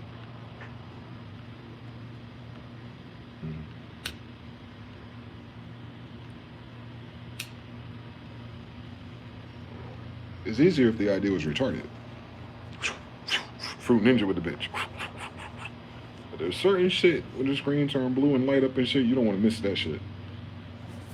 That's what you're gonna really have to bring on a whiteboard or a journal or something, because you have systems of thought.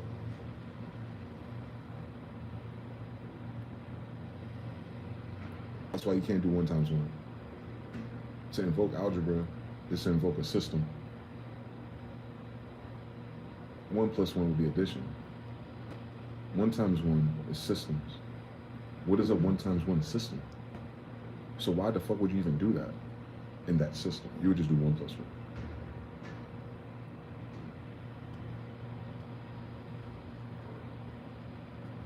That's more of a philosophy or dilemma than it is a math problem. It's because math doesn't exist by itself. There's rules around it. So they're using the wrong system to solve that equation. If it's just one thing and you're adding itself, you're adding nothing to it, so it's 1 plus 0 equals 1. You wouldn't invoke 1 times 1. You're not creating a system or a function. So you get what I'm saying? If you're thinking, because this is from farmers, so if you're looking at a plot of land and you're going, I want to do my fucking carrots 3 by 3. Why would you do it that way? Well, easier to do. It's just like, all right, you want to put 3 holes here. You just 1, 2, 3, 1, 2, 3. You know what the rows in the column should be. You don't have to count every last single seed or every single crop. You can just spot it. You were like, all right, this should go 10 carrots across that way, and it looks like it's 11 carrots down this way. You did it evenly. All right, like goddamn 10 times 11 or 5 times 5 or whatever it is, 39, whatever. That's why you multiply.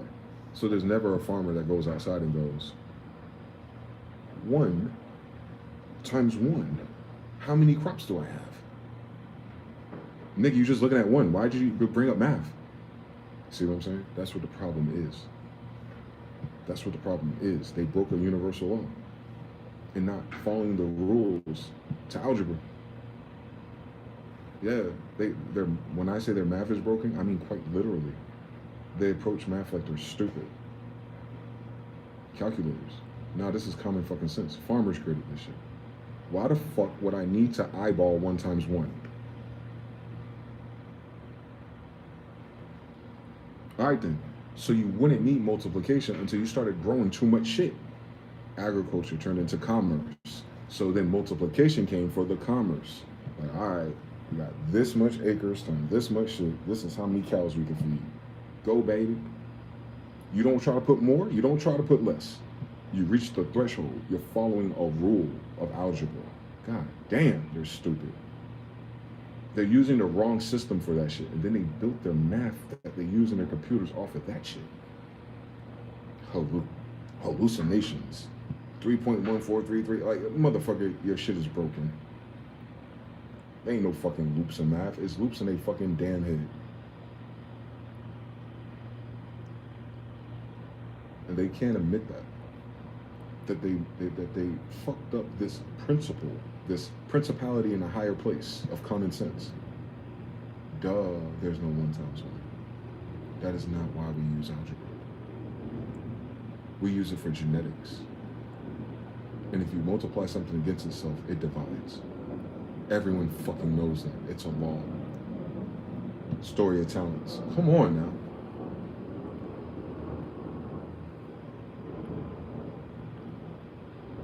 Now motherfuckers need negative integers and imaginary numbers to fucking compensate for it. Goofy as hell. They had to create 2 more amendments to get their dumb shit to work. Why the fuck would a farmer be worrying about negative commission? What about give me my 10th of whatever it is in my storehouse are they missing about their banking? How do they add so many percents Federal Reserves and up and down rate cuts? It sounds like a motherfucker trying to tweak and amend his system. So they take a bad math system out of context, fuck up its basic variables, went to base 10 instead of base 9, fuck that all up, numbers way into the sky, inflation twice as the pie, and then they go, let's fuck it up more towards us. And now it's a leaning tower of pizza of antitrust.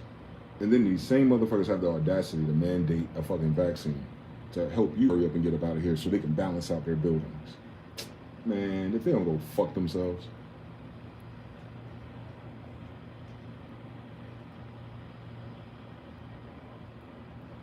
Tell me I'm lying.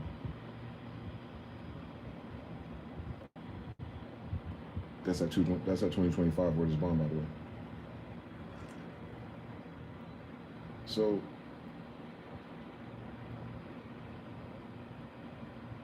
it's a very simple math problem. It does not require crayons and adjectives and black and white people. That's algebra. Now this is addition and subtraction.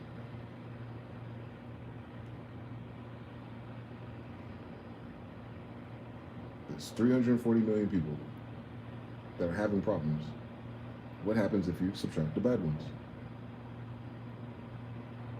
Don't need algebra. This is common sense.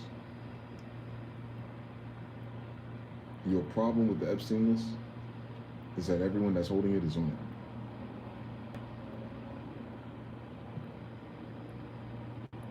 One more time. I know we sleepy out here. Think about it. Why does the theoretical United States Constitution exist? Why does it start with speech, which I'm imploring, critical, free speech, say whatever the fuck I want, but even doing that, it has consequences, but it's not for your government to decide. 2, if I want to say what the fuck I want, I ought to be able to back it up. I can have an infinite gun supply, and I can be part of a militia. That is not a military, by the way. That's you and your homeboys with guns, so I can do what you want. We saw it with Bundy right now. We seen them back down the FBI. Okay then, so mismute the bullshit. So, all right, private versus public. You know, they fuck it up later. I get it. Black's Law 4th edition. But fundamentally, what all of that is based on is the fact I say what the fuck I want, and we can shoot about it.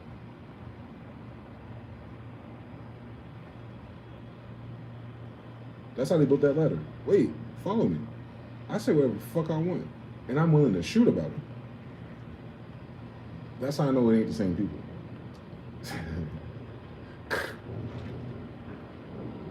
Keep on going down to the 4th Amendment. When they start getting the 14s and 15s that are unratified just to make shit make sense for the black people, I guess. But fundamentally, if you don't have free speech, you don't have a government.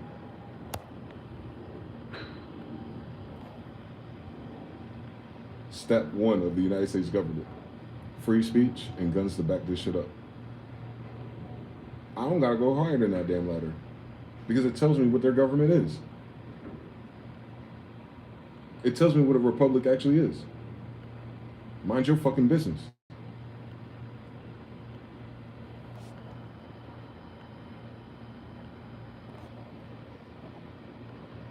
Big brother and surveillance. These ain't the same patriots. These not even the same redcoats. These are some fucking imposters. That's why nothing makes sense. It never will. They can't add shit up straight. This country was taken over by slaves.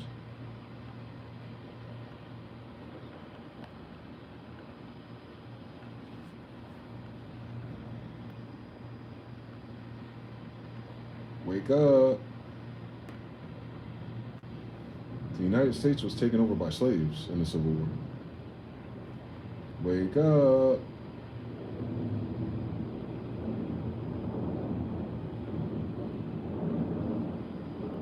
Slaves are in charge. Slave is short for Slavic. Wake up. That's why it's so important for you to know exactly what color it was when it started. So you can add straight. Wait a minute, Captain. This was a colony full of black people. Check. Wait a minute, Captain. All the Indians were. Check. Including the Iroquois, obviously, Iraq, over there in Ohio, Palestine. Check.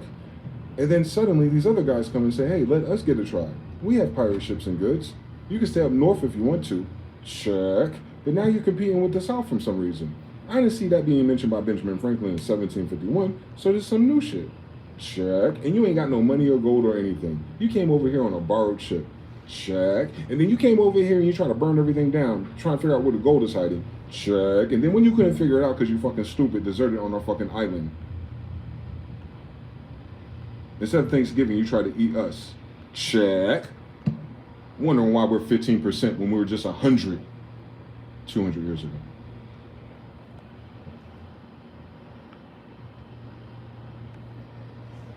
Tell me I'm lying.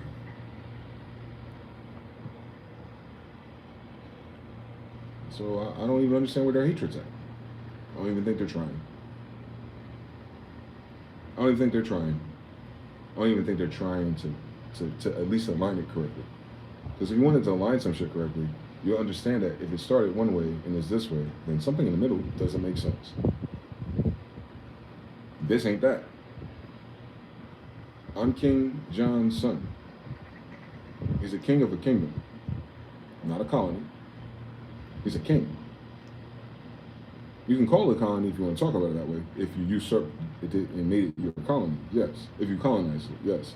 But you didn't colonize my colony. You colonized our kingdom. Check. That's what the difference is between a state and a Roman statehood and the Unidos Estados. The United States, not states. The estates, trusts, land, birthright, hereditamous, not maritime law. Maritime law is for pirates, and pirates are slaves. You're in a maritime law system. Who runs it? Slaves. I'm glad you're with me right now. I'm glad you understand what the real Civil War was. It was a slave revolt against King George and everyone else. It was a slave revolt against kingdoms. Most of these people were prisoners for crimes, by the way. Don't miss that. Penal colonies. Yeah, they were slaves because they committed crimes where they come from. Don't miss that part. There wasn't like, oh my God, the injustice is that you made me a slave. No, you played the fucking game and you won this stupid ass prize. And this was your second chance to live, and then you overthrew and killed people, and then you assumed it without knowing how to read. I know that's right.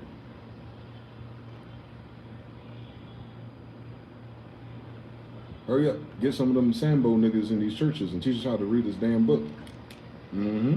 Oh my God. You went from 100% to 15%. Can you imagine in the middle? You're around 50%. All right now. Yeah, boy. Yeah, see, that's the damn truth. That's the damn truth. Black people don't have the audacity to hate anybody but themselves. It's crazy to me because they even began to do their own damn family tree. And when it came to this sudden realization that your ass and your grandmother was Indian, meaning your ass was always here. You can't blame slave trade. You can't blame Africa. You're an Indian, asshole.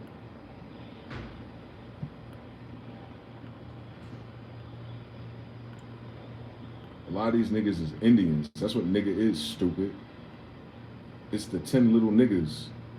And they fix it to be what? 10 little Indians. Same word, stupid. Inca, Indians, Aboriginals, kingdoms. They don't have states, faggot.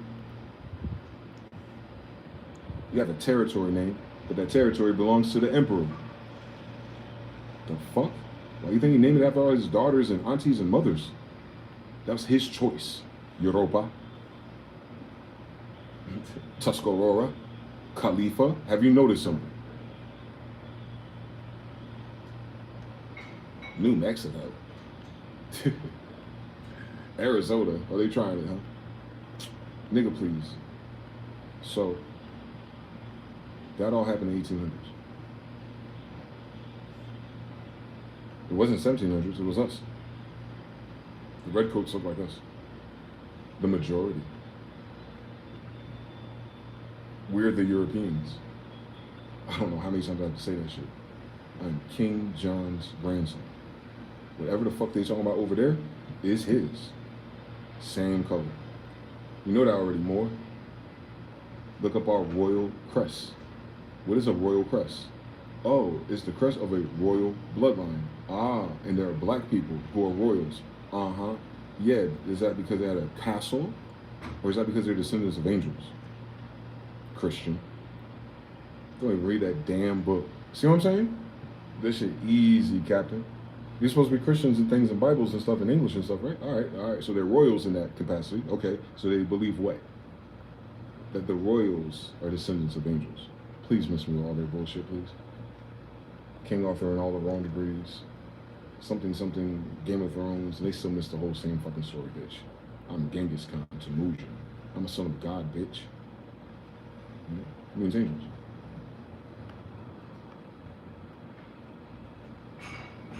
The sons of God are angels. Obviously. Who else would they be? The fuck is going on down here? So if the sons of gods come down and they have children, what are they? Interesting fucking story. Sons of gods, sons of gods. All right? That's like saying they're sons of God times 2. All right, so they're like the grandsons of gods. Oh my God. Now imagine if a grandson of God had a child too, what would that be? A great grandson of Zeus. Okay, and just if it goes forward and not sideways, then if you just keep going forward, at the end of the fucking river, is the water different than where it started? No. That's what a royal is, by the way. It's not how much money they got.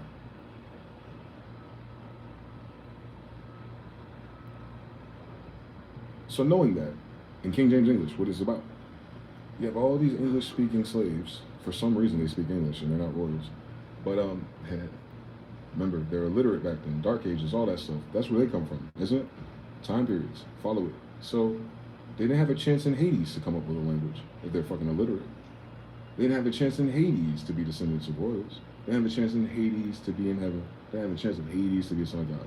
Quite frankly, they're not tall enough. And even the ones that are, they can't run as fast as we can. And they're definitely not half as smart per capita. So I think, suffice it to say, on games, that we're at the crucifix, at the crest, at the precipice of them realizing how fucked up they are in that game that they never created. Even when you playing spades, and you put in them big jokers and little jokers, that's only 2 hands. Don't renege. And what are they trying to do? They're trying to renege on their debt. 137 trillion. And the rest of the 8 cowboys is holding it to them. China and Russia too, playing the same game too. But they're saying, look at you. You don't want to play by the rules. We're going to hold you to it. No, you cannot hypothecate your debt and convert it to crypto. We will not honor it.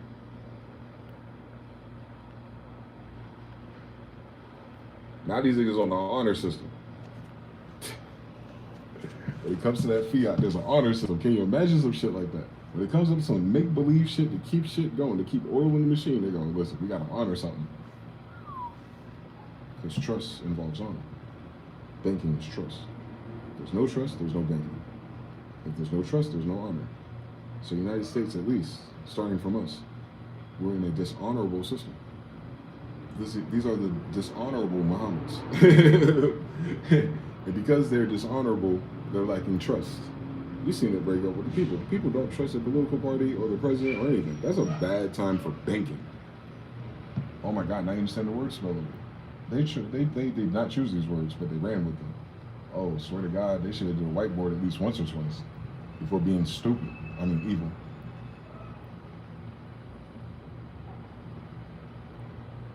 I'm sure most of us are like, fuck it. You want to handle it? Handle it. You like it? I love it. Watch this.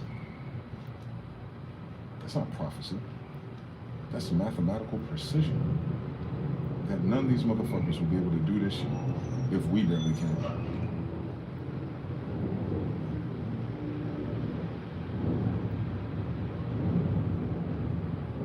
I find that truth to be self-evident. If we barely can keep it together, have fun, kid. Oh, like that. You don't do it like that. All right.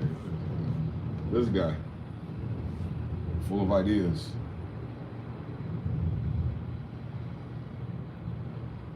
Now we're here. Started from the top. Now we're here. We started above zero. Addition. Now we're negative 137 trillion. Now I want you to write that on your polarity map. No matter how rich you can get, do you think you'll achieve 137 trillion? Your ass always in debt, ain't you? If your riches is based on that negative integer.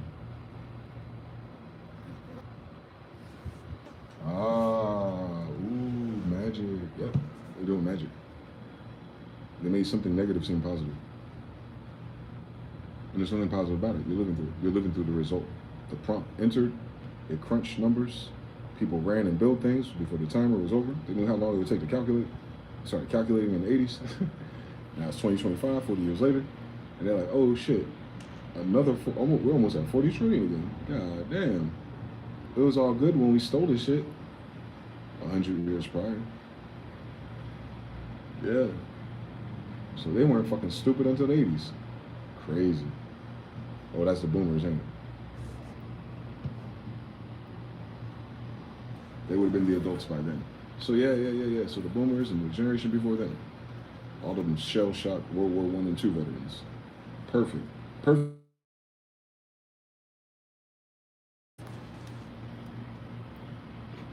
The people addicted to opium, yeah, put them in fucking New York on Wall Street.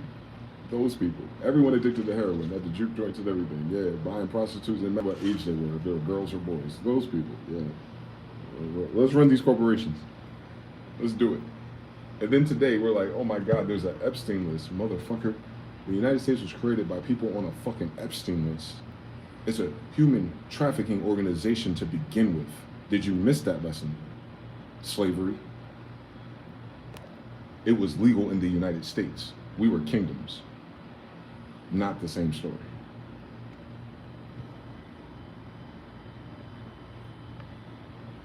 It was legal in penal colonies, where other kings abroad sent their slaves to go work in strange lands to bring shit back. Then they said, we're not going back. Let's burn our boats. Get it? What is the king going to do? Send his finest soldiers across the waters to get the slaves back? He didn't get his money back yet on the first damn boats. Come on, man. They don't know why they didn't come back yet. Come on, man. They didn't have internet yet. Damn, they ain't been back in a minute. You want us to go out there? Oh man, you motherfuckers must be in the desert. Ain't ready to fight giants. We'll send a couple spies.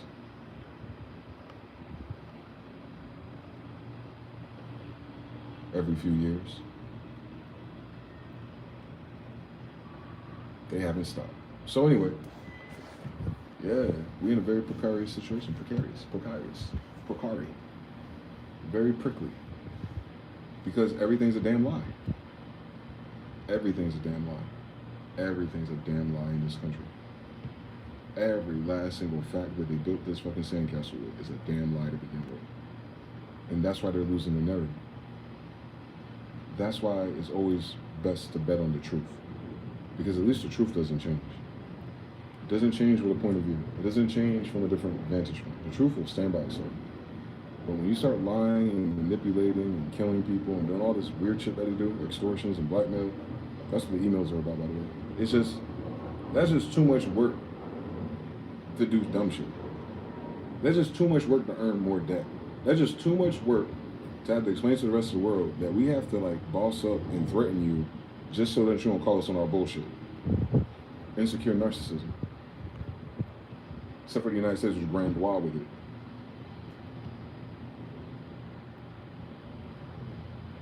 The disease of the West is narcissism, negritude, and a few other terms. And it's usually parallel to psychopathy and sociopaths, by the way. Like the ones who are prolific at that shit. You wouldn't believe it. Them types. Those are sociopaths and psychopaths. Which one do you think Trump is? If all he do is lie. Like pathologically. Then he learned how to flip it to make it sound positive. And dog whistling. Oh, that's a talent.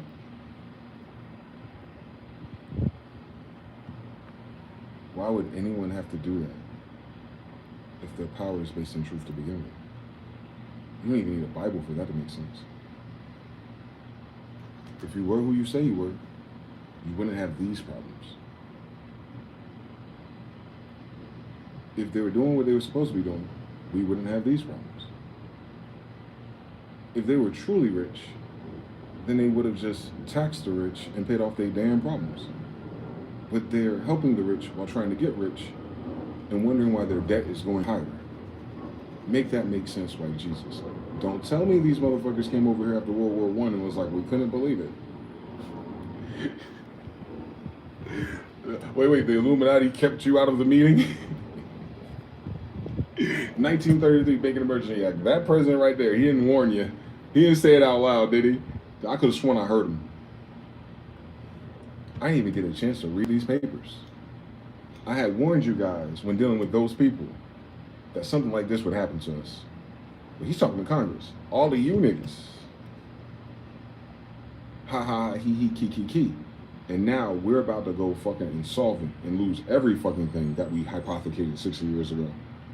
Now I gotta sign this. And this is who he signed it to. 1933, Banking Emergency Act. Wake up, please. It's not even the same motherfuckers that was after the Civil War. So it definitely ain't the people from the American Revolution, baby.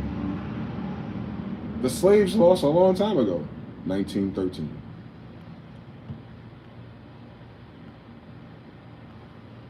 So they fucked up that much. They let these fucking soldiers and slaves and crazy people expand the territory out west. Then they sent up the church's backups. That's why the Mafia and the Vatican was a big deal. Boardwalk Empire around the same time. These are their spies. Doesn't mean they're good guys. It's dumb to versus and Unum Sanctum. Give it one more try. And then you go, okay. Let's get these niggas back in line. Let's go through a second or third touring, a great awakening, convert them into churches. Let's go into politics straight, but keep doing my racketeering. And the whole time they didn't realize they don't even have a fucking gold-backed or anything-backed currency. They're doing this shit with gunpowder and ammunition. We should go to war again. Boom. And then that's when the unions and the mafias took over, right? I know that's right.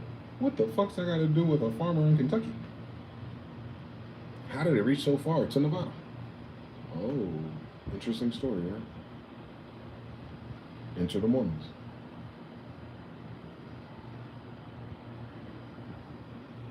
Joseph Smith, very interesting name.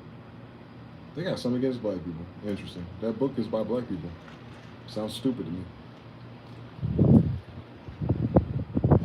They talk about Christianity and Charlie Kirk and Jesus and all that shit. Y'all talking about a book written by black people about black people.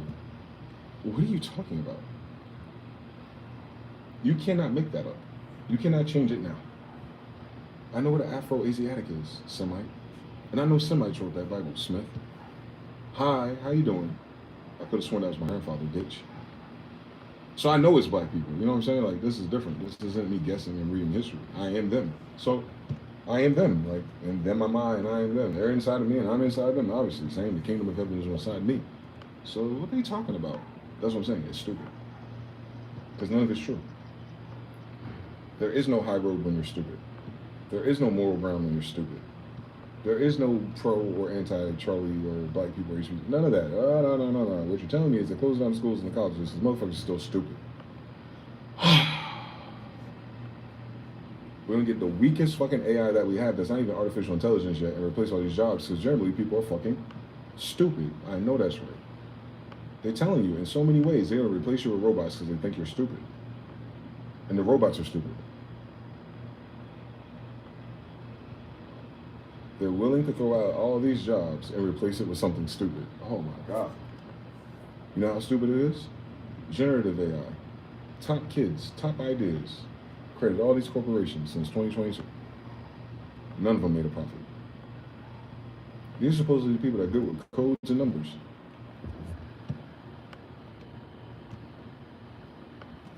Unfortunately, a banker is not a rocket scientist. Unfortunately, a banker is not a computer programmer. Those are 3 different disciplines, apparently. It's like you talking about law, but you don't know the black law codes. You don't know there's a black law dictionary. So how the fuck do you know what's going on legally? You don't even know what the fucking language model is. And it's the same thing with money. A lot of motherfuckers, through nepotism and being okay in middle class, think like, all right, well, if I put the number in and it gives me interest back, I'm winning forever and ever. I don't have to create no businesses or diverse anything. I just have to wait for the market to get better. Why don't you just do stocks, faggot?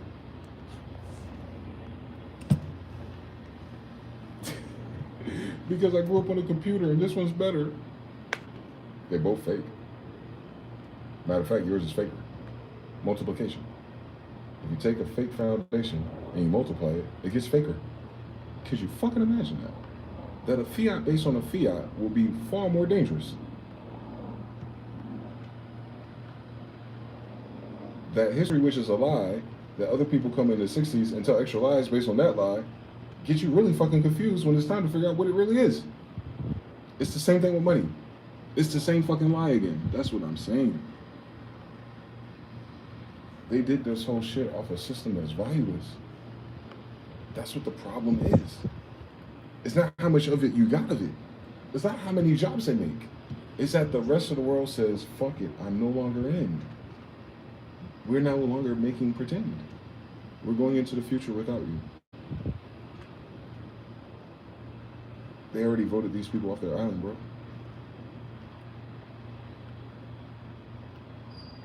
Money talk, bullshit walk.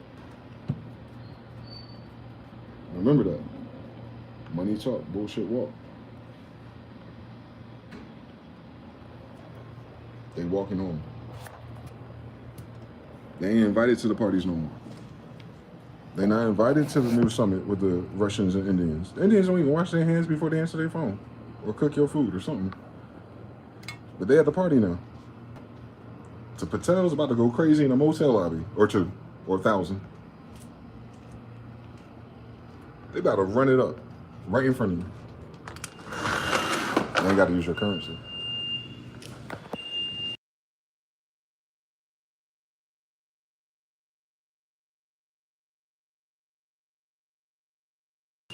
They ain't got to look at you. They don't have to consider you. They don't have to worry about your political parties or your guidelines. They don't benefit from your politics anyway. And they definitely ain't gonna benefit from your bank. AKA the West, the United States, the citizens.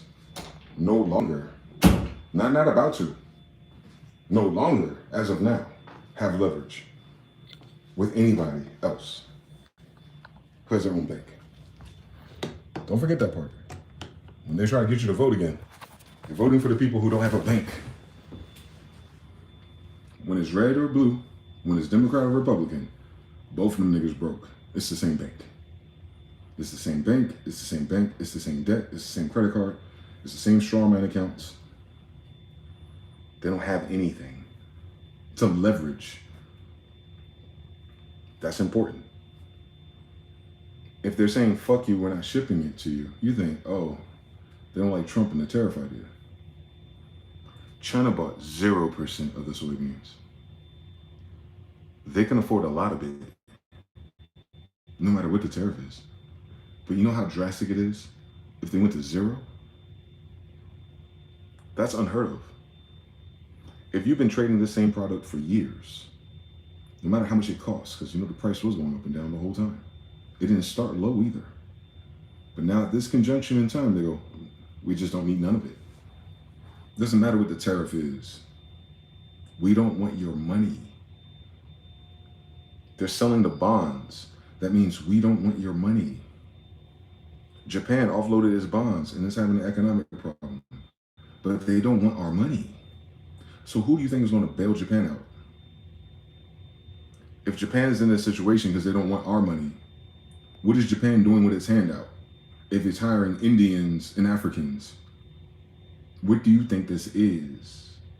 Now, who's behind both of them? Yo, how about your homeboy China?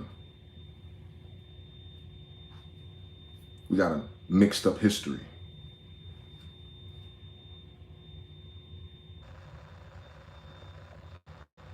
Shit, Bollywood looking lit right now, minus the washing hands part.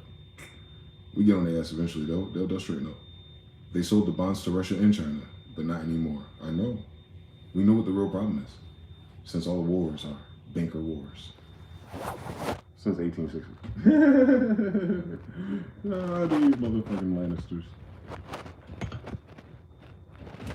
Turned a kingdom into a whole bunch of fucking states. How fucking weak is that? They didn't have no kings. They had no royals or nobles in their bloodline. They didn't want to fuck with it. They didn't want to have to fight. Weird ass niggas. Weak ass niggas. On top of that, we got our shit by knocking giants down. Not playing word games like we're 6-year-old girls. I guess them girls are grown up. They don't want to play with Woody and Buzz anymore. You saw what happened to them in Toy Story?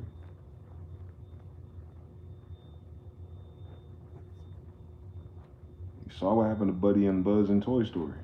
At the end, they don't want to play with United States toys anymore. Not even its technology or weapons. Like, there's nothing we can produce for them. And people think that's not a bad deal. This is what we'll do. We'll sell to ourselves. That's the dumbest idea ever. That is not what made the United States rich. You should read my grandfather's letters. The United States exists in the power that it has because it controlled international trade, not because it was prolific at creating products.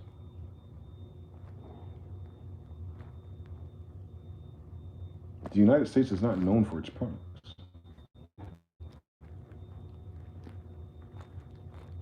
Besides exporting culture and entertainment, it did not, and even in those endeavors, your government did not create that. The people did. And it's a very specific branch of people in time period, by the way. Now there's so many people here. There's so many ideas and businesses. And nobody over there won it. And China could do it faster and cheaper and better than you as of 2025. We're no longer in the 90s. So that's what the problem is. That no matter what we do with this system, they don't want it. It doesn't matter how much it costs. They don't want it if it's cheaper. Unless it's agricultural. But now they're going to Africa. And Africa's only problem is they don't have roads. They don't have infrastructure. Guess who can do that? Can you fucking guess?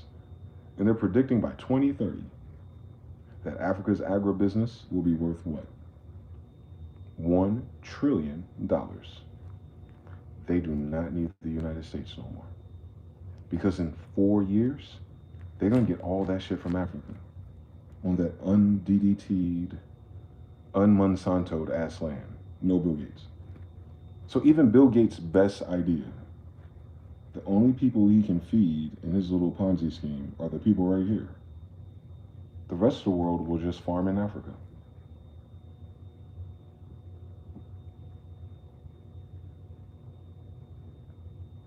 They said by 2030. That means it's already happening.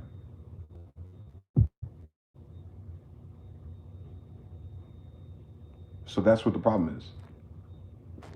There's no way in hell any of you will take a fee or wage less than an African. This is their first time even having a chance at the game like that. You know it's going to last at least for 2 to 3 generations. So we talking about when I'm 80, maybe we can renegotiate. That's crazy. Ain't South Africa already in BRICS? So what bank is that trillion going to? And that's up, not borrowed. China know they're gonna get their billions back. if just farming is worth $1 trillion.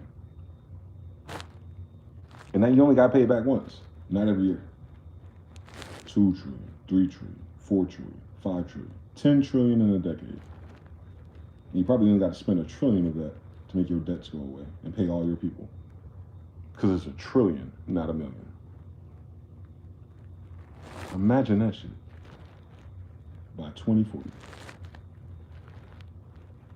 So what I'm saying is we're negative 137 trillion, allegedly. They have the advantage, and they only have 10 in a decade. 127? Ooh, that's good. That's going to cut our $30 billion deficit a day down to $27 billion a day. You saw what our new trade deficit is? Our GDP versus what the government is spending versus what it's making. You see what that deficit is for the year? What's crazy is that the United States has a trade deficit disorder. Can you imagine that shit? That these motherfuckers trying to tell everybody else how they're supposed to do things in ports and trade and everything and want to go to war and fund Israel and Ukraine are doing all of that with $137 trillion in worldwide debt and a trade deficit. So even without those 1 million jobs, there's a trade deficit. Even with the tariffs, there's a trade deficit. Do you understand what the problem is?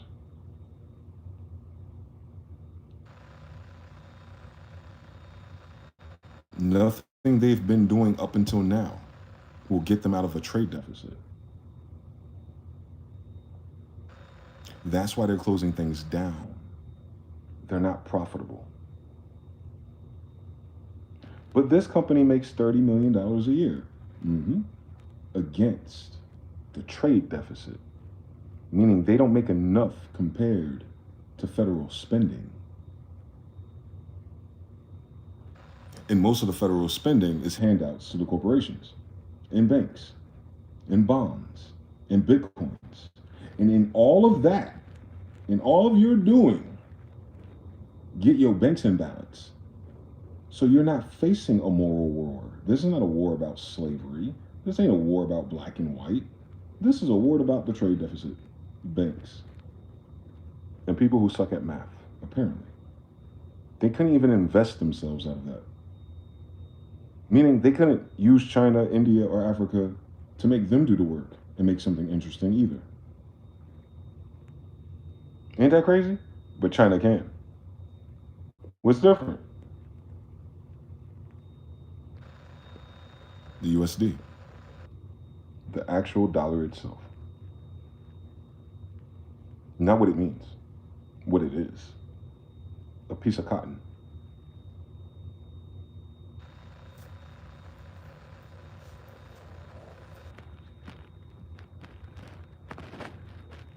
Surprise, surprise. Cotton can no longer buy you microchips, Frito-Lays, guacamole, and cars, I guess. I don't know. No, the world is no longer trading cotton. Remember slaves? Cotton? Your money's made out of cotton, by the way. So when they picked all that cotton, what did you think they made? Levi's?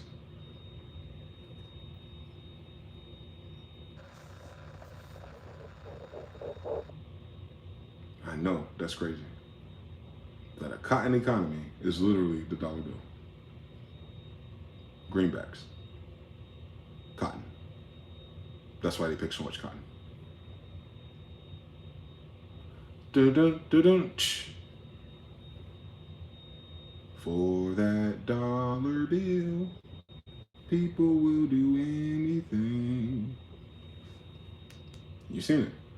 We really do anything in this country and still have a trade deficit. And still, so trade deficit is different. That's year to year how much money you make versus your spending.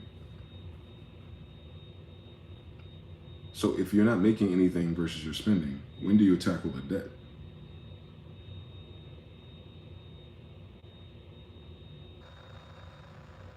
Never. You never get out of that hole. if you're in a deficit. If your rent's $1,000 and your maximum paycheck at the end of the month is $100, you never pay your rent. Same story. I would think that it's because China is willing to do business with Africa while allowing Africa to maintain its political sovereignty, something the USA doesn't seem to know how to do. Yeah, because the United States is based on the fact of taking someone else's sovereignty.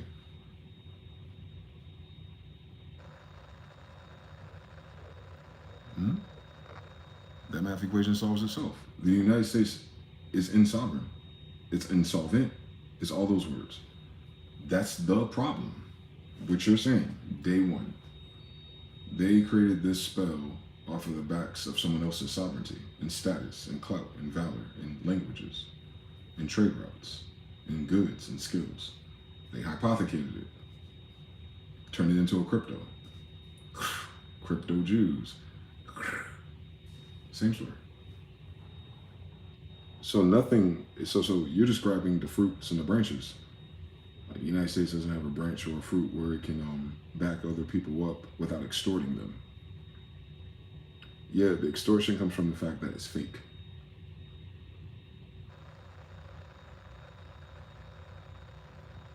The thieving and the stealing of resources and gold is because it's fake.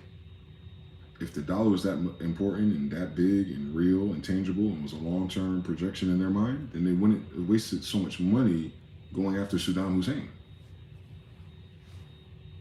They were hoping to get all the gold, and they didn't. They already transported it, most of it. So they wasted all of that fiat and debt after 9/11 for a quick flip, just to tell Germany the same day that you can't come to this bank in New York and get your gold out. I guess we don't have it. Did you know that? Before you start talking about energy and Nord Stream pipelines in America, Poland, and Germany, you have to first realize this one thing. Since World War II, Germany gave the United States its gold. Don't forget Herbert Walker Bush, or the big Bush, the third generation Bush. He invested in the Nazis through the stock market. I guess in exchange, they brought their gold over and put it at the bottom of that bank in New York. That gold is not there anymore. That's why the United States and Germany are having problems. Banker problems, not people problems. The people don't know that. The people don't have gold. But the people that have gold in Germany, they have problems with the United States because the United States doesn't have its gold. And don't forget the other conspiracy. There's one more. This is my favorite part of this story, Tulip Mania. The first cryptocurrency was a flower, by the way. This is not new. And it failed with that as well. Same people. And now, my favorite part about this story is China. Those guys remember everything, including fiat. Do you know a lot of those bullion, gold, and how these other people are diversifying their portfolios and the banks were invested in bullion and all these type of things and gold and gold. You heard gold. You heard about gold a lot. Gold is just now getting up to $3,000. Isn't that wild? That gold is worth less than a Bitcoin? Think about how fucking retarded that system is that would allow that, by the way. What the fuck can you do with a Bitcoin when you're hungry? Anyway, so you gotta convert it. Gold is good money. Legal tender, here. We'll weigh this out. That's how much flour you can get, bitch. Anyway, can't weigh a crypto coin. Now, that was salted gold. You may not be familiar with salted gold and why that's such clever for China to have done that. You know what I'm saying? We used to make this joke when we were kids. And I don't know why we're talking to Chinese people, but it went like this. Me, Chinese, we don't joke. We put pee-pee in your Coke. Meaning, your Coca-Cola is cut with urine, right? That's I don't know why it has to be Chinese, but that's hilarious. But think about the gold, though. It is indeed cut with tungsten and other things. That's the funniest thing about that joke being true, about gold at least. Now we go further. If you don't know what cut is, think about cocaine and bricks. You take cocaine, you get one brick, and then you buy another brick of cut filler. You mix them together, boom. That one brick is now 2 bricks, and then you sell that for double the profit. Can you fucking imagine this math and science? Now, can you imagine that fucking math and science when someone takes 1 cocaine brick, but they do 2 bricks of coke, a cut? Now they're selling 3 bricks worth of bags. You understand how this story goes? Now imagine when you get all the way to 10 bricks of cut, because you can afford it, with one real cocaine thing. So when they take the surface, my gums are fucking, oh, this is pure. Anyway, we'll sell it to you for 18. Now, don't ask me how I know these things, but in real life, that's what gold is. So it's a problem. All of their stocks and all their paper trading on gold is negative. If the gold ain't real. So a lot of those people who diversify their fiat into gold certificates based on salted or missing gold don't have anything at all but a piece of fucking paper that says they should. How do you turn that in? What bank do you get your gold out of if you have $1 billion worth of gold, by the way? You go to that bank in New York and it's not there for Germany, but it'll be there for you? Right. Now you understand everything about how rich people ain't really rich. That's how much credit they have access to.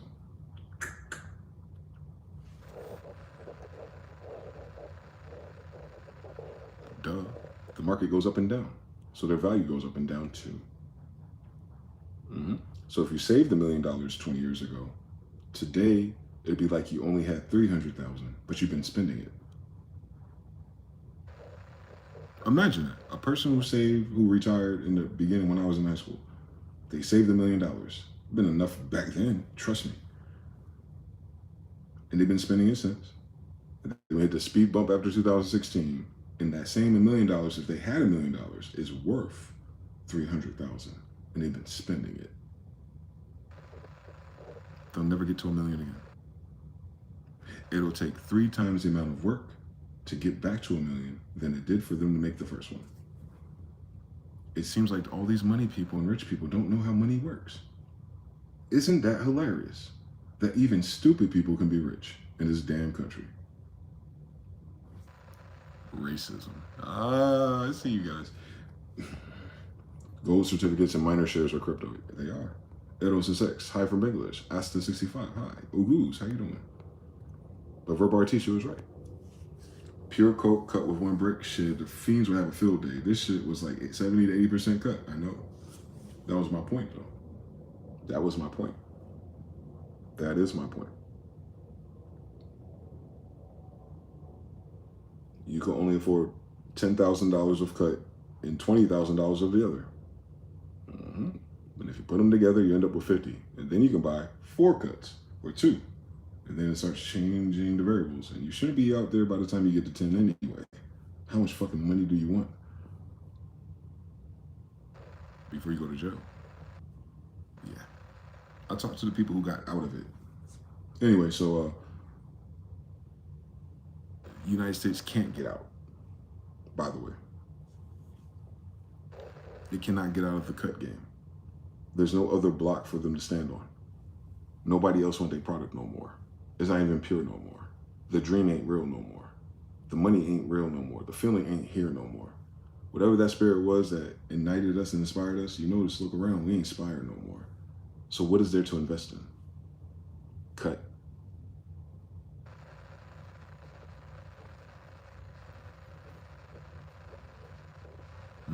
Crypto is like investing in cut, not the product. It's a fraction of the fractional banking. Cole says you invest in yourself. Squad. Good answer. I don't know if that's the answer for that equation, but yes, no matter what. No fucking matter what, yes. But no. We're talking about drugs. That's not an option. The United States cannot invest in itself. Its population is cut. It's a slave population, meaning it's genetically inferior.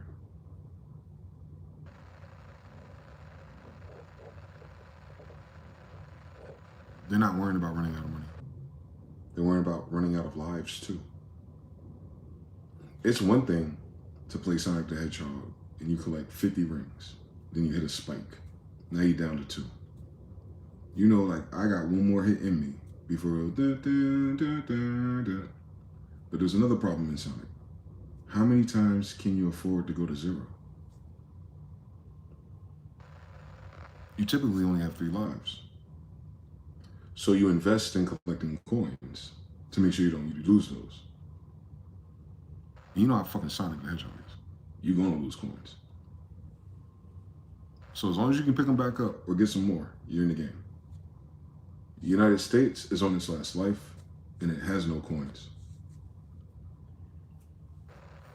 Can it afford to move forward in Sonic?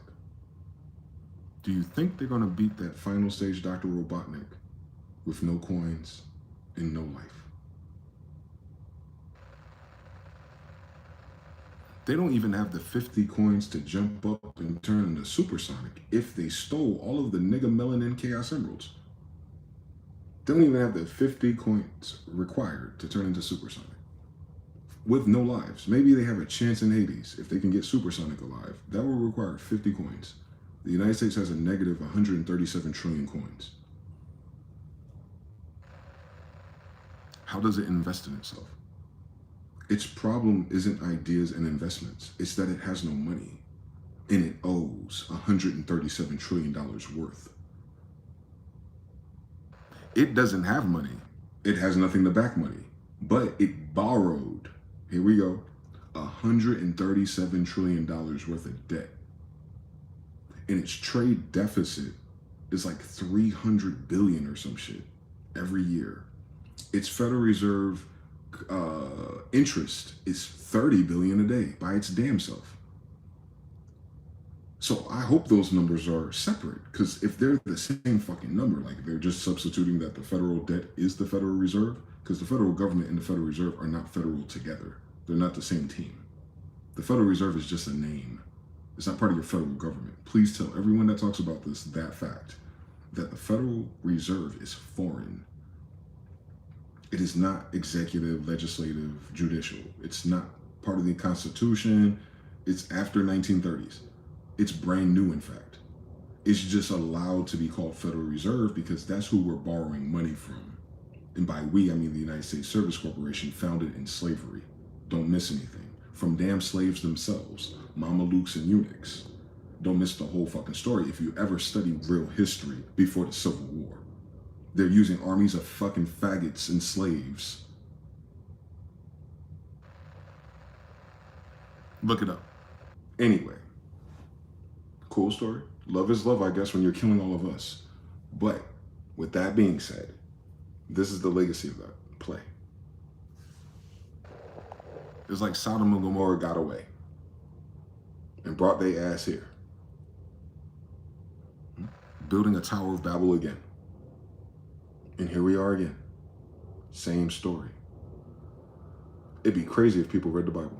They would recognize which chapter they're in, since it's written by prophets, not historians.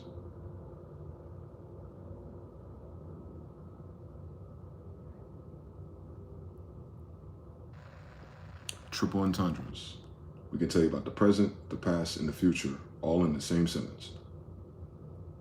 Metaphysicians, universal law followers, universal law bringers. If they brought all this to us, do you think they perfected time too? Patience is a virtue. That's what they were trying to tell you. You would read this book to recognize where you are in it. This ain't Harry Potter, bitch.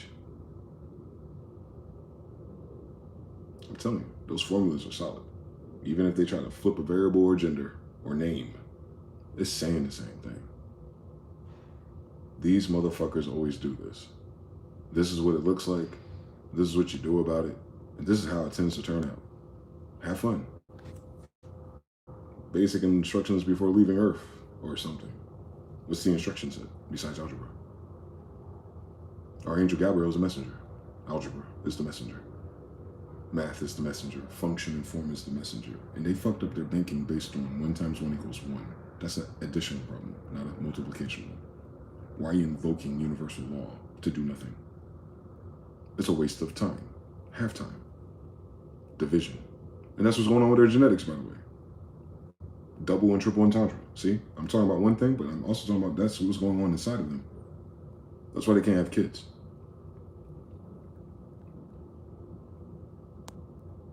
I'm certain of it. That's what Elon Musk is talking about.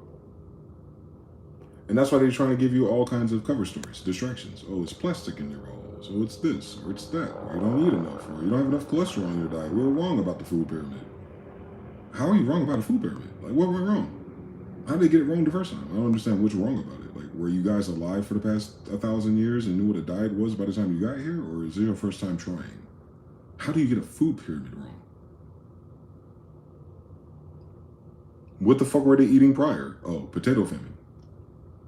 See why history is important when you remember who comes from where at what time? It'd be impossible for a motherfucker who only had a potato diet to tell you how to have a diet at all.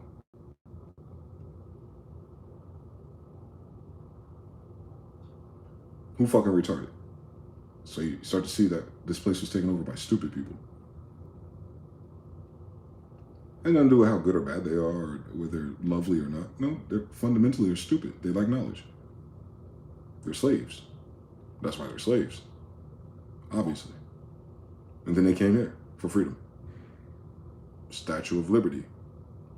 Well, if you came to Liberty Island for freedom, what were you before you got here? What year was that? That was recently, right? That Liberty Island and Ellis Island was open to admit people for freedom, right? Freedom of what? Religion? I thought it was a separation of church and state already. Weird. Okay, so you're gonna come over here to not go to church. But these motherfuckers that came here were Christians. Which one is it? So motherfuckers came here as Christians to escape Christianity? Which one is it? Tell me which fucking one is it? Was it the freedom from believing in white Jesus or not? Or was it freedom for slaves and prisoners in insane asylums?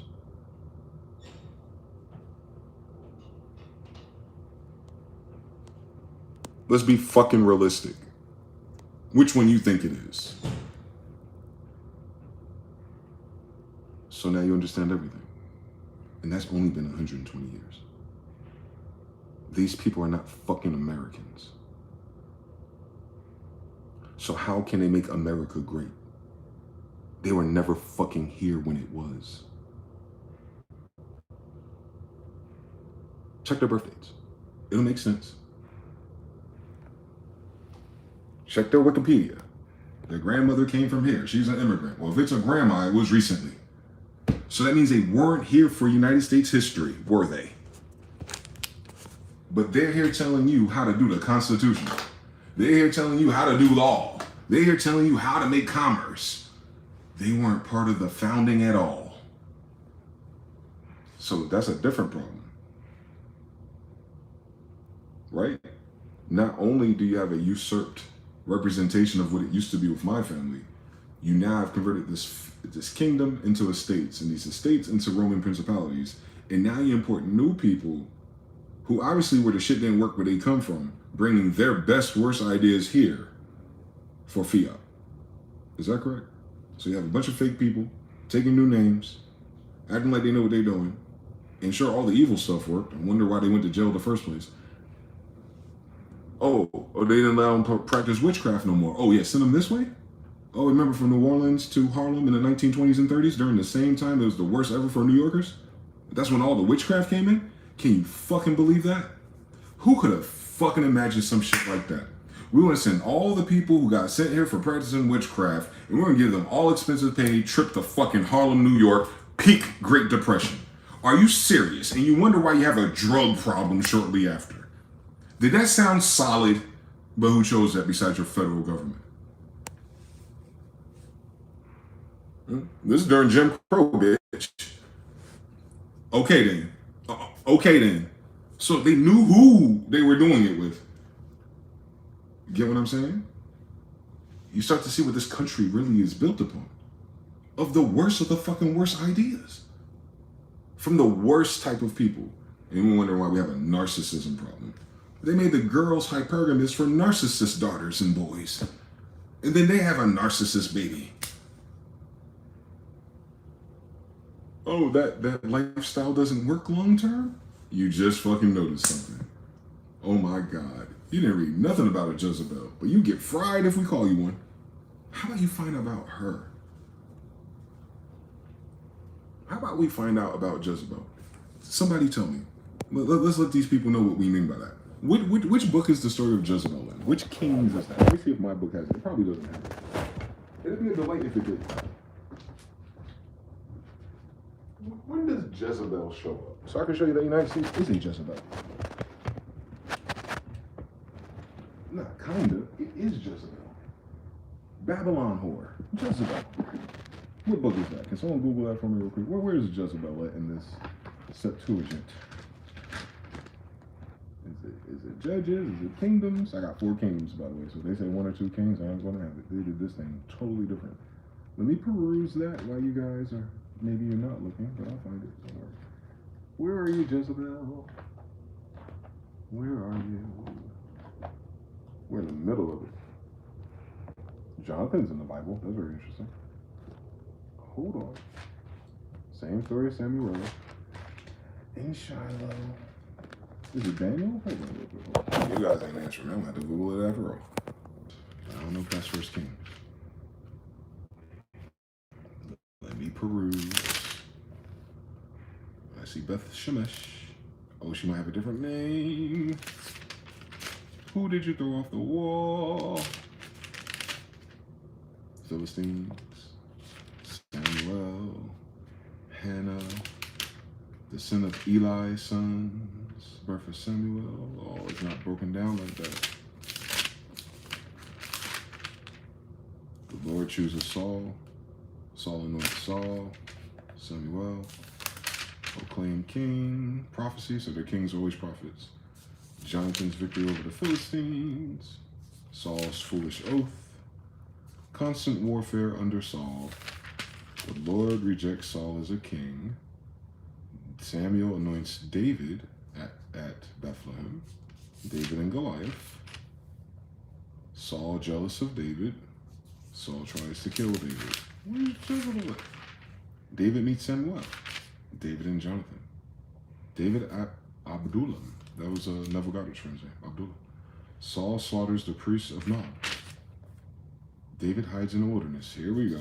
Oh, we can relate to this one. David spares Saul's life. The guy hating on him. The OG. The death of Samuel. David and Abigail. David spares Saul again, a second time. Wow. The guy that's killing giants is very patient. One of his damn uncles. David among the Philistines. Saul consults a medium. The Philistines reject David. Wow.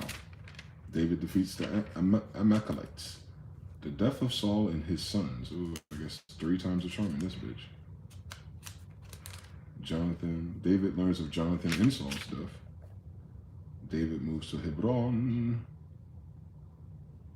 I think it's Ishabeth. Is that her name? Ishabeth? No, that's a boy. The house of David grows stronger. Come on now. Mephisto from Diablo. Murdered. David defeats the Philistines. Didn't see that coming. After he was anointed king of Israel and after he captured Jerusalem. So think about that. He's the king of Israel, then he took over Jerusalem. David brings the ark to Jerusalem. Jerusalem is always being fucking occupied. I wonder what happened in New Jersey. The Lord can covenant with David. David's prayer. Ammonites and the Arameans are defeated. Moors are Ammonites. Amorites. Same family tree. David commits adultery with Bathsheba. Nathan rebukes David. Anan and Tamar. Absalom returns to Jerusalem. Big deal. Sound like a Muslim name, by the way. Absalom rebels against the king. I don't see no hoes yet. Besides David. The Council of Hushai. The death of him. David mourns his death. Sheba leads a revolt. Oh, it's not Bathsheba. Sheba. Sheba in this context is a boy. All right. The famine brings justice. The victory of the Song of David. Or the Song of David's victory, I would say. David's mighty men. A bunch of foreigners. Ruffian. Wow, they actually mentioned that. They're a different type of angel. And the 3 went down from the 30 and went down to Kadon and to David in the cave of Adullam, in the division of the foreigners. They had camped in the valley of Rephaim.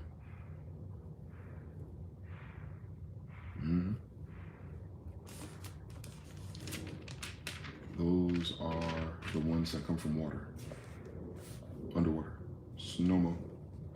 Maybe not mermaids, but they're the water people, Rephaim. And just like the Salish mythos, those are Nomo. They're a type of angel, if you will. Something that's not from this planet, I should say. But they live underwater. It's Rephaim. And then there's Seraphim. I do not see no damn Jezebel spirit. It's gonna piss me off. I'm in Third Kingdoms already. They just broke it down to me.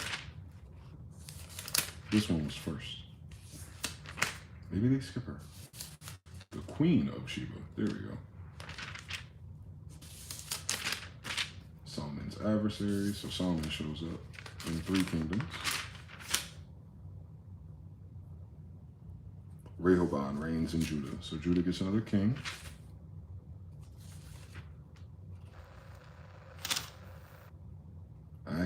Ahab reigns in Israel. Okay. Well, they go through all of them. All the cons. Elah, Zimri, Omri, Jehoshaphat, Ahab, Elijah. Oh, Elijah predicts a drought. He's a prophet. Okay. Elijah and Hodiah. Baal worship. Oh, we bullshitting him. Heb, Baal, Asherah. So Baal's the angel Asherah? Maybe. The call of Elisha.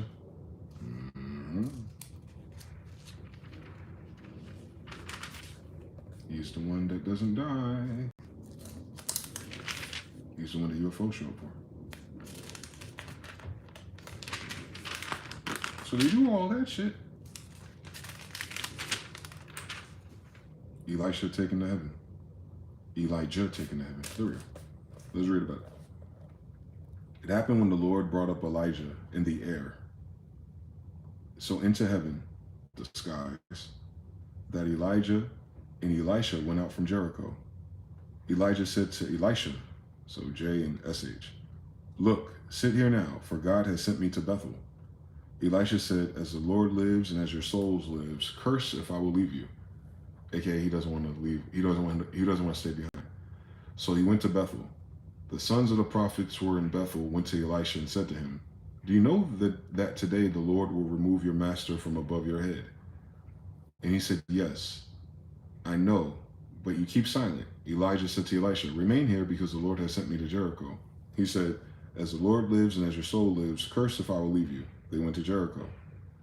So the people are saying, you know you're free, right? So why are you still following him? The sons of the prophets who were in Jericho drew near to Elisha and said to him, do you know that today the Lord will remove your master from over your head? He said, yes, I know, but you keep silent, because he's a prophet too. Elijah said to him, remain here, because the Lord sent me as far as Jordan. Elisha said, as the Lord lives and as your soul lives, curse if I will leave you. Both of them went. Now check this out. This is when Elijah's in the air, so they're flying to these places. So the people that notice when they touch down are saying to him, hey, you know the guy that's flying you everywhere, he's about to leave soon, right? Very interesting. 50 men, the sons of the prophets, stood opposite them from a distance. Both of them stood at the Jordan River. Elijah took his sheepskin, rolled it up, and struck the water. The water divided on one side and on the other side. All right, so it looks like Aaron is not the only one with that trick, right? And both of them crossed to the desert. So he split a river by rolling up his shirt or whatever and hitting it. Yeah. There's a lot of magic in this book. It happened when they had crossed that Elijah said to Elisha, what can I do for you before I'm taking up from you? So Elijah might be he might be sky people. He might be a hybrid for real. Elisha said, may your spirit become twofold on me. So he's asking him for his gift. Elijah said, you have hardened to ask. If you see me taken up from you, when will it be in this way? If not, then it will not be so. It happened as they were talking. They went along and spoke. And look, a chariot of fire and a horse of fire. And he separated between the two of them. Elijah was taken up in the air as into heaven, meaning the UFO came down and picked him up. As I was saying, a book about extraterrestrials. Elisha saw that and cried, Father, Father, the chariot of Israel and his horses. He did not see him any longer. Yeah, they turned the lights off. He took hold of his garments and tore them into 2 fragments. He raised the sheepskin of Elijah and that had fallen from upon Elisha, aka he dropped it when he was going up. And he stood on the bank of the Jordan. He took the sheepskin of Elijah and fell on top of him, and he struck the water, and he said, Where is the God of Elijah? He struck the water, and it divided to one side and to the other side, and Elisha crossed. The sons of the prophets and those who were in Jericho saw him from the opposite side of the river. They said, The spirit of Elijah has rested upon Elisha. So he's saying, you got the juice now. They came to meet him, and they did reverence to him on the land. They said to him, Look, we are with your servants, 50 men who are sons of strength. Remember, they're all descendants of prophets. Let them go and search for your master, in case he was dropped off somewhere. In case the Spirit of the Lord discovered him and brought him to Jordan or into one of the mountains or into one of the hills. Elisha said, Do not send them. They urged him until he was ashamed. And so he said, We'll send them. Then 50 men, and they searched for 3 days, but they did not find him, Elijah. And he was living in Jericho, Elisha said. Did they not say to you, Go, don't go? The men of the city said to Elisha, Look, the situation of the city is good, just as the master sees. However, the water is bad, and the land is barren. And Elisha said to them, Bring me a small jar and put salt in there. So he's adding salt to the water, right? They brought it to him. Elisha went out to the spring of water and threw salt in it. He said, This is what the Lord says. And he quotes, I have cured this water. No longer will death be there and it be unproductive. And mind you, the Lord he's quoting is Elijah. The waters were purified, and until this day, according to the word Elisha had spoken. So he basically baptized the water and made it drinkable. So water out of wine, check out what this did. Check out what his ancestor did. Yeah, they're magicians. He went from there to Bethel.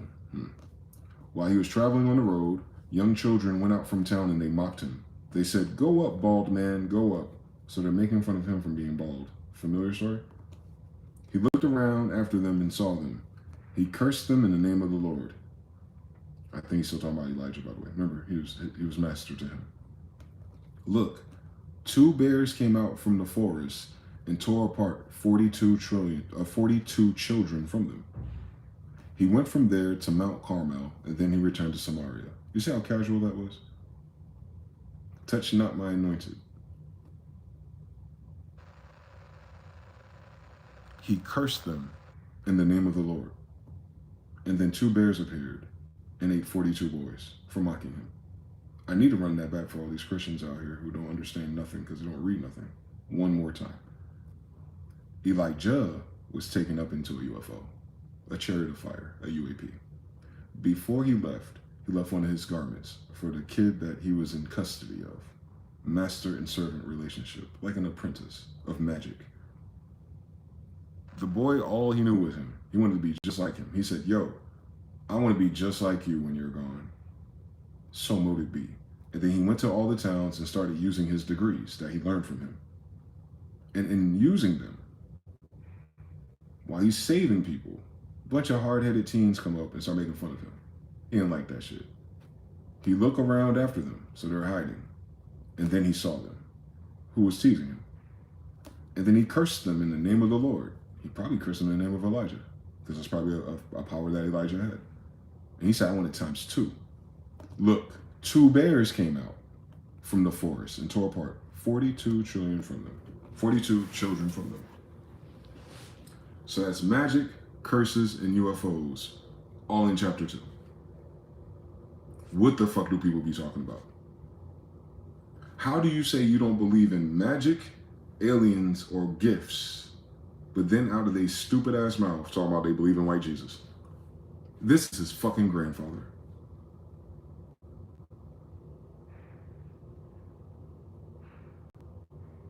This is my grandfather, by the way. You should check out my YouTube shorts. You'll see it. Similar story. Does that make sense?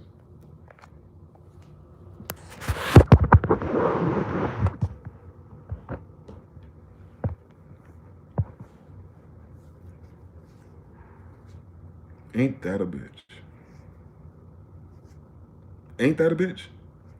People who believe in God and love Jesus and read the Bible are trying to figure out all three of these things I just said. And then I've had people who tried to understand what I was saying in old 3 a.m.s and suggest to me that I'm being blasphemous because I am giving credit to the obvious. Then I have to just admit the fact that a lot of these people who say they believe in something or know something just be saying shit. Because there's no way you could read that and not miss all of that. I read it in King James English. He was taken up and everybody went around, said, you know he's leaving today because those things are here. And then they stood at a distance to watch it happen. These same people said, split the river in half and walked across the sandbar. Magic is evil? What? He asked the guy going to heaven, can he have his? Elijah is being taken as a man in a body upstairs. And his little apprentice is like, yo, I want to be like you times 2. Can I have dibs? And these are prophets, by the way. Like the King of Kings is. A prophet, by the way. It's a bloodline of prophets, by the way. Yeah, absolutely. I think that's what the difference is between Israel and Jerusalem. Either way, everything's in this book. They've been sampling this reality out of our book the whole time they've been here. Every Hollywood's, every hero's journey, every last function and formula is based on this. Ain't that a bitch? That they would say that these formulas and these sayings and these words and these towns and these names and these countries and these states are valuable, but not the people or the God itself. Don't that sound fucking stupid? I'm pretty sure the Bible said they would do that itself. That's how stupid it is. Like, it in itself predicts that people will have it fucked up and do these stupid things. And then it tells them what happens to them. It ain't missed yet. I've been reading it in and out. I haven't seen it miss anything. I'm living through what it didn't miss either. It predicted this moment. Not this one, though. That's New Testament when they start getting evil about what the fuck going to happen to your ass. Jashers and Jubilees, too, but that's a whole other story. But I know one thing, though. There's UFOs, there's magic, and there's spirits that use animals. Africa know what I'm talking about. This ain't new to Africans. Ain't that a bitch by the kingdom? Of course it shouldn't be. I mean, if you remembered any of the Moors or any of these guys that lived over there, Al-Andalusia and shit, you think they were just upstairs? Yeah. Interesting. Very interesting that your president is talking about Christianity. But he ain't talking about the damn UFOs. You know what the fuck these are if you're a Christian, bitch. And then they leaked a video of them shooting missiles at them. What does that mean? What does that mean? If your military is firing missiles at angels, they speak English, don't they? So they had a Bible. That's the only reason why they would know this language. And they spy on everything and practice remote viewing and leak things with the CIA. So they have a huge language model about this thing. But fundamentally, though, if they heard anything about a chariot of fire, it's probably a UAP because that's what the fuck they look like. A spinning disc that's burning, glowing. Right? A chariot is a wheel. So it's a wheel that's on fire. What is a UAP? Besides a circular craft on fire. It's a wheel of fire. It's a chariot of fire. And there's a horse there. What does that mean? Something's steering it. It has a driver. Oh my God. With a lead helmet. This is an guess we ain't the only ones with them. Seraphim again, same story. Roughly again, same story. We're not the only ones here. But chariots of fire, though, those are from upstairs. And their military is shooting at them. How do you think that's going to go? I'm almost certain that's blasphemy, almost. I'm pretty sure. Those are chariots of fire and they're from heaven, and you try to missile strike a technology or instrument from heaven, that will qualify as blasphemy. I'm almost certain. I'm almost certain. And these people are scared, and they're now releasing the footage recently. But if any of them are Christian, and most of these people who deal with extraterrestrials tend to be, if they're not a minute prior, they are a minute after that. Isn't that strange that people like to find God after witnessing?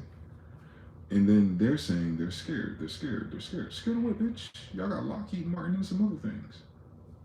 Oh, I know what you're scared of. I know what you're scared of. You shot missiles at Heaven's Army.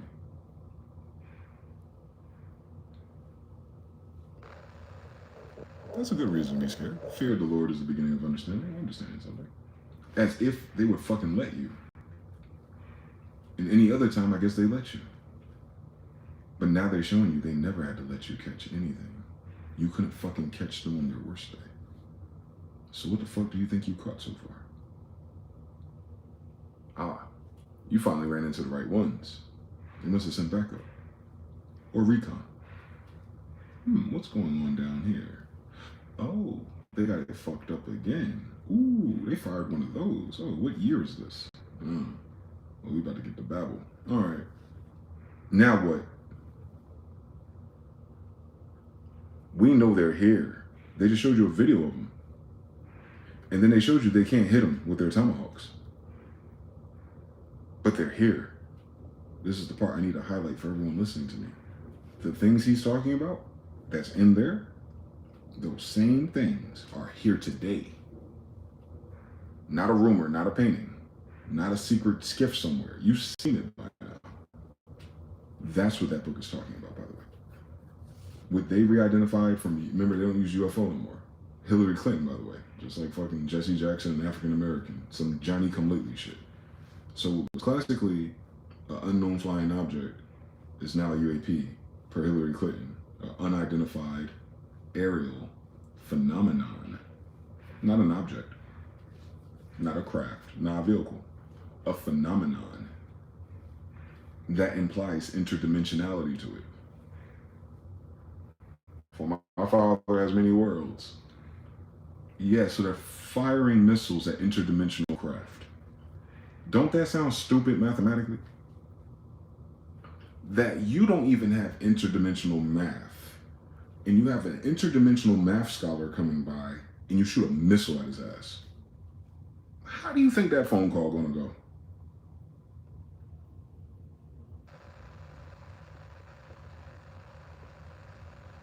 You had a motherfucker fly in who's interdimensional, and you fired a missile at his ass. What do you think is next? You waiting for these faggots to go to Mars or something? Bitch, Mars is right here. They're shooting at the gods of war, bro. They're shooting missiles at the gods of war, bro. On top of everything they got going on in Gaza, bro. How the fuck do you fire off on a chariot from heaven? That's firing off on the Emperor, by the way. The Empires who has all this technology. They love Star Wars, though. What the fuck do you think you're digging up in our former empire, though? Maybe they should fucking talk to the obvious dude, Bob Lazar. He already told you. They dug it up. Yeah, before the other flood, before the other war. Those are the ones that didn't make it to heaven, obviously. Okay, then. But now they're back. Who are those? You can't even fucking hit them. And if they turn their light off, you will never see them again. You're gonna fire on something like that? Ain't that the stupidest shit you ever heard? And you're supposed to have confidence and trust that these motherfuckers are competent. Why would they even try that shit? That speaks to the kind of people they are. Something wrong with their fucking head. So I don't believe them about nothing that they say. How the fuck did they miss that equation? You're speaking English, a land of angels, and angels have chariots of fire. And in their fucking language, in their math, that yours is loosely based on, you're going to create a weapon and fire it at them. And then you missed. And then it deteriorated and came back again. And it only showed up optionally. They don't have to turn their lights on. I watch them turn them off all the time.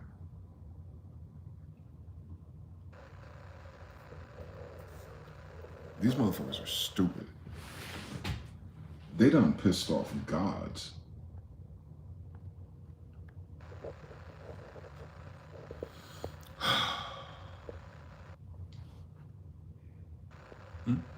That's why that shit's coming out. It's on time. It's confirmation. I've been talking about that for a long time.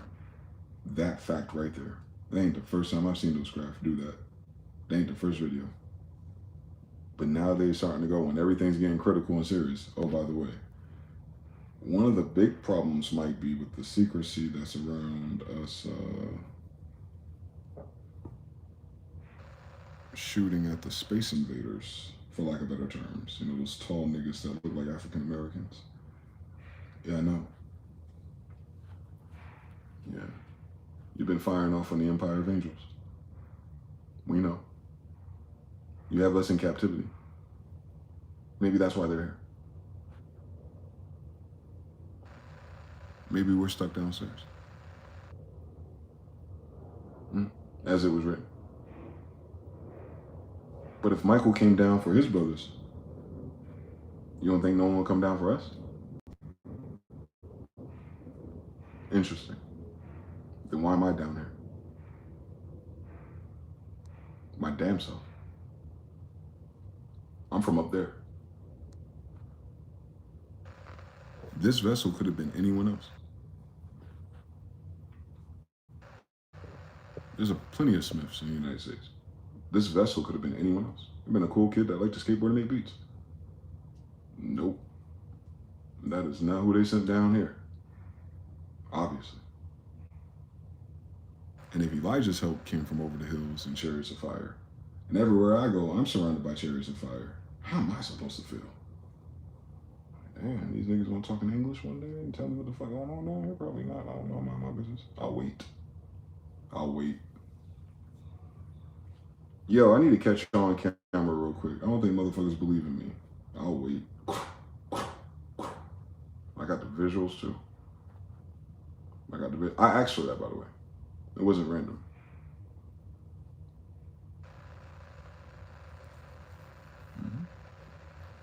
And I listened to that little voice in my head.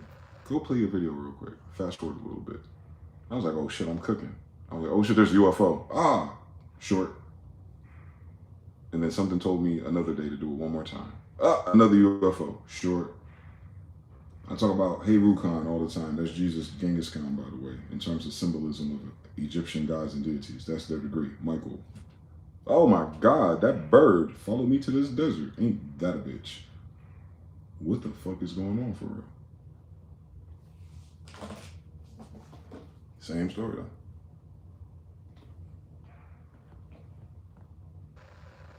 I can do some this ain't that on it. I can tell you that whatever this is, if I keep adding up all those fucking symbols, it ain't nothing that these other motherfuckers are talking about. So it's quantifiably impossible that I'm capping about that. My ladder is way too stacked. So who are we? That's in that Bible already. In King James English, his grandbaby. Talking about the Judeans, Israelites in Jerusalem, who came here already. And out of their royals and nobles, I'm product of it already. The people from that book who had UAPs, magic, and some other shit. And I'm one of their children. Can you imagine some shit like that? Can you imagine if this was a movie or it was like a story that was based on history and real people and it wasn't like this, some Harry Potter shit? Like, oh man, what a fucking coincidence. How much of that is impossible? And how many coincidences are no longer a coincidence? And that's what I've been telling them before, man. They done picked the wrong war. A civil war? Black versus white people? Rich versus poor? Before you get to that, know this. You committed blasphemy against the sons of God. And you owe somebody $137 trillion at least. How much more time is left on your lease? Because I don't think you're going to renew it down here. I don't think so, guys. I'm stacking this shit up to the ceiling. I don't think, in the best of timelines, that these people behind this bullshit that we survived through, just in the last 40 years, that they're not going to be able to renew their lease down here. What's crazy about that is that if any of that is true, and I'm leaning towards it, I have faith in knowing that I'm closer to this than that it's quite possible that this is their last stand at all. And if they felt like that and they kept that classified, then they know that's true. So there's a little weird ass take everyone out with us party that's failing them, by the way. Thank God most of us are still here. That means they're going to lose. They're losing a silent war. They're losing a secret war that we don't even know how to contextualize this yet. And that's why their moves don't make sense for what their problems are. If their problems are money, then you make better money decisions. That's not what their problem is then. Their problem is they're trying to force a war. And nobody wants to fight for them. What do they win? 200 trillion in debt.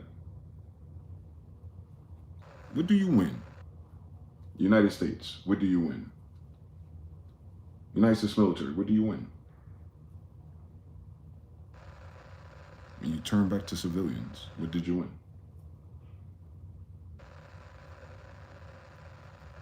Another job, another mortgage, weird health issues.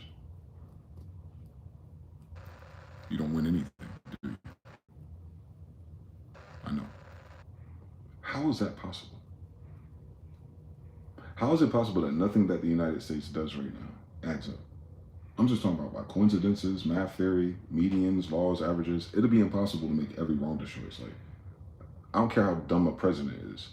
He ain't the one making choices. So like, how is none of their choices adding up?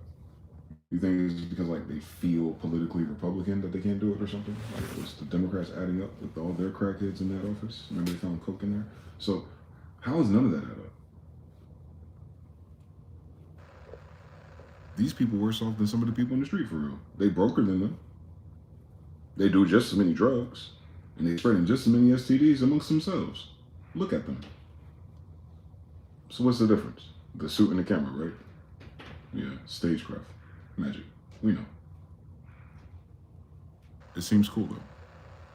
Until they're barricading someone else's house. Until they're showing force and guns and all their soldiers are out of weight. Out of shape. There's videos of them chasing people down and not catching them. And they want to go to war against people that actually have guns. How the fuck, in what slave story do they win that shit? That has never happened in United States history, by the way. They've never won a foreign war on these shores. It doesn't fucking exist in their history. They're not kingdoms, by the way. So just in the last 200 years, they've never won anything in which someone else was the aggressor against them. Never. It did not exist prior. Thus, never in its history. In most of the United States history as we know it, they have been at a war. They've been in war the whole time. The United States has never not been in a war since it was formed by people who were in war for someone else and they reneged on the kings. Get it? They've been going to war against kingdoms this whole time. Unum sanctum. US. Same story. I think that's why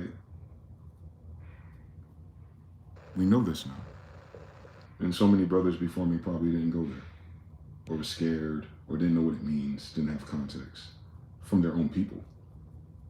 I think this would have been scary in the more simple sciences in the 80s. Although my grandfather kind of said it, but you would have to have the context of his time period to understand why he said what he said. Versus, he didn't live today. He didn't go to these schools. He didn't have that Jim Crow. He didn't have that civil rights movement. He didn't have that integration either. So he's talking this language back then, bro. He was talking this language 100 years ago, bro. Before any of that shit. Before the collapse, before any of that general board shit. He already knew this.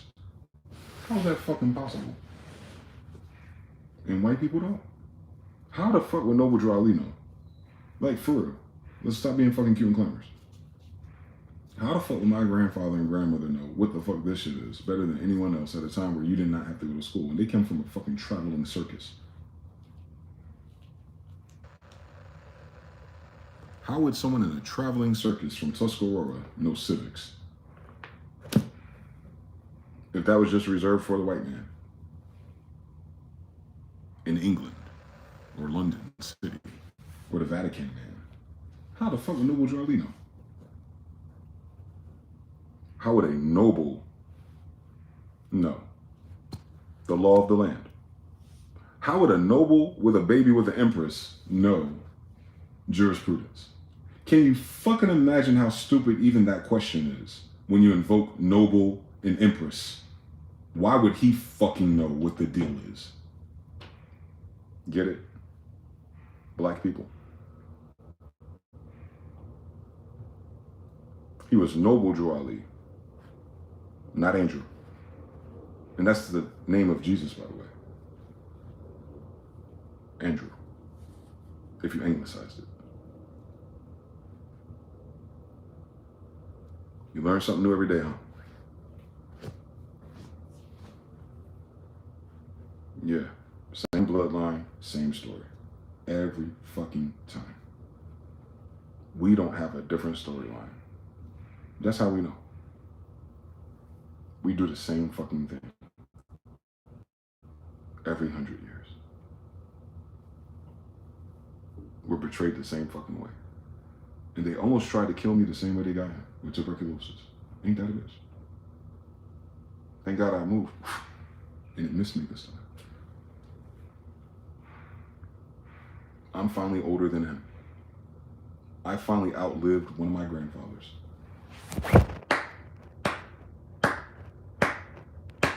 For the first time in a very fucking long time.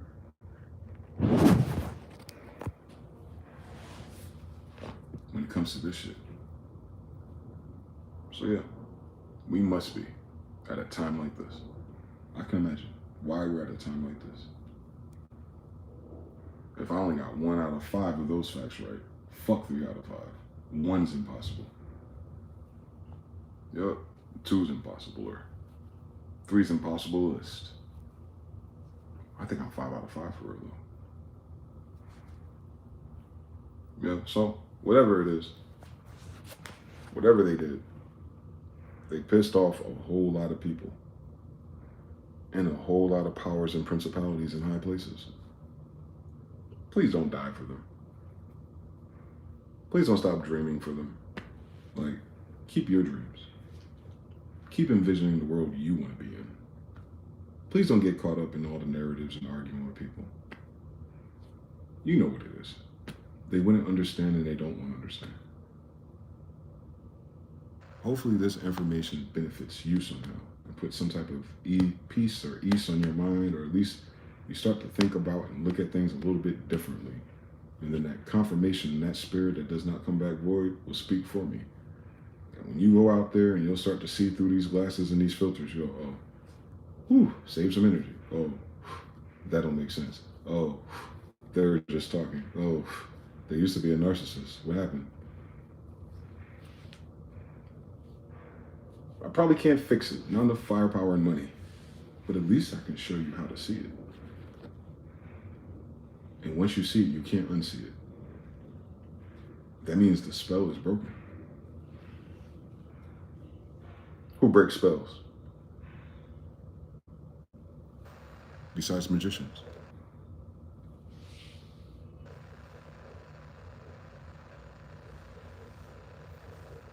3 a.m. is me breaking spells of witches. I can see why they would be upset with me. But they don't ask themselves that question. So I'll ask them, hey, bitches is witches. What do you call a boy that could break all your spells? What do you call a boy that's immune to your spell work? What do you call a man that's immune to your bullshit? You ever meet one of those in human history? Isn't that impossible? According to y'all stories. All your sororities and Eastern stars and shit. I would be considered profane, wouldn't I? Ain't that a bitch? How a profane, non-union card holding motherfucker break our oldest spells with common sense?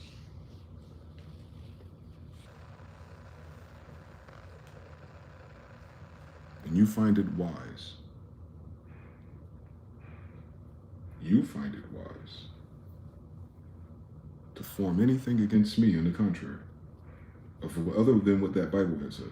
Why you speak King James English to King James grandson, and you're wondering why the son of a king has that power of his voice. You're wondering why the son of kings doesn't give a fuck about witchcraft. Because those same kings are prophets. What do I need witchcraft for? I'm just getting started re-scrambling my parameters. But I've been doing this my whole life, in fact. I've been dispelling bullshit and word spells my whole life. I've been praying and healing people my whole life. To God be the glory. I just want to know what these bitches and these witches, what story is that? And that's what the problem is. They don't believe the history. They don't believe the story. They don't believe the language, that amount. They don't believe the book. They don't believe me. How are you wrong about everything? Why are they here then? I don't understand. Why are you in the kingdom of Jerusalem if you don't want to believe the Judeans? Like, why did you come here? Why are you still here? Why are you in the kingdom of the people using the language of their king that do these things and then deny that so you could play Fiat Sandcastle instead? That's like the dumbest shit I've ever realized in human history. You came to a plane of magicians and wanted to play fucking Maple Story. You had the option for World of Warcraft and Harry Potter, and you turned this shit into what? Rain Man? Y'all are fucking retarded. Of course your magic sucks. It requires mathematics, algebra, Gabriel, Lucifer. You're not lit enough, obviously, if it don't work. No amount of repeating that shit is gonna put spirit of God into it if you're fucking dumb. And you're doing evil things to innocent people. That's why you're cooked. Judgment, divine judgment. We ain't talking about night court. We're talking about turning off your fucking power bill, nigga. You do not no longer have Wi-Fi signal. You have no more access to that voice. I know. Question, how do I know that? I'm the crazy one though, but I could read you, and we're not even on the same internet. How do I know though? How do I know before this shit happened then? Holla at me. I'm even setting my videos public so you can see it before it happens. That's impossible, by the way. But here we are again. To God be the glory. It sounds like you picked the wrong side again. How do you miss everything? But you're important.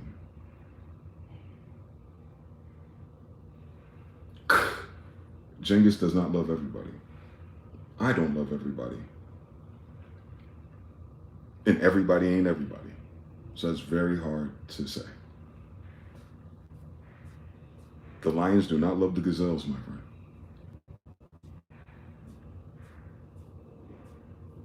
Which one are you? That's a weird belief in front of everything else that's true. As above, so below. Does it stop at love? If he hates sin from upstairs, so much so he won't come down here, how the fuck do they assume that everything is love down here? Kia Cashapp Kaha. Is it up 20 cents? Shit, that's how much our dollar worth.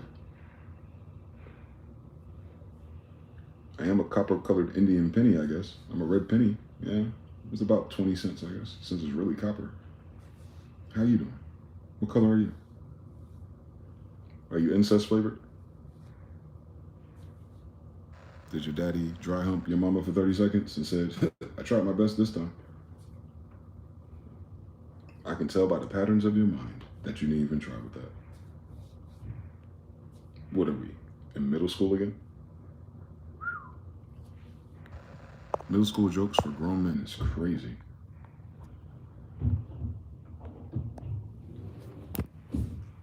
Thank God they didn't exist in East Orange with us, man. Jesus Christ. These motherfuckers would have been off themselves by high school, man. They so damn corny.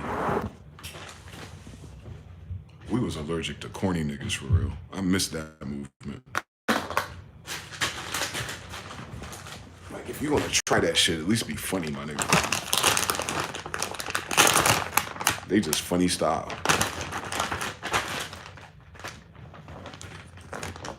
Weird story. Shout out to my foreigners. You'll catch up to us one day. You're only 40 years behind on our jokes.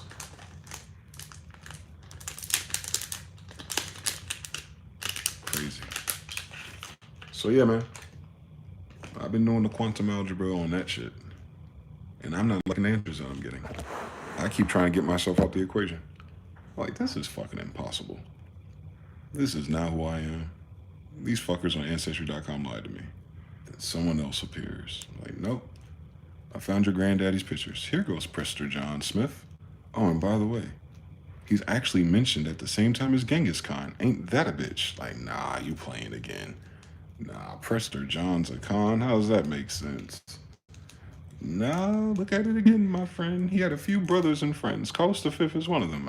Incest strikes again. But at least it waited 400 years. Most of it. And like, you know, you just keep going down the list. Like, nah, these are the people that this shit comes from. That is where my name comes from. It doesn't come from a different John Smith. It had to be the John Smith that was a king in America. And Prester John Smith was the king of America. Oh my God. I wonder if it was the same damn time period. Oh, it was. I wonder how many King Johns could King John in New Jerusalem at the same damn time, Jews. Like, nah, it was Prester John Smith, my grandfather. Now imagine that shit. They don't even know who that is. The foundation of everything currently is based on that magician, my grandfather.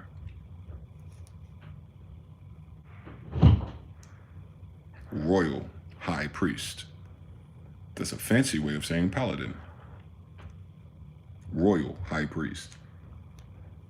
His powers come from source, heaven. They had technology and everything. You know, flying craft, magic carpets, same story.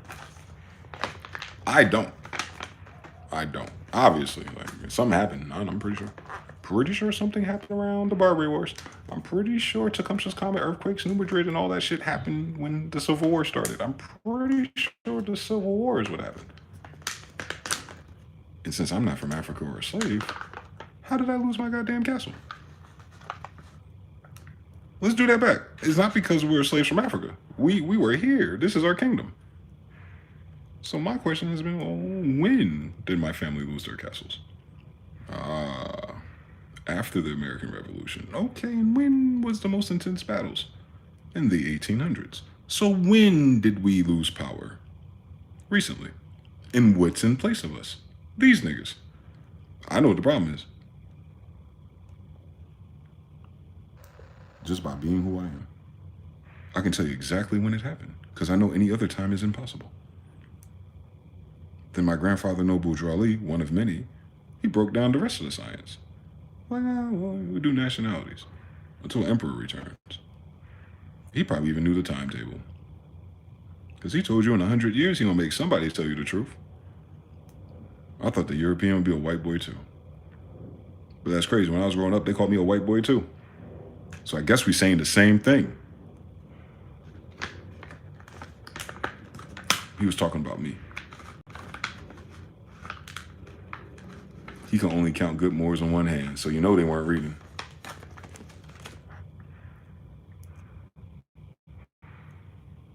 It didn't get no clearer to me in King James English that the weirdest thing about my fucked up life is that all those little check marks and bookmarks and notifications and like all that shit our law of attraction does internally, the reason why I paid attention to this shit, as if I had a fucking choice rule, is because they were talking to me. They weren't talking about me, they were talking to me.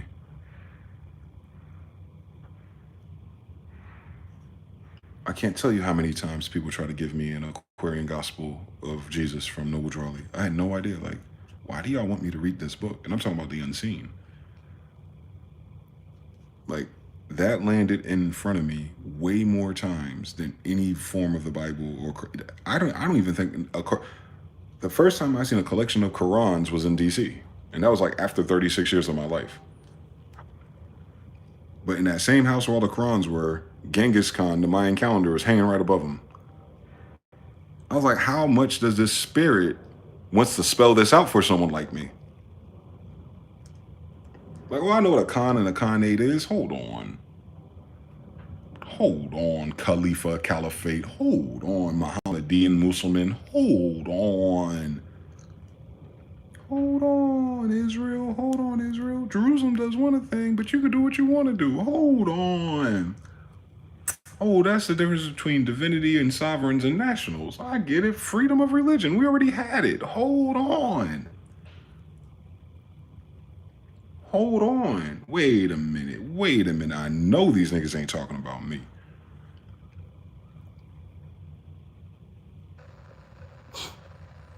Just to be their grandson.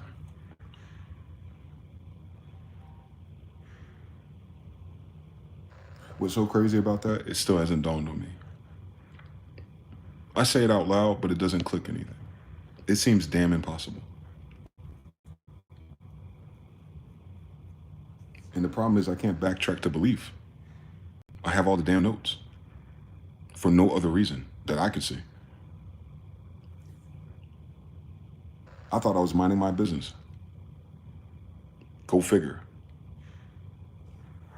I thought 3 a.m. was a way for me to look at the things I was interested in by my damn self. Go figure. I thought 3 a.m. was just a way for me to just share the ideas and see what other people think in the comments and shit, in the damn Discord and shit. Go figure.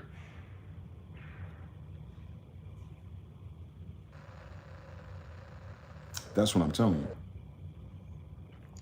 On the this ain't that Olympics, on the faith ain't knowing Olympics, you'll get to a point in time, I'm almost assured of it, that you don't even gotta play that game no more.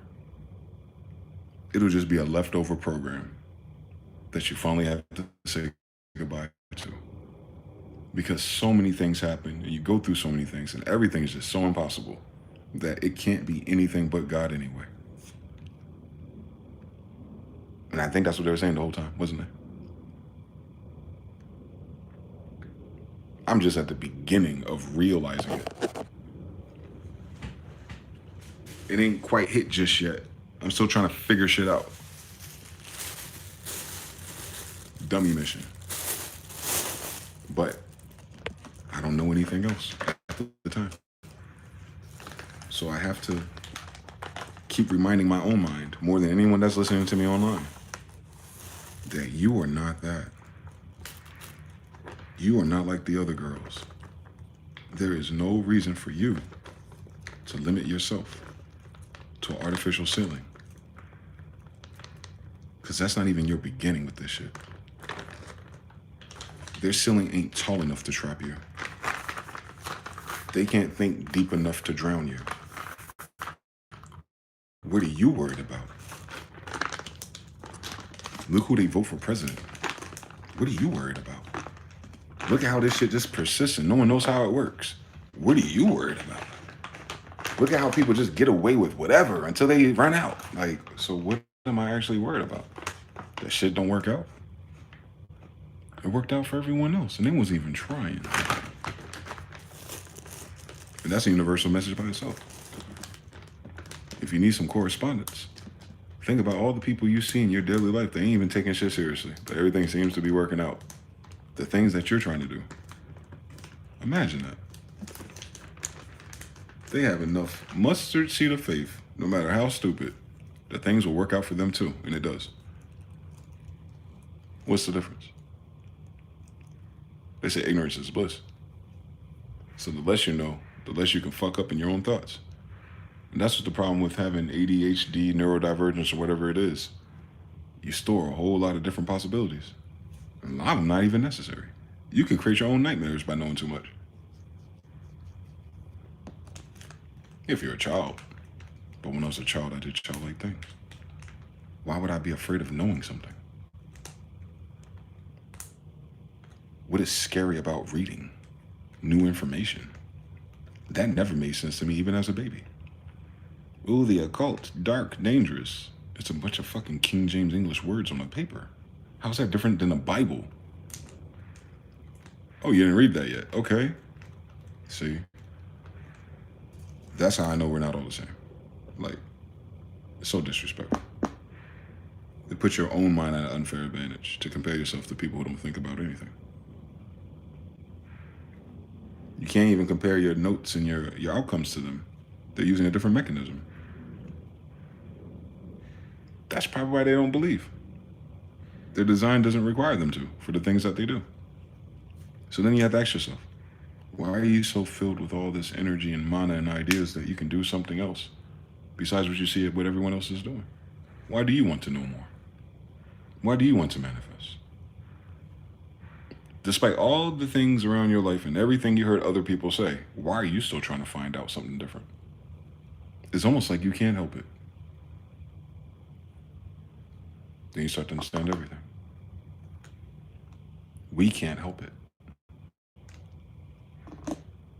But this society wasn't made for us.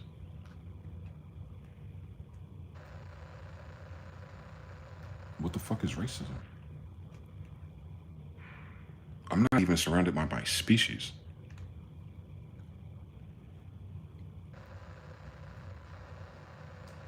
It's not even damn close. That's what's crazy about this life. That's why you cannot judge a book by its cover. Because they've never been talking about anything on the outside. They didn't describe how big Samuel's muscles were. They didn't talk about David's calf muscles. They didn't talk about how long their beard was for real. Just that Samson had a lot of hair and this bitch cut it off when he was sleeping.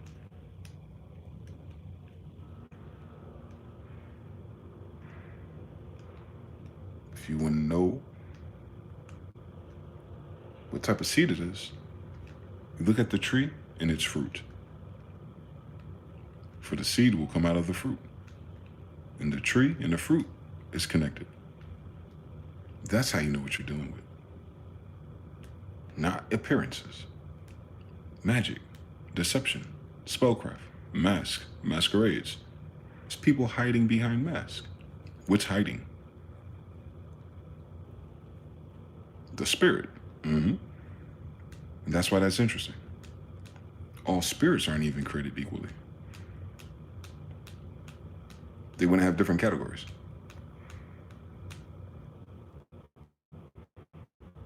Then you start to understand everything. Is it an NPC vessel or an NPC spirit? Can you tell by looking? Or is it based on how they act and say things? Spirit, breath, speech. So you can judge a tree by the fruit that it bears. You can judge a person by what they're saying, what they're concerned with, what they're worried about, how they think about things, how they handle things. You can tell how far and deep that goes, can't you? Yeah, me too, especially. And that's what's so fucking weird to me. I'm all willy-nilly out here, just talking, just saying everything, anything that comes to mind, all the magics, all the divine science, all the hidden prayers. I'm just throwing it online. And motherfuckers have a problem with that.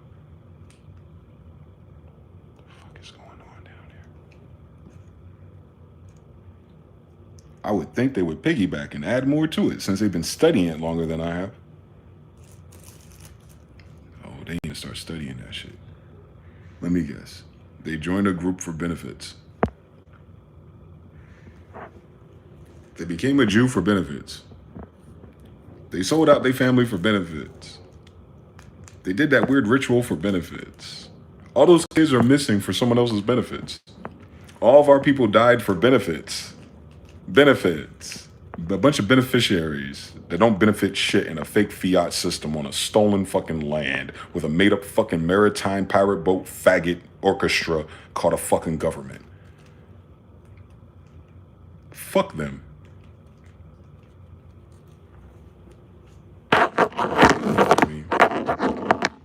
Is there anything else after that?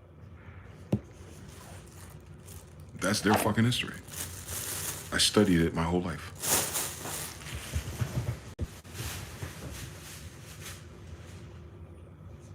Ugly ass motherfuckers on a boat who can't get bitches started fucking with boys. Playing with toys. Don't really like women. And a bunch of women, like Mulan, who swear they can be a faggot ass man. I bet you can, sis. And she wants to be the brains of the operation. You know they mature faster than us. I wonder who told that lie. I haven't seen a female angel fly yet. Out their damn mouth or nothing. They haven't said nothing inspiring yet. And we know they down here. Oh, they must be scared and hiding. Oh, they don't want to fuck up their benefits. Bitch. On God in heaven. This y'all shit. Europa. That's why they send big brothers down here.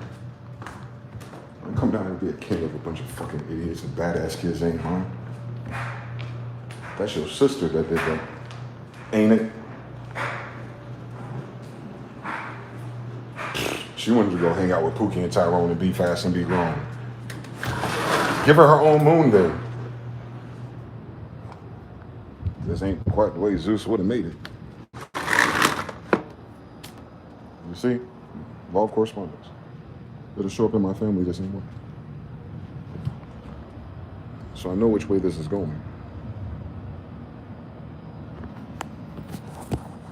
Who wants to be the king of a planet full of girls? Bunch of freaky frogs, I know. But it's a moon, I said. You want a planet full of bitches? Just a moon?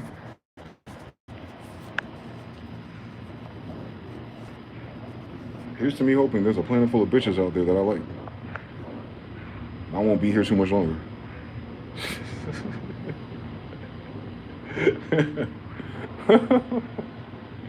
A man can dream, right? I might die down here, wake up upstairs, and I'm like, whew, that was a nightmare. They done put me into a dream full of bad-built Indians. That's an abomination. I can't even believe they drew those variables. Mom, you got any dinner? They don't even cook down there.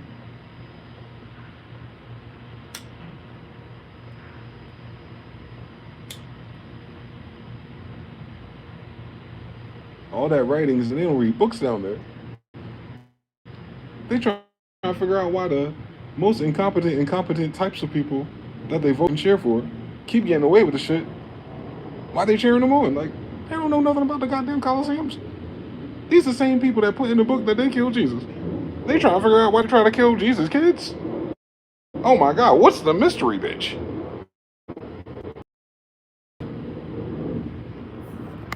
The same type of people that try to kill Jesus are the same type of people that try to kill his kids. You call those black people. Ha! Plot twist. Who you think overthrew the kingdoms if there's no white people here? Plot twist. Then now you're starting to see where I be going with it. Like, I ain't got time for no civil war. You motherfuckers are both my ops, I guess. Do I just let my enemies fight each other? Especially since they don't know what the fuck their grandma's saying.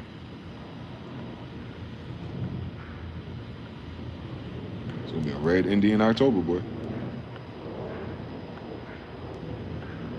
As above, so below, I guess. As above, so below. Yeah. It's not just time up for white people. It's time up for everyone that betrayed us. It's time up for everyone that lied. It's timed up for everyone who didn't stand on business. Narcissists come in all colors and shapes and sizes. That is the blueprint of the seraphim. They're not even here yet. They ain't even ready to connect that branch yet. So it makes me wonder, what the fuck have they been reading? Oh, they've been studying all the things that give you the most benefits.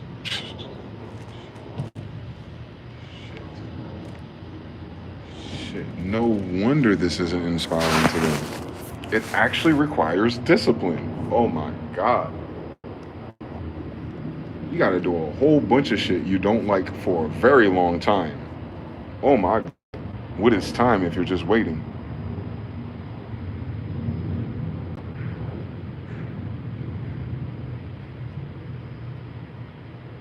Yeah. They didn't play enough Diablo for me. They wanted to be barbarians. Others wanted to be sorceresses. I was like, the paladin does both, bitch. On Prester John Smith.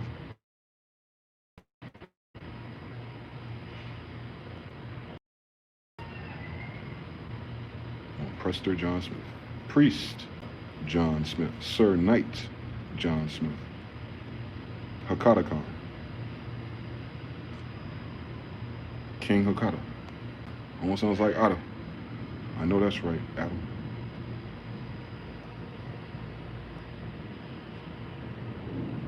Just telling you who their daddy is.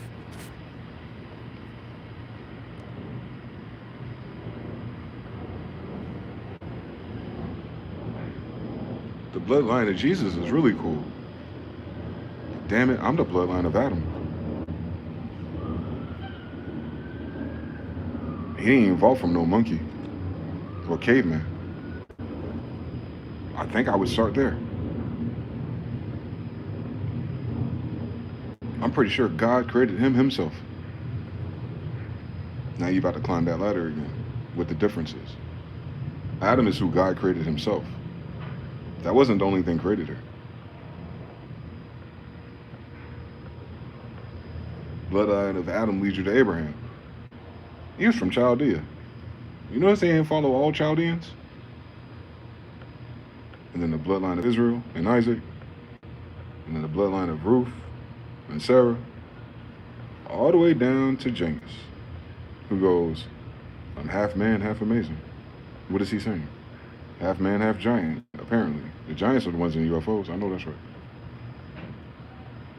Ain't no giants down here. Not for real.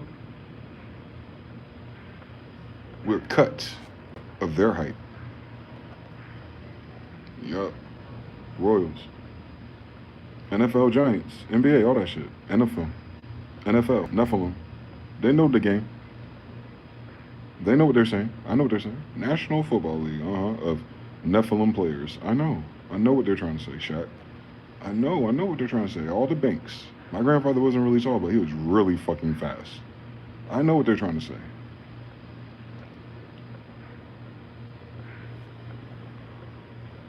Like, really fucking fast. It took 50 years to break his record. Imagine that shit. Like, really fucking fast. So those are the different bloodlines. That's why that was important. It wasn't about their money. These people are so fucking basic. Their money ain't real. So that means the illusion's not even real that they base it in. Like, it's weird, bro. This shit's annoying for real. Like, you waiting for something fake to go away. Freddy Krueger, that's why I use that. Because I know Freddy Krueger ain't real.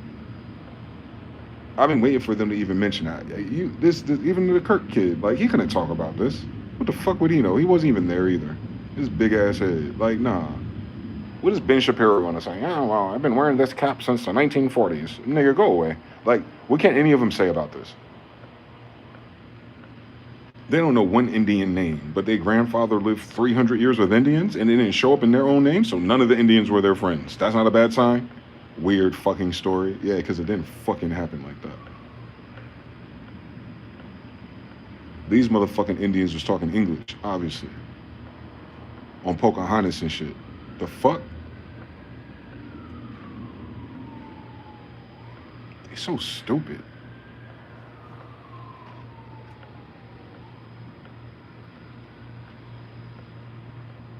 They like changed all those stories and rewrote that shit for no fucking reason, besides just to spite somebody. It's evil, spiteful, bitch ass nigga shit is what it is. That's not strength. I want no battle. Motherfuckers are liars.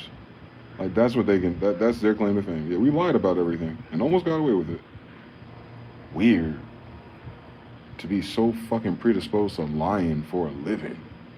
You build business off of lying. You report numbers off of lying, nigga. Like, you get in front of the camera and you get trained on how to lie better. Like, these motherfuckers master lying for no reason.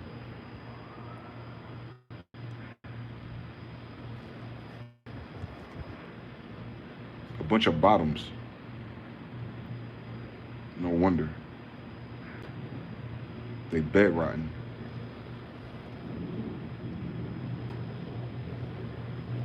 That shit weak for real.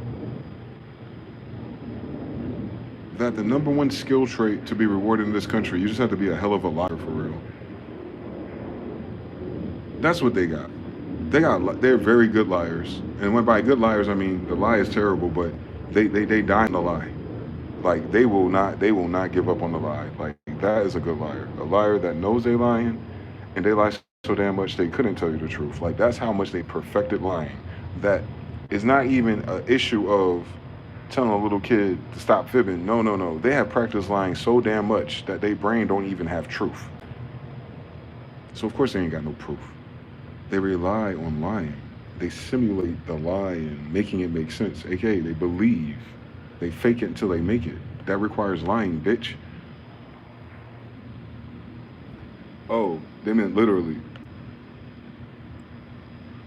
The one thing you could take literally, right? Not the Bible, not the warnings, but like lying to yourself until it's real. Ain't that a bitch?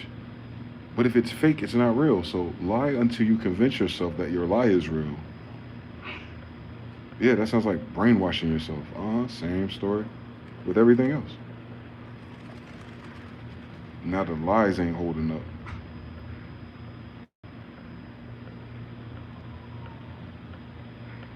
That's what the problem is, right? You're figuring out that the liars are lying. Like for the first time, like can you imagine how sick this shit is? Like for the first time in human history, our generation, we're the first ones to go, wait a minute, object. These motherfuckers are lying?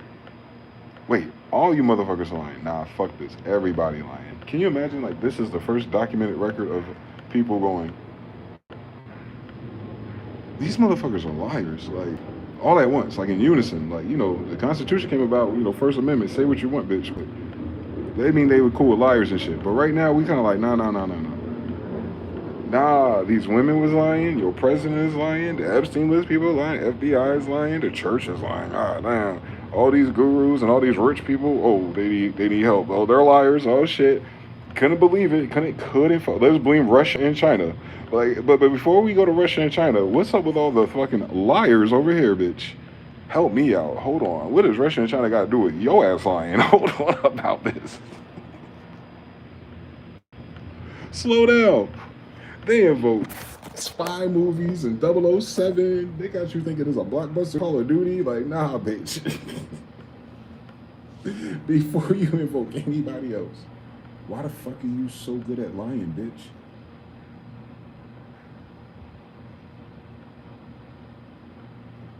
The news and the government, the word propaganda ain't enough, motherfucker. Like, nah, fuck propaganda. No, everyone got propaganda. This is some liars, bro. Nah, that ain't. This is different. This is worse. It's a liar's curse that they're living through. Oh my God, they're stupid. They perfected lying to themselves and lying to everyone else. So when there's a real problem, even in describing the problem, they have to lie to themselves. It's a polarity problem. I'm gonna try to explain it to you using the same words, but I'll mean something different this time. The same way they can defy outward reality with their belief by spinning everything to their truth, which is a lie for real.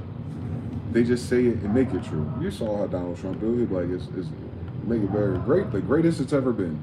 And then, wait, energy-wise, the crowd erupts for him. It doesn't matter if he can do it. What matters is that many people are attracted to his energy and believe him because he knows how to lie really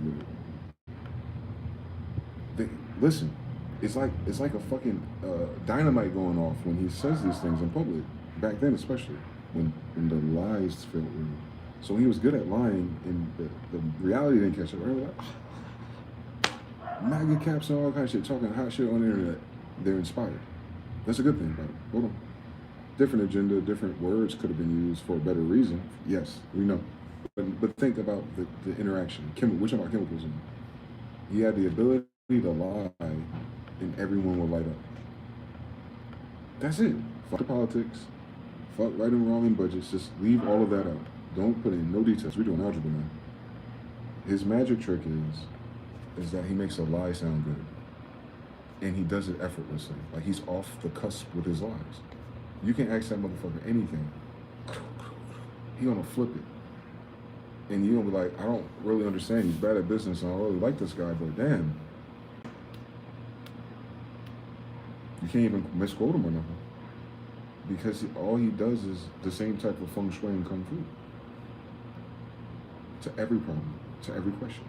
He has perfected lying to his advantage. Mm-hmm. He doesn't even meet you at your level. He'll just wiggle out and say a bunch of acknowledgement and affirmation statements, and then you just can't say nothing. Donald Trump said everything is great and we'll be fine.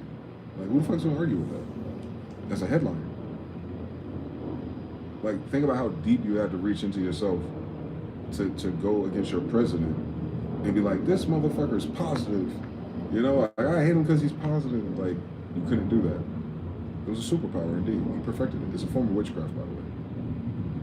So anyway, a lot of pimps use that type of thing. A lot of preachers use that type of thing. He's not really a church person, but he was trained by those people. You gotta pay attention where he went to high school. He's prepared to be a warlock. Oh, I won't meet you where you're at now. I'll meet you where you're at. Yeah, you think a whole secret society about witchcraft ain't got warlocks? Like you haven't noticed like all your singers and songwriters signed by the Ish Boys or bitches or witches, and then the boys kind of gay, kind of flamboyant. You know, they kind of gets into magic, and you see the sigils and tattoos on them, and like, oh, maybe they're trying to be warlocks. Like, have you asked yourself that question in America? That you're not dealing with people who are just like humans and just lying and just stupid. It's like, no. You absolutely, if they perfected lying, they're performing witchcraft. I want you to understand something. Like that training, if you will, like to be on that level with it, that comes from witchcraft. That is definitely a school of thought. That you do not arrive at that by taking endo-grade tests. No. You do not perfect that, because if that was natural, then everyone would be that positive. And nobody is. So, he lives in a different reality. He got a small little loan of $1 million. Yeah, it's small to him. Imagine that. Imagine that he's needed bigger loans. So what I'm trying to say to you is, this person has created a reality in which $1 million loan is small to him. And it's true. He created a reality in which he can just say anything positive and get his way. Because what are you arguing about? Right. That's some warlock shit, y'all. He's a warlock. Donald Trump's a warlock. He hangs out with witches. He's a warlock. You hear all them weird black people and them black Jews? Yeah, they're warlocks. Royal high priests. Like, if you read that book, you understand? Like, people don't really read that book for real. I get it. They heard a thing or two, but something in that book about something. But until you read it, you'll miss this. Dancing Bear. Like, yeah, it's a book about warlocks. So I'm just telling you, the magic ain't working for them. It's just like on any other magician, right? Like, if they're doing a thing, or any sleight of hand magic, once they show you how they do it, the magic dies right away. So if you're using negative law, is what they're using. So if you perfected negative law, and then all of a sudden people start realizing it, some people might call it Hegelian dialectic, some people might call it all kinds of things, trying to identify what the game is that they're playing. And they're naming it all these ancient things because that's everyone's frame of reference. They are not the ancient people. So they're referencing magic from ancient things. And keep that in mind. There's so many different tribes of missing people on this planet, but they only hang on to those who have magic. Don't miss that part. They talk about the old things when they want to jump past 500,000 years. The ones they highlight are the magical kingdoms, by the way. Don't miss that. You don't get no Aladdin and Jasmine unless you have a magical kingdom. Like predisposed dispensation to the act of dealing with spirits. Al-Kul and all that stuff. You understand it's Moorish, by the way. Al-Kul, Al-Hebra, Alchemy. That's us, by the way. Stop fucking playing, right? So you're dealing with a whole bloodline of that. A paradigm in towns and castles and villages that know that to be that, and that's what they do. You gotta start there in your story. You didn't start with like some nondescript guy from Sub-Saharan Africa who's like alive for hundreds of thousands of years being the oldest people, but you know, you're just waiting for a white boy with a boat to come by. I was like, hey, I guess I'll work with you, boss. I love cotton and pumpkins too. Like all of a sudden his diet is cool. Like, yeah, y'all believe in magic, I guess. Anyway, nah. Yeah, the United States allowed people to practice witchcraft. That's one of his liberties. Freedom of speech. Oh yeah, I brought it all to a full circle for you. I got you, man. Abracadabra. That's the magic. What you say. So you have the freedom to say whatever. Then you're also free to practice magic. That's why all of this bullshit with ads and media and silencing languages and things just to sell ad revenue. That's why they control it so much. That's why they just now doing the payola thing that I told y'all about. They just now starting to launch the iHeartRadio and payola shit off of, you know, some the interviewers and Breakfast Club and all that type of shit. But nah, I was doing that shit on 3 a.m. spicy Sundays and everything. Like, I knew it. But that's what I'm saying. You're not dealing with like virtuous people and meritocracies and people who believe in God and are holy. No. You believe in people who enjoy getting away with using witchcraft. Fundamentally, before you name it anything else recently, day one shit is not Wall Street. Day one is witchcraft. Just hold on, follow me. It's in that book. They ain't read it yet, so they can't even argue with me. So if you understand, your societies like these is a form of black magic. It would require some magicians to get through it. I'm just imagining that, oh, we need a bloodline of magicians to notice, you know, acronyms, you know, Attack on Titans, if you will. You need a couple of us to notice it. These motherfuckers just be lying, but it's working. Oh, that's black magic. Oh, these motherfuckers are casting spells on each other. Oh, they're abusing the language of angels.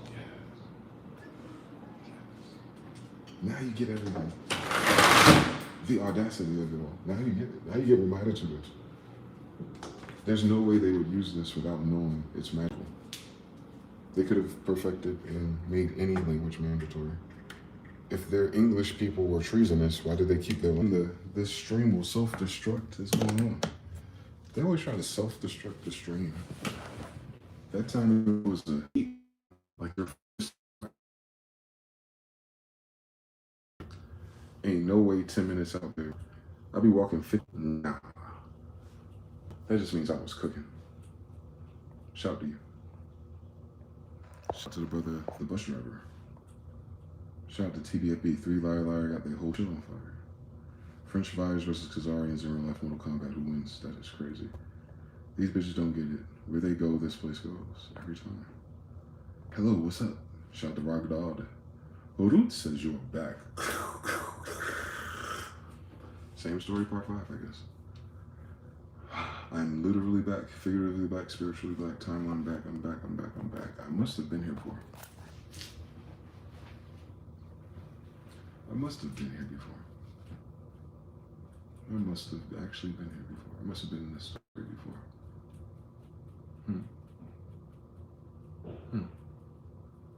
Oh. Yeah.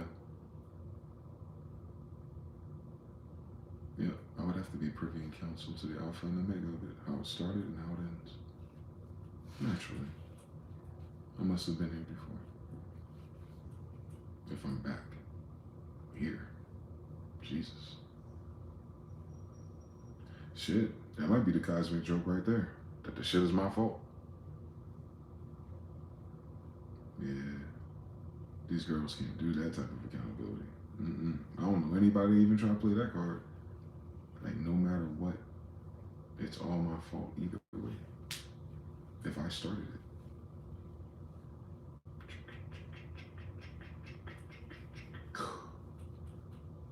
Boom.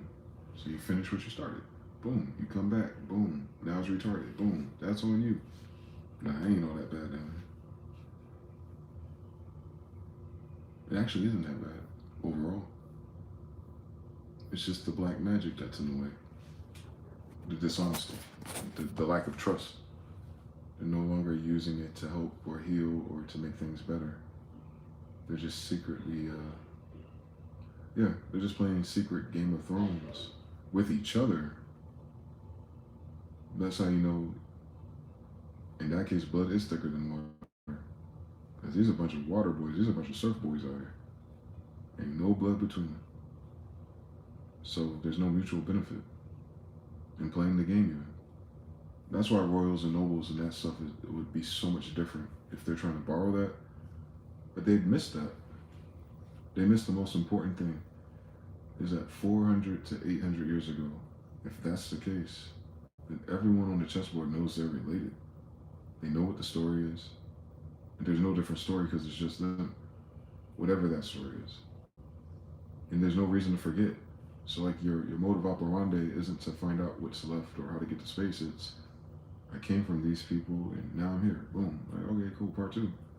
We're gonna do it again. Like, we ain't tripping on shit. The book is a documentary of such.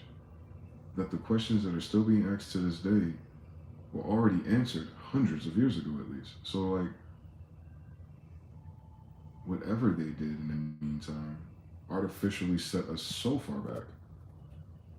We're asking the same questions that are literally already answered. And it's in the book in which we use the language from. And it's like, there's a dissonance there. Like, if you're an English-speaking person in America, and it comes from your Bible, why haven't you read it? We know the answer. Religions and people. But scientific English. Like, and what are these pirates? And why would they speak English if they're working for Portuguese? So why would the Portuguese speak English? How come I don't speak Spanish? The Spanish and the Moors were the longest run here, up until recently. How come the Mexicans speak Spanish more than we do? If the African slaves were captured by Portuguese and Spanish people. Oh, but South America, okay. Got me there. The ones in South America, oh, that's true. Wait, so they got these slaves from somewhere else? Cool. Which part of West Africa? The English one? Oh, so the English people went and re-upped and taught them English up north, where they didn't have slavery, but they brought them there anyway, so they had to make all the cities and name it after Jesus. And they're not the same people, so there's 2 different West Africas. That's a lot. That's a lot of people migration. Like, and people are like, yo, let's take you to a spot where they selling all the slaves and shit. Like, yo, fam, just keep reproducing, bro. They jumping out of Ghana. Like, we just keep sending them. We're getting so much back in return. But then look at, wait, what did they get in return for all of that trafficking? No, seriously, who profited? What did they do with it? There's no story for that. What's that guy's name? Who blew up that bag? You got infinite people, and you can sell them for however much you want. You have an infinite supply for a run. We don't know who that bank is. Who were the Africans who profited from selling all of their slaves here? Yo, fuck where the boats are at. Fuck, what our last names were. In their story, right? But they can't answer that fundamental question. What bank profited from selling all those Africans? What is their names? There is no answer.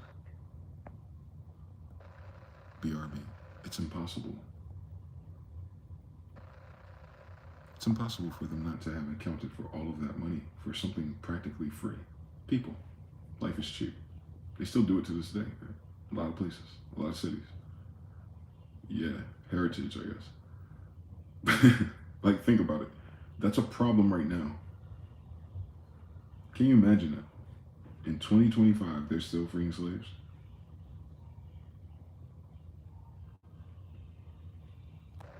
Imagine that.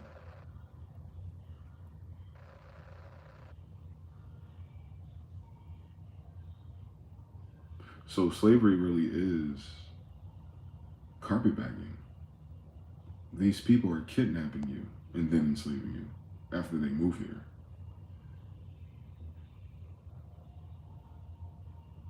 They're carpetbaggers. And if they don't kill you, and if they do, they assume your identity and steal your mail and your names. That's how they got them. And then they mob up and then start burning down everyone around them, who happen to be Indian territories. But they start calling them African Americans in the 1980s. Weird. That's the first time they had the idea that these people are African Americans after 100 years. Yeah, all right then. So they were parallel to us as Indians. You know, the black people in the free towns, those are Indians. Those are Indians in their towns. Those are Indians in those towns before they were towns. So those Indian people in those towns, all the way through the 1800s, all the way to the 1900s. Didn't start having problems with that shit until the 1900s. Can you imagine that? Because we're Indians, we're not from Africa. So we're talking about we live in those towns. Those are our towns. So we're the black people in those towns because, you know, call Indians black people. You know what I'm saying? Like, you have to understand that we are the Indians. So we are the free people in this country. So that means everywhere there was black people, right? So all black people were not slaves, right? So once you gotta get past that part to go to the next part. All right, so all the Indian people that know they're Indians, they're not Africans, they're not worried about slavery for much. They might get kidnapped and end up in slavery, for sure. But for the most part, they got guns and they got their own communities, so they're not playing that game. They got black Wall Streets. Well, before you call them black, they're on Indian territories with Indian products. They're Indian Wall Streets. I understand what they're trying to say. And maybe we're mixed with different people. We wouldn't be the first time for 12 tribes of Israel. But either way, we're the indigenous, we're the Indians. So all the history of the Indians is still those people. Up to those people. They're the same Indians, and now they're there. Yes, that's the Indians. You know, all the Indians from South Carolina over to Black Wall Street in Oklahoma. That's exactly what the Trail of Tears went. And that was just 100 years ago. That was just a little over 100 years ago that all happened. So that's what I'm saying. Like, this bullshit, even amongst the people, is a fucked up narrative. Like, it's worse than slavery. You're lying about that. But you still did all this fucked up shit anyway. Especially to Indians. That you even deny us. If you were here the whole time and you knew we were the Indians and you were with us, how crazy is it that you're one of their descendants and you still lie? You're lying that we're from Africa. You know we were here already, if you were here with us, right?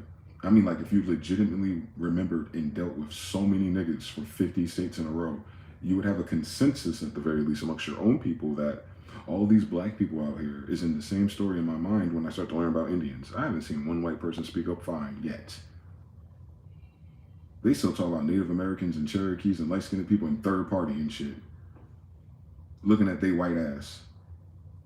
That's impossible for a civilization that coexisted for 400 fucking years. That's not even fucking possible, bro. You seen what happened to the Edgar in just a decade. Stop playing with me. Stop playing with me. Like, these motherfuckers are recent, bro. This all happened recently. That's much worse than slavery. They're lying. The Indians weren't slaves, according to their story. So how did we lose everything? If all they're saying is that we're African Americans and thus implied slavery, cool story, but that's not what I am. So what is their story about me? How do they skip that? How do they become black and white people anything in this country? Think about how deep that lie is and what I'm saying for real.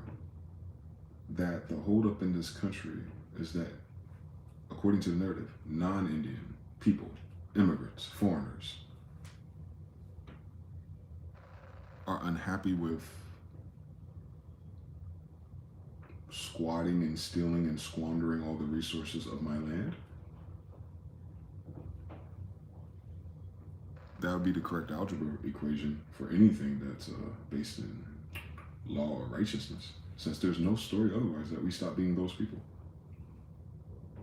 There's no ending to our story. All right, after the Trail of Tears, where did the niggas go? What about all the Indians that didn't get a federal deal? Did they stop being Indians? No. I thought that was a bloodline. It is. So you can't change our names and mean something different, bitch. You know we're not African. So what are we? What else other niggas are there? Oh, the Indians, yeah. If they're not Africans, they're Indians. Like, there's only two options, in America at least. If you're not African, you're Indian. If you're this color. One more time, so no one's confused. If we are not African, then we are Indian. Some people can be African and Indian. But either or, the Indian and the African are the brown people. This continent is full of brown people. We're Indians.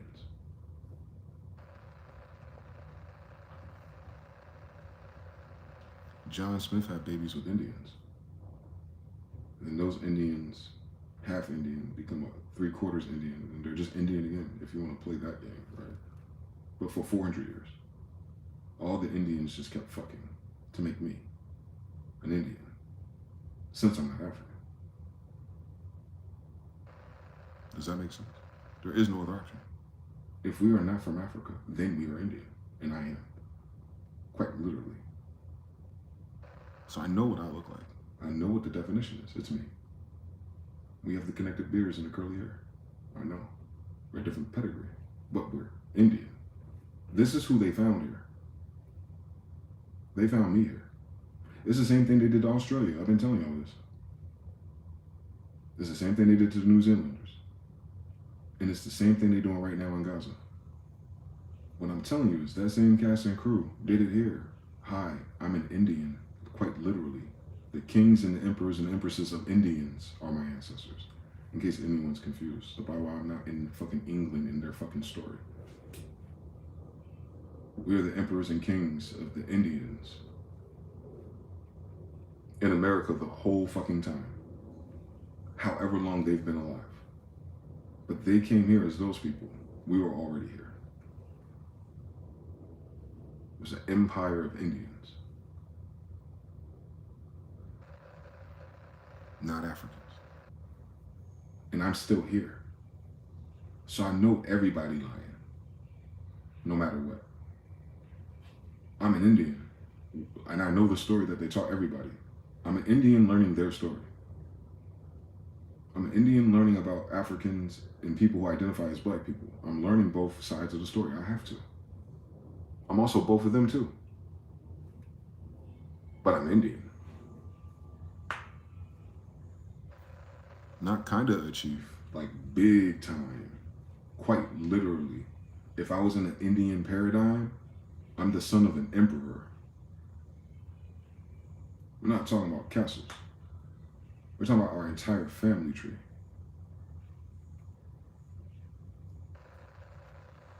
Because over here, we're family. 12 tribes plus one. Israel and Jerusalem, all mixed up. So all of our laws and all of our representation is based on the fact that we're Abrahamic. We're Afro-Asiatic. We're Semites. We're Indians. We're Judeans. J-I, Judean, Indian. Judean, Indian. We are the Judeans. We lived in America since it was Egypt. We didn't have to go nowhere. We're not the Hebrews. The Hebrews are us. Hebrews could leave here and fuck someone else and come back tough, but we never left. That's what I'm saying. They don't have that story. They have everyone that recently moved in and tough, bad beginnings, but we don't know them either. We don't even know what happened before that. That's where it starts for them. Cool fucking story, I guess. But I'm still Indian. Like, that's not my story then. That's not my problem, but it is my problem because I'm identified typecasted as a black man. So it's benign neglect. It's like I'm not even here. I have to assume another role or identity just to fit into a federalized system that said fuck the Indians first. And I'm the Indians. And then they say fuck the black people next, and then now I'm a black person. So I'm getting fucked as an Indian, and I'm getting fucked as a black person. Don't miss that. That's how I come out to study and pay attention and look at this shit way different than most people. Most people don't know if they're Indian. I know I'm an Indian. Like day one. They didn't explain what it used to be like as Indians. Once you find out they're just niggas. We were frying chicken, I guess. Next. Doesn't matter. I'm still them. Who the fuck are these people? Who the fuck are these people, y'all? I'm the king and emperor of Indians. This is Indian territory, at the very least. Do you understand who I am? You don't need a Bible for this. We don't need a belief system or religion or dogma. I am literally the bloodline of the kings and empresses of the land itself. And they're going to call me a black person. And I have to apply to the federal government to get my shit back or to get benefits, right? Like, imagine the madness of that. That they're in the place where I come from. And I just so happen to be the lucky, sucking and fucking Olympian of the emperors and kings that they're pretending that they got it from. They're pretending that they won a war against me, and there's no record of it. The closest thing I could deem is the betrayal of Thomas Jefferson during the Barbary Wars, Castells and all that, and the betrayal of Sidi Muhammad. Okay, that's more like it. Then they had kids still. Maybe the kids didn't know the betrayal, as the story goes. And then I find out, because I got to study the history, I'm like, those are a bunch of betrayals. Oh, no mystery why my family wouldn't hold that record that way. Who passes down betrayals in detail? Oh, you was raised by your auntie for some reason. You know the stories. That's at the beginning of the 1900s. We're Indians still.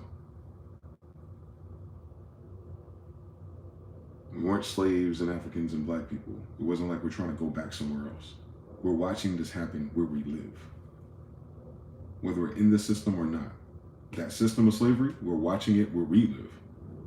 Whether they catch us and brainwash us or kidnap us or make us slaves too, where they show up. Yeah, here, where we live. But we are still Indians, no matter what happened. I hope people understand what the fuck I'm saying. About your whole everything is a damn lie. I'm Indians. I'm the king of Indians. I'm the emperor of Indians. By blood.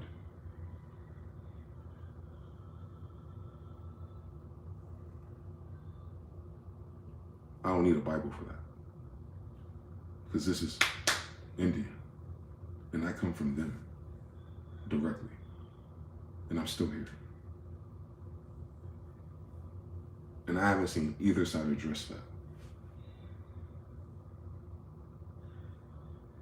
Everyone by default is like, damn, what happened to the Indians? That's fucked up. What happened to the Indians? The white man, the audacity of what he did to the Indians. I'm Indian. Playing a black and white game. We the people where?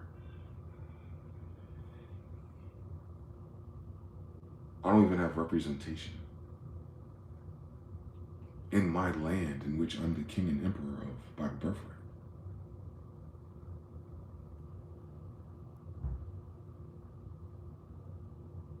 Because I'm Indian. I'm Prester John Smith and Rebecca Pocahontas' grandson. I'm the merger of both of their kingdoms. I'm their grandson after they merged those kingdoms. Not businesses, not corporations, not states. The land itself. I'm their grandson. I'm both the United Kingdoms. I'm the king of both. My mother and my father, Prester John and Pocahontas. The queen of this land and the king of the damn language, the damn Bible, and everything he came from. Genghis Khan's son. My grandfather, quite literally. You know who his father is? Emperor of the whole damn world. That's who I am. I'm Indian. I'm an Indian who's a direct descendant of the emperor of the whole world. I'm an Indian who's been in America at least consistently for the last 400 years. Since King James English, my grandfather arrived here, Virginia, Maryland colonies, the Valais Secret, the Vale, the Valley Lighty colonies, me, North Jerusalem, Beasley, Lighty, John Smith, Bankel, Banneker, Banks, Jews. I am their kingdoms united, quite literally. That's what I'm saying. People don't feel me for real. They don't understand where I get it from. They think I just be saying shit like I can make this up.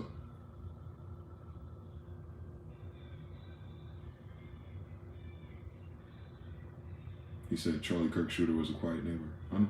It'll never make sense. A quiet, rich neighbor, though. $12 million house Charlie Kirk had, right?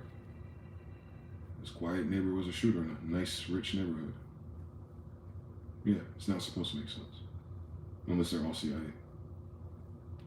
Then he lived in the CIA neighborhood. And he spoke out of turn.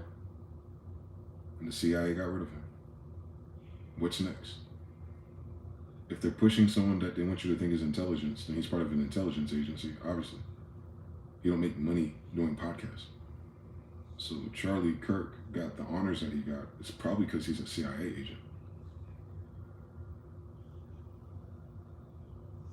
Central Intelligence. They're pushing him as intelligent. It's common fucking sense. He goes to colleges. He's fucking CIA. So someone's assassinating CIA agents. Cool story. Sound like a CIA problem. We'll never get the fucking truth. And whoever shot him don't miss. Yeah, sounds like CIA trained. In a nice CIA neighborhood. I know that's right. You know that's right. So what's the mystery here? Why is the CIA sending out burn notices? Why is the agenda changing? Why they can't afford certain narratives? They can't afford a Jew versus white man war on top of the other ones. The whole time, no matter what the fuck they talking about, I'm Indian.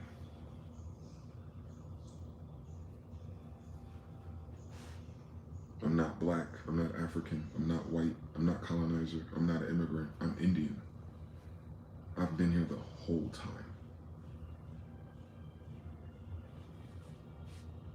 They're all going to hell.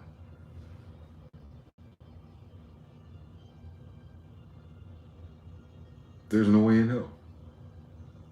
What else would I pray for? If everyone gets to be on the burial ground of my people, and have to bring me down with them again. Because they thought their way was better than what we had in our own land. That they're willing to kill us over that. And I'm supposed to have empathy and sympathy that that thing as a whole, the idea is going bad. They're going outside. Why would an Indian dude say, don't inject that? Like, come on, bro. Yeah, I'm really Indian. I don't just be wearing feathers for no reason. That'd be fucking stupid. It'd be like cosplaying. It'd be like being something that I'm not. This is absolutely what I am.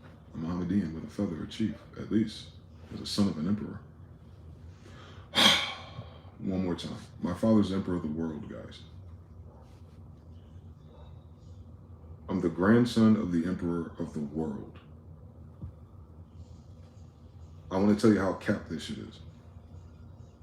If you can understand and trust that fact alone, you'll understand a lot more about what's happening right now. I'm the descendant of the emperor of the world. And there's no story in which he stopped being that.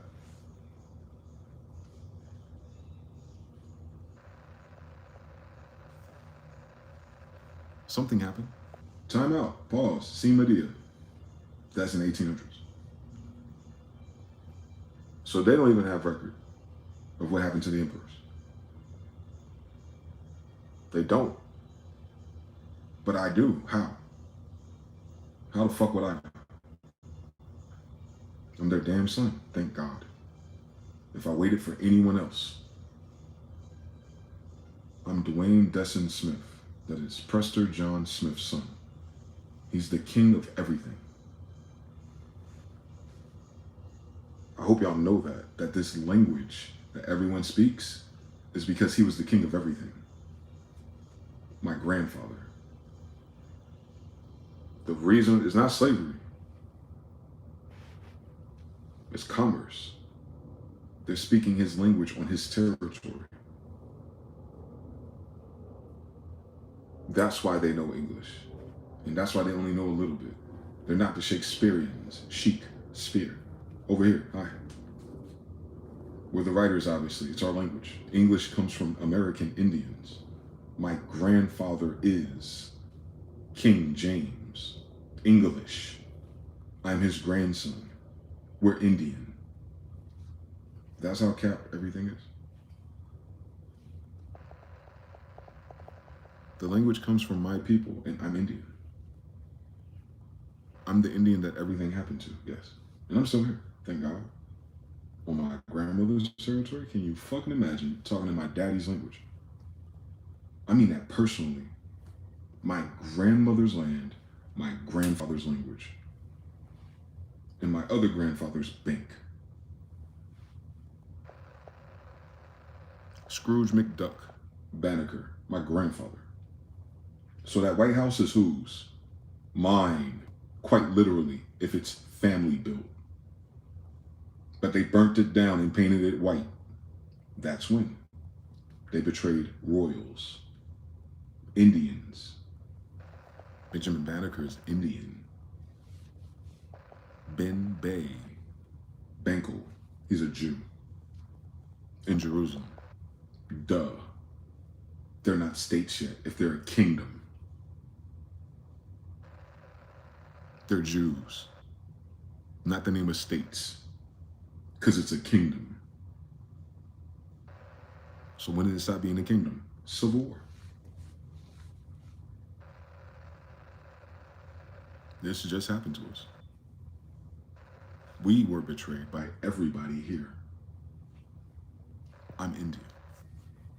So anyone African or American, light-skinned or Arabic, that whole little Civil War party you had was amongst your damn selves, allegedly.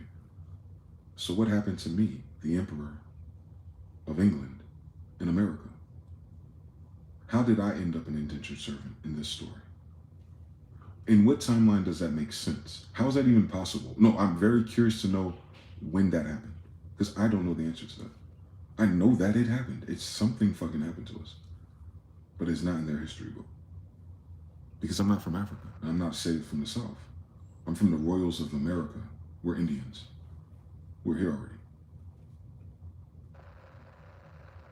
So everyone here on this planet has betrayed us.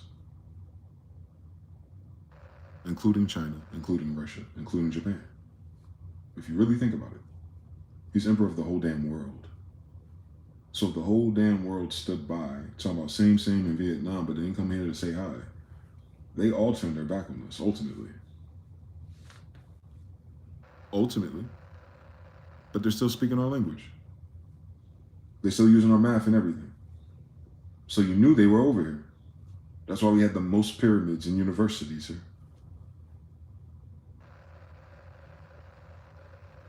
We're the 12 tribes of Israel. Those are all nations by themselves. Hence why it's a united kingdom. But I'm Indian.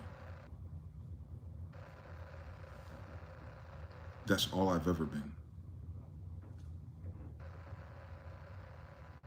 Who the fuck are these people?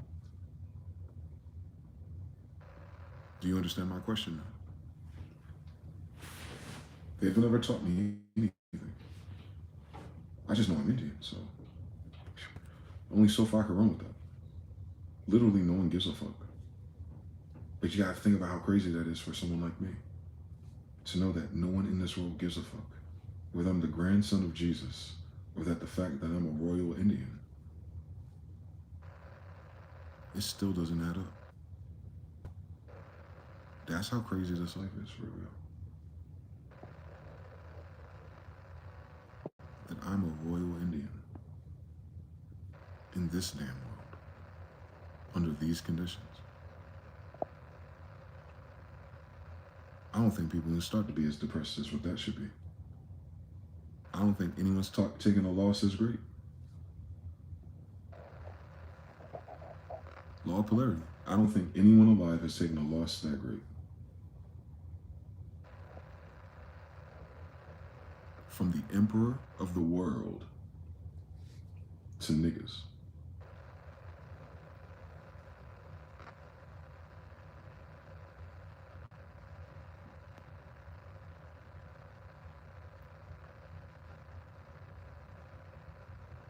From Genghis Khan to Dwayne Smith.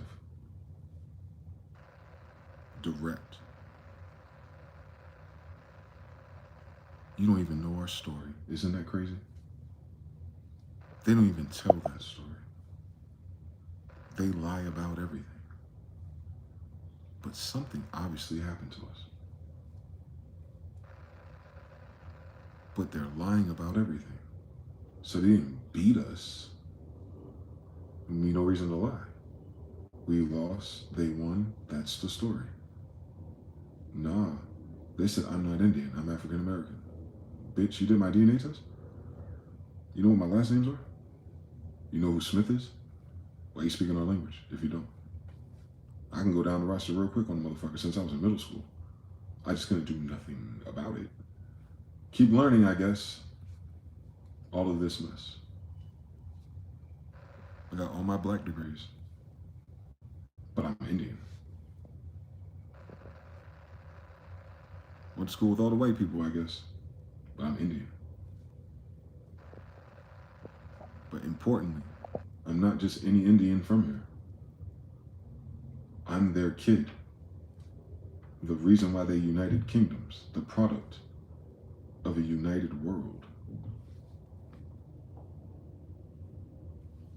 They united the hemispheres. I'm their kid.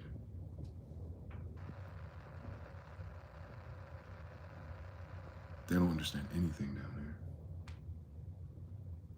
That's why it's so weird. People have been following me for years. I'm like, yeah, I'm the grandson of John Smith. He united the world. Like Jesus or something. Same bloodline.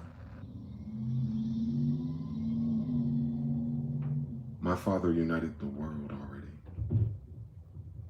I'm his grandson, guys. Hi.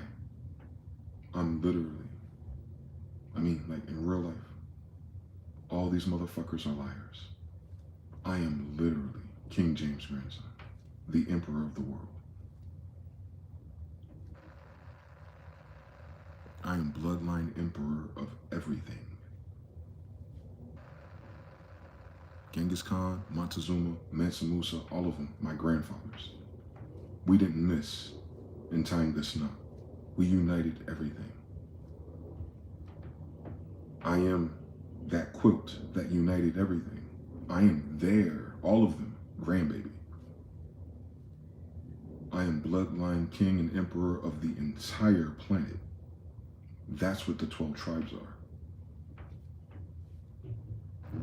The chiefs, the captains of everything that's civilized came over here at once and crossbred to unite it, and you call us Indians.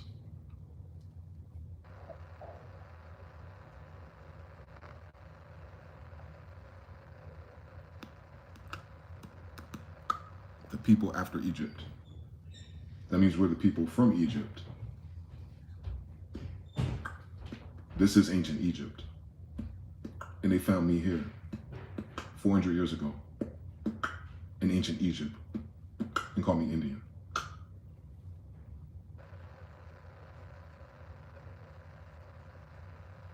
All right. I'm Egyptian. I've always been in ancient Egypt. I'm the descendants of royals, meaning they were the pharaohs of Egypt. I'm the pharaoh of Egypt by blood. I would have to be. I'm a royal. The sons of pharaohs from ancient America, Aramaic, where Jesus was.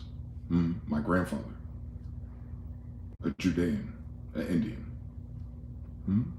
That's the story. Every last single story is about my family. It's in English.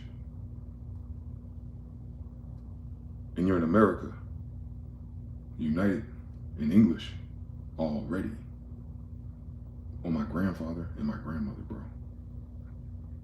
That's what John Smith's grandson means.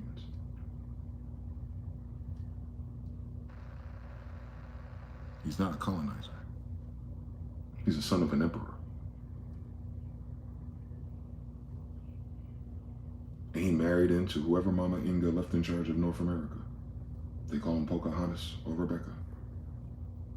Doesn't matter.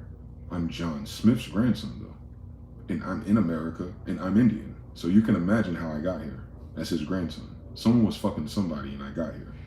Yes, same fucking story, though. I'm a descendant of the royal of the world. Because they're descendants of angels from outer space. So I don't lose you. What I'm saying is, my bloodline is directly from the people outer space that came here and created it. I'm a royal. As above, so below. If I'm a royal down here, I'm a royal upstairs. Law of correspondence. It's a universal law. If I'm a bloodline royal down here and I manifest it in this consciousness, in this body, this sandcastle that represents those kingdoms, and they do. Dwayne, Destin, Smyth-EL. Those are 3 different languages.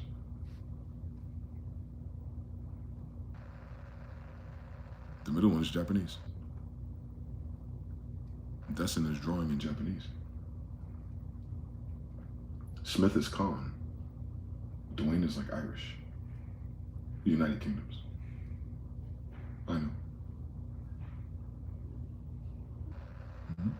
We're Afro-Asiatics. It would cover Japan. I know. We're in Hawaii. We're in Moai. The Moor and all those words from Egypt. Those Moai statues are found in literally Egypt. No fucking wonder. A land of giants. How you doing, royals? We're the Pharaoh's kids from a very long time ago. And I know none of that shit make a difference no more. I've noticed. But I still live as one of their kids. That's all I need people to acknowledge. It's not about what I'm owed or entitled to. That's what my problem is. This world cannot offer me anything. It's like what Jesus said all over again. That's how I know that book is real. My grandfather literally said the same thing. What am I bound to? Why would I need any of this? Once you know who you are. And I am Dwayne Destin Smyth-EL, son of an emperor.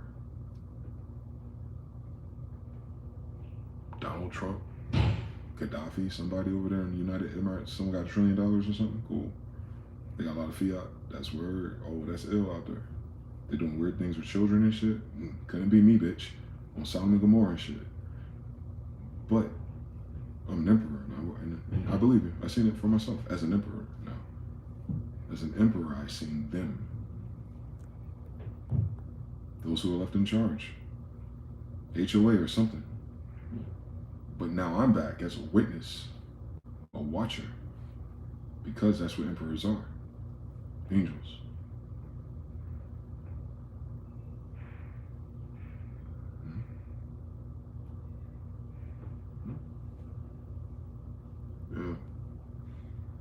Yeah. Yup. The giants, descendants of fallen angels. Yep, my bloodline. Pretty sure it is. So when we read Enoch, those kids, us. That was created by sons of God and sons of or daughters of man. That's who's writing that book. That's who family it is. That's why it's about that. Judeans, Chaldeans, star people.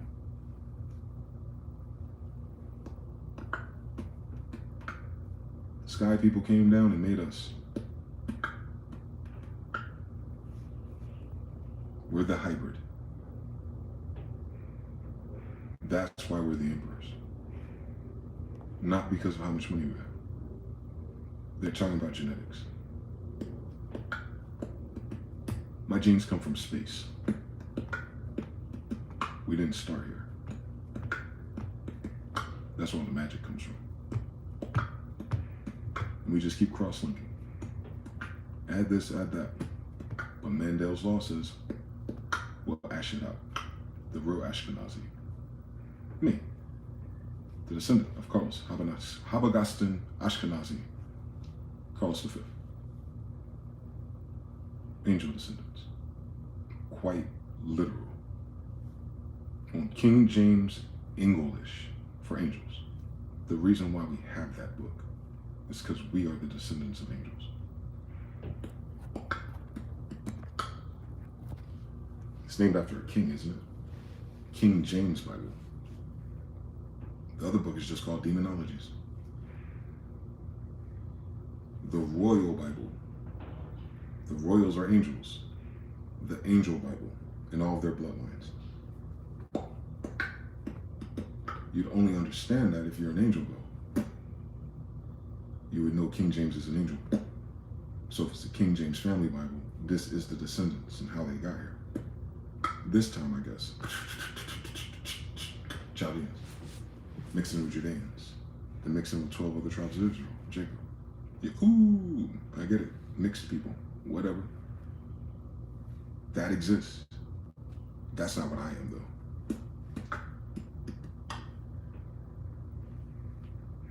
That's why it don't matter what nothingness is to me.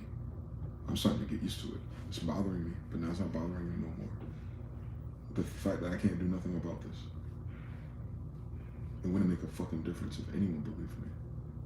That's how terrible this story is. Like, if you just deal with it as a person, it is. Like, damn, we lost everything.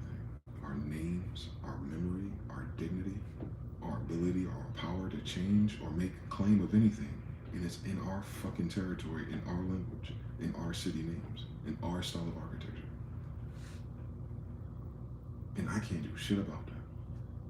Who the fuck would I go to war with? Everybody? Way more complicated problem than that, unfortunately. For me, for the rest of my life, as I live here, I will die knowing that I was the emperor of this planet. And it will sound crazy to people until you realize what my name is. It's the name of an emperor. I didn't make that up.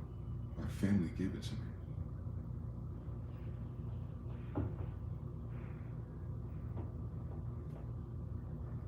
Yeah, King James is an angel. I'm his grandson. As above, so below. We're not different. We're more of everything else, maybe. But this whole world betrayed me, in my people, in our history, in our religion, if you want to call it that. Like, they just not give a fuck about us, specifically. Very specific.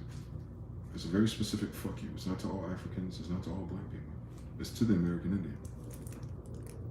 We're the only one that's not represented by anybody. And it's ours. In every dimension. Once you realize we're angels. That's why you call us niggas. Incas, angels. Mayans are the sandcastles. The Inca, the empresses, those are angels. They're ruled by giants. Mm-hmm. There's little people here. Mm-hmm. Aboriginals. Mm-hmm. I'm not the Aboriginal. I'm the giant. Indigenous from another planet. The indigenous are the giants that come from another planet. Yes, sky people. Mm-hmm. Indigenous. Aboriginal. Mm-hmm. All those words don't mean whatever. But either way you do that story, the product is me. And I was already here. Both sides. A few times. Even to this day. But from the ropes of the kings. Know that. Your government, all that. The banks, all that. The fake ass civil, everything, all that. Know that. The first sin of everything here is that They said, fuck the Indians. Fuck the children of God, for real. Like treason and blasphemy, just in the 1800s, both at the same time. And they've had about going on 200 years.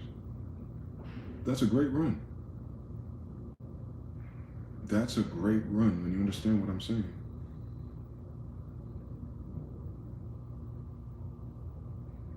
I'm walking treason and I'm walking blasphemy. And walking karma loops. That's the only thing that my recent ancestors prayed for. Revenge.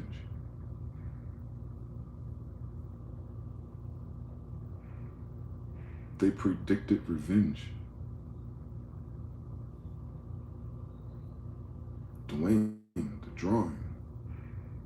Destin, the design. Smith, Smyth-EL, Angel. They're hoping that they can get the formula right again for an angel. For revenge. An angel of revenge.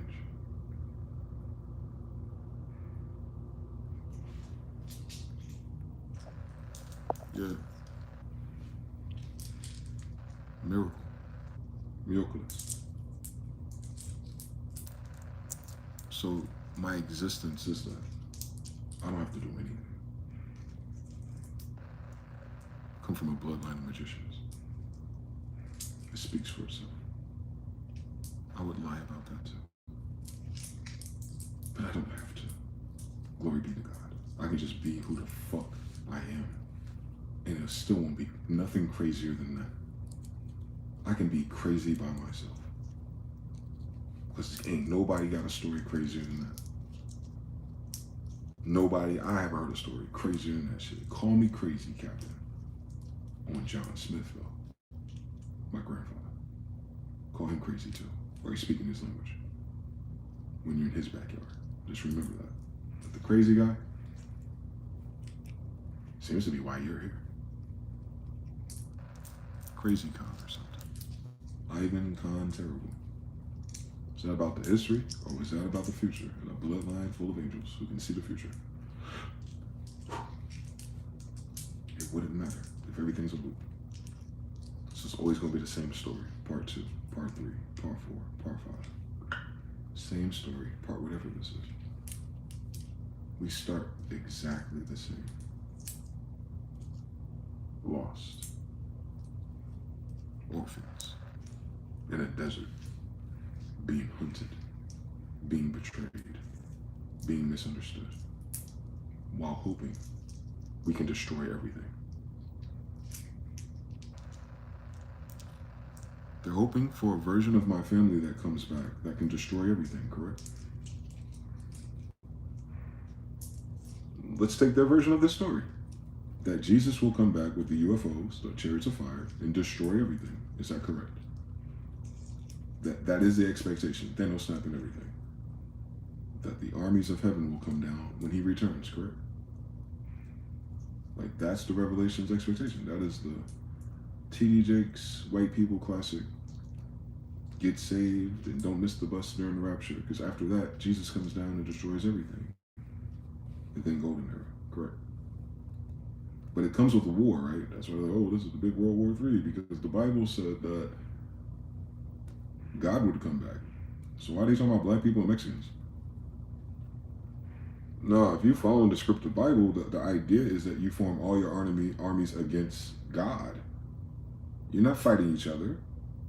You know those motherfuckers over there ain't the sons of God. You know where the fuck New Jerusalem is.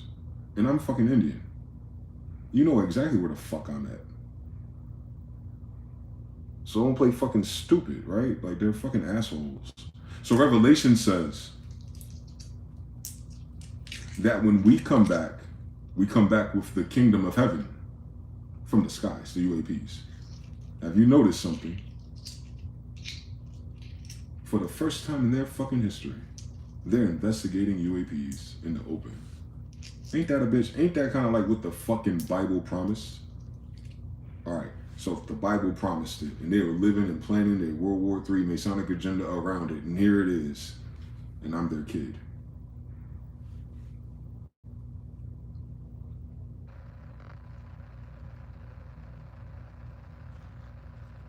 They prayed for an angel of destruction, not a savior. They already did that, and it didn't work. I'm proof. I shouldn't be here if they really believed in Genghis.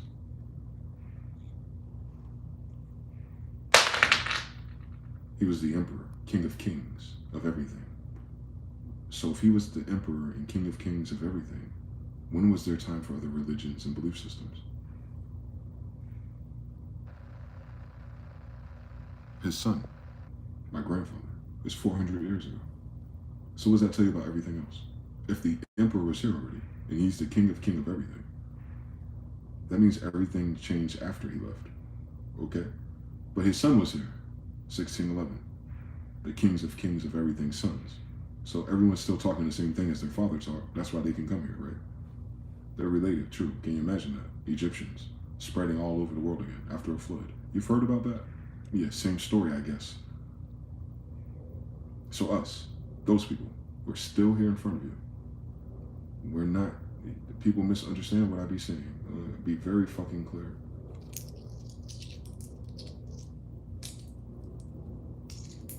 They lied about everything. I'm proof. I'm Smyth-EL. I'm wrath. I'm revenge. I'm a dragon. I'm a wolf. I'm not the good kind. Imagine that they needed one of me here. And they be coming here talking about love and all these things. I haven't been loved in my life. What are they talking about? They talking about benefits again? That's why I don't understand anything down there. I was trying to figure out what it was. Like, I am very different. Why? Doesn't make sense. Product of my environment, the worst ones. I'm nothing like that. Bloodline. All right, which one is it? The king. Oh my God, how is he? No, you skipped something. That's not a king, that's an angel. That's what they call a fallen angel. That's one of those guys. That's why he's a giant. Oh, okay. He's from space. Or an hybrid. Same story, same daddy in space, I guess. My father thrown in. His mother was down here. Mary or something, right? Yeah, same story. Same story. It's almost like every 800 years, same story. Like, oh, one of the guys from upstairs comes down and get a fair lady here, they have a kid, and it's like, that's a son of God now. There's more than one. Why do they say there's one? There's a whole family Bible of sky god babies. Why do they think there's one Christ? It says Solomon the Christ. Like, Christ just means angel. Like, why would there be one angel? There's an army of heavenly angels. There's a host of chariots. Like, there's multiple everything, but one son of God down here. But I'm a jealous God, and there's a lot of little G's down here. Where do they come from? If even the evil spirits come from heaven. My Father throughout in heaven, holy be thy name. He's praying that down here. One more time. My Father throughout in heaven, holy be thy name. That's not his belief system. That's not his religion. That's not his, they call it the Lord's Prayer. El's prayer, the angel's prayer. His prayer was down here. My Father throughout in heaven, holy be thy name. Thou kingdom come, thy will be done on earth, where I'm at, as it is in heaven. My Father throughout in heaven is a kingdom, so he's an emperor. The emperor of heaven, my Father, the emperor of heaven, holy be thy name. Thou kingdoms come, thou worlds be done, on this earth, Europa, as it is in heaven, Jupiter. So you understand what this prayer is. My Father throughout in heaven is a sky person, quite literally.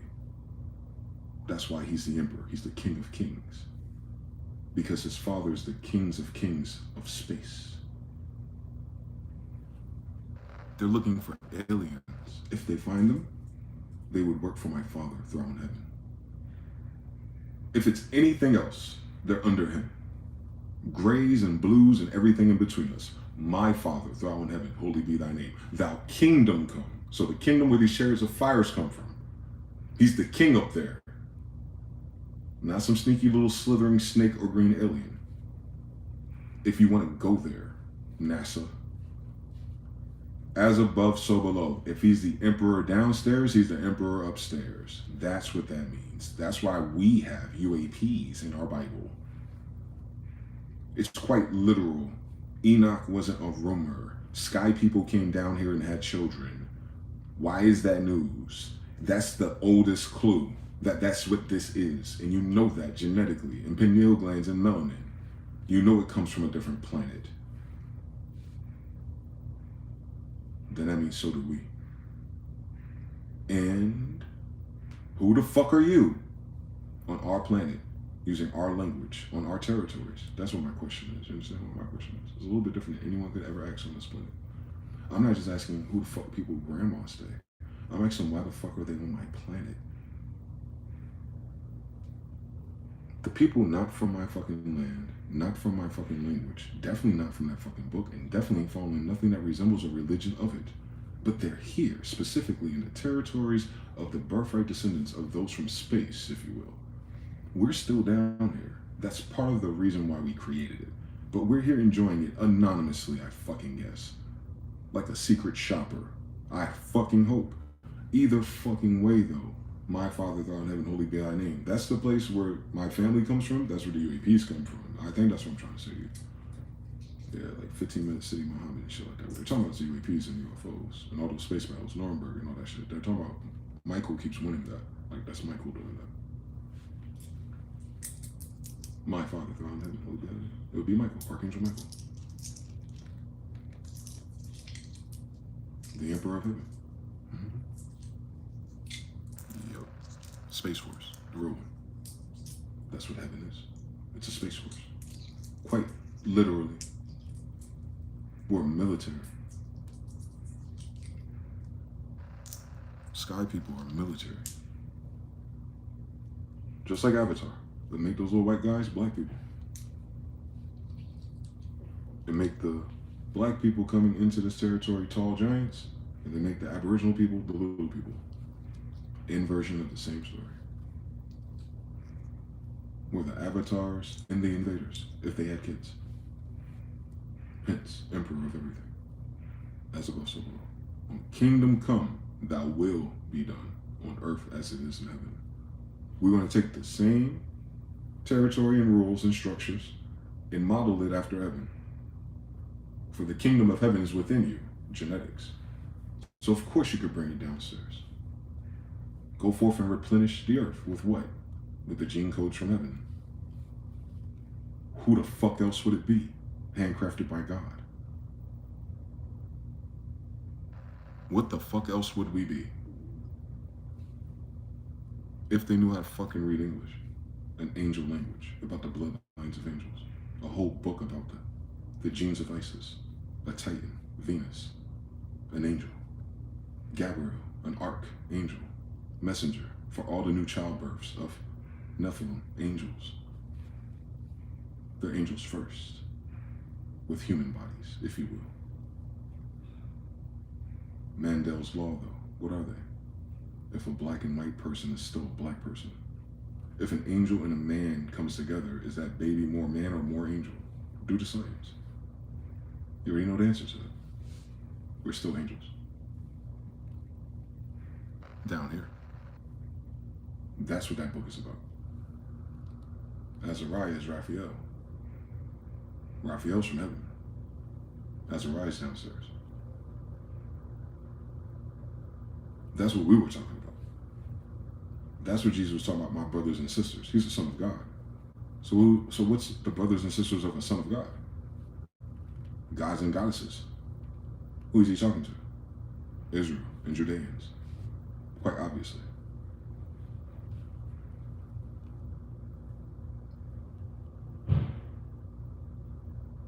Does a Gentile simply mean non-angel blood? Cool. So everyone that's not a royal or noble. All right then, what's the problem? Why are they trying to kill us? Like, I don't even understand a timeline or story or history in which that would make sense, that you would kill your royals who happen to be angels, aka your only ticket out of here. I'm just trying to figure out who made that decision, that's all. Who said kill us? Doesn't even seem fun or inspiring. You would kill the people with the coolest video games and all cheat codes? Yeah, let's kill those guys.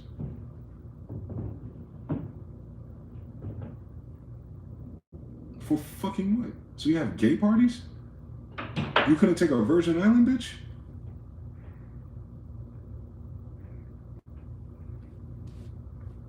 I'm asking as an angel. What the fuck is their problem for real? Why do they always want smoke? Why do you demand fire? Why must everything be so scary and violent? How come these faggots just can't be real? Genuine, authentic, angel. That's what that means, to be real. Ra-El. The sons of God that come from Egypt. That's where you are. We're from here. Europa. We're European. Not a country. Not a state. The whole fucking planet. The Europeans are the bloodlines of the emperors of the planet. That's what's different. It's not a video game where you just switch castles and flags. No, that doesn't make sense. You're fighting downstairs. Upstairs is what named it. You can't win nothing in my land and get my land. No more than you can win nothing in the nuclear war and get this planet. As above, so below. I'm hurting them with their own rules. They can't tell me no fucking different. I know what it means to be John Smith's son. For him to have English. For his dad to be a hybrid demon. Temujin. I know what that means. With a bloodline of angels. Secrecy, I guess. Whatever. Fucking, it's not that exciting to me. Now what? I just keep speaking things into existence? Whew. Crazy fucking story. Not really anymore. It's not even that special anymore. Because that's expected behavior if I'm one of them.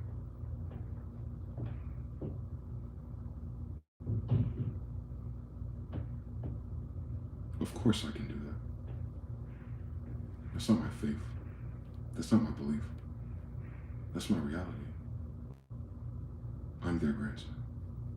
And all these motherfuckers are lying to you about everything you can fucking imagine. And I can barely imagine how far it goes. But I do know one thing though. These souls, they come, they go. Saturday through Sunday, Monday. You know how it goes. This too shall pass.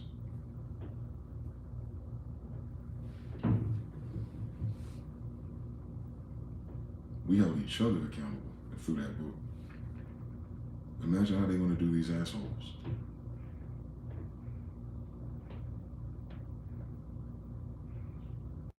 If this is the first time they got hit with a reprobate mind, you ain't seen nothing yet.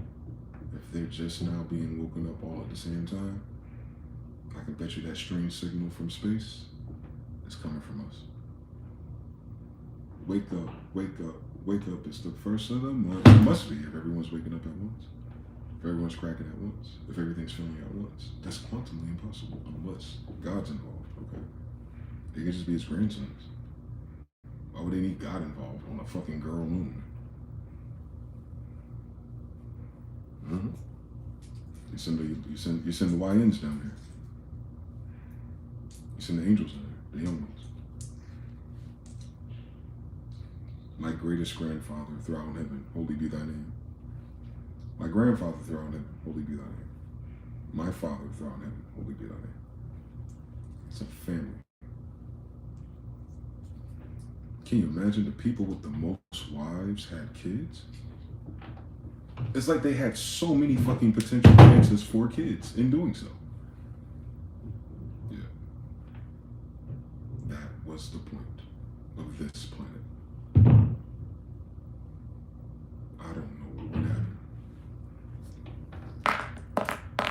Everyone down here should be descendants of angels. It wasn't made for no one else. This is not Earth. This is Europa. It's for the Europeans. The children of the gods of Egypt. on a new territory. Europa, Callisto, Smyth-EL, serene. I fold my hands and wait, with no care for the wind, nor tide, nor sand. For lo, my own shall come to me. You already told me what it was in my favorite poem in Dynamic Thought. Serene lo. It was an angel that wrote that book. Serene lo is one of the Galilean moons. See? Math and algebra. It's very easy to say. I read that book before I learned the name of this moon in Serene lo next to it. That's the moon that's been passing Europa the most this year, by the way. Can you imagine that? They can talk about it in third party. I know they lost their fucking mind, so I know they don't know where they are in this lobby. But I'm the European.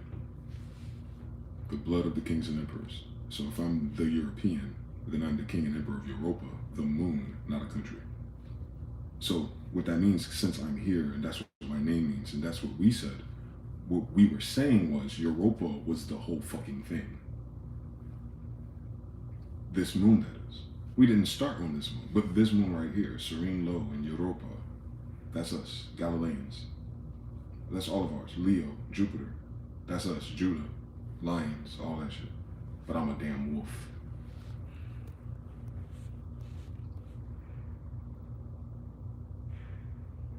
Same father though. Different mother. I'm down here though, that's what I'm saying. Venetian, Isis, grandson. And that's more scary than him. Their Isis is veiled, some homosexual shit. I'm whoever the fuck you want her to be, Venus, grandson. Europa is a Venetian name. I'm the European. I'm Venetian. Then Venus would be my damn mother. Mercury envious. Mercurial Venetians on Europa. That's exactly what this is. Jupiter 2, Venus 4. Yep. Yep. You can prove it to yourself by looking that up. How the fuck would I know that? I should. I'm not the king of Africa. I'm not the king of New Jersey. I'm not really a king at all. I'm a totally different species down there. It doesn't fucking matter about sandcastles. How the fuck do I get out? NASA, Space Force, one of them motherfuckers. Lockheed, I work for them already. They didn't tell me nothing. Can you fucking imagine dropping that bag? I already worked for those motherfuckers and they had no idea. Where did they? I needed government clearance to get that job. They didn't have to know that I was a Benko and a Smyth-EL. Cool story. But they're looking for those royals and those people in the spaceships. And I just keep telling their algorithm. That means they don't want no smoke from the dragon, man.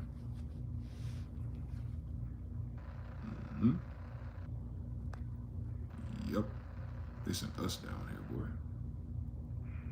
It's not about sandcastles. It's about what time it is. Mayan calendar shit.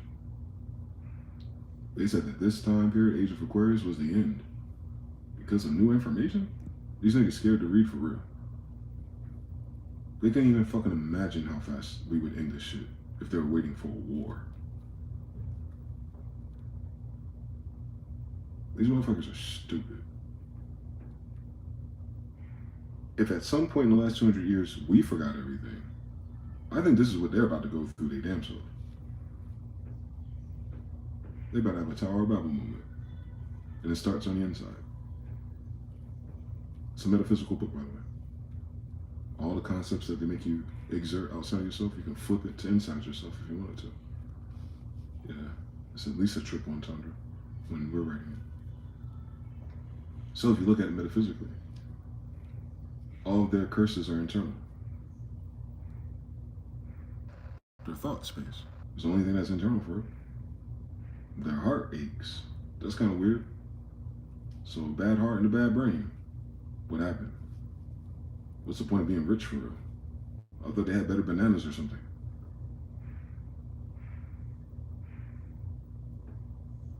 So their fiat game doesn't even buy health. That's crazy. What is it for then? They want to learn our alchemy and fountains of youth and elixirs and living forever and shit. They heard about some shit from my ancestors. What the fuck is this? I want to compare notes. I know what I witnessed. I know what they said. But what the fuck are they actually doing? Don't make sense. These motherfuckers are stupid. And I think that's why I feel that way. I feel how stupid and futile it is. Because every signal that they're masking, being damn liars, is that they're flipping off their finger to God. That's weird. Israel and everything. Like, they're flipping off their finger to God, quite literally. Like, they're saying, fuck the divine, and fuck the sons of God, and fuck the archangels, right? On some disrespectful shit. Like, they set tripping on top of that. They know they're not that. And they're like, fuck you, what are you gonna do about it?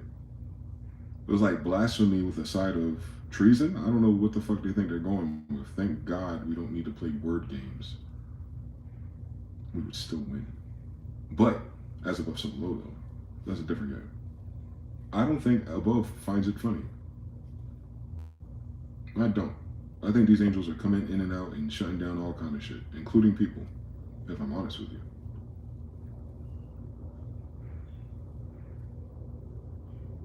That motherfucker ring jumped from his pinky, or his ring finger to his pinky.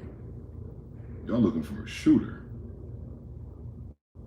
That's crazy. That nigga look like he got hit by a time warp. They found a bullet with a transsexual message on it. Sure they didn't. You sure he was shot by a gun?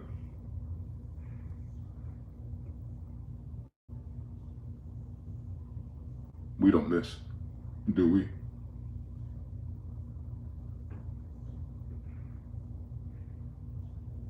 A whole bloodline of assassins. Didn't I tell him that? Angels that are assassins.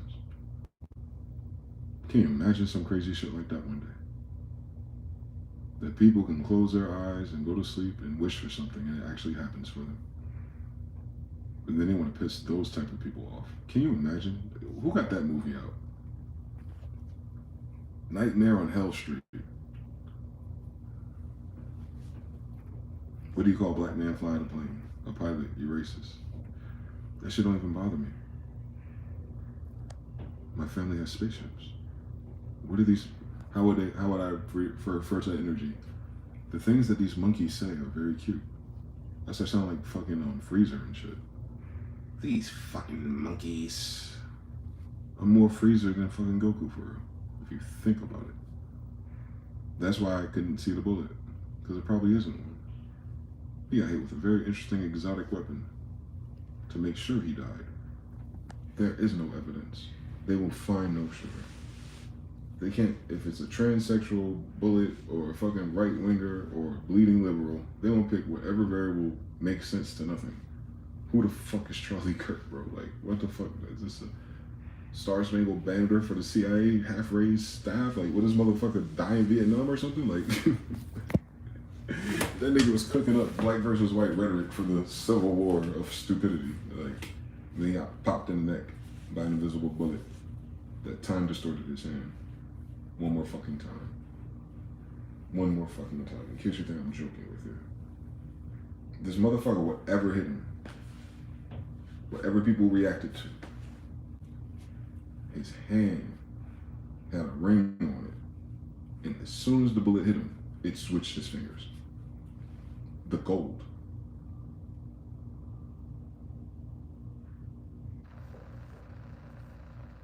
He wasn't rolling during, he wasn't repositioning it. He's talking like this, gets hit in the neck, and the ring switches fingers. On some Mandela effect shit. In real time. Watch the video. Watch it in slow motion. The ring jumps fingers by itself. Not with him touching it. Not because he got shot. Not frame to frame it, don't. They don't give him the Medal of Honor. They better. Because I do not think he was hit by a normal gun. Whoever got him. Because it didn't miss. And it fucking relocated the damn gold on his hand. That's impossible, by the way. clasped or not, if it's open back or not, it don't jump your fingers. You gotta take it off and put it on. He got hit here and it switched his fingers in one frame. In one fucking frame. There's only one crew of people I know who can stop time like that.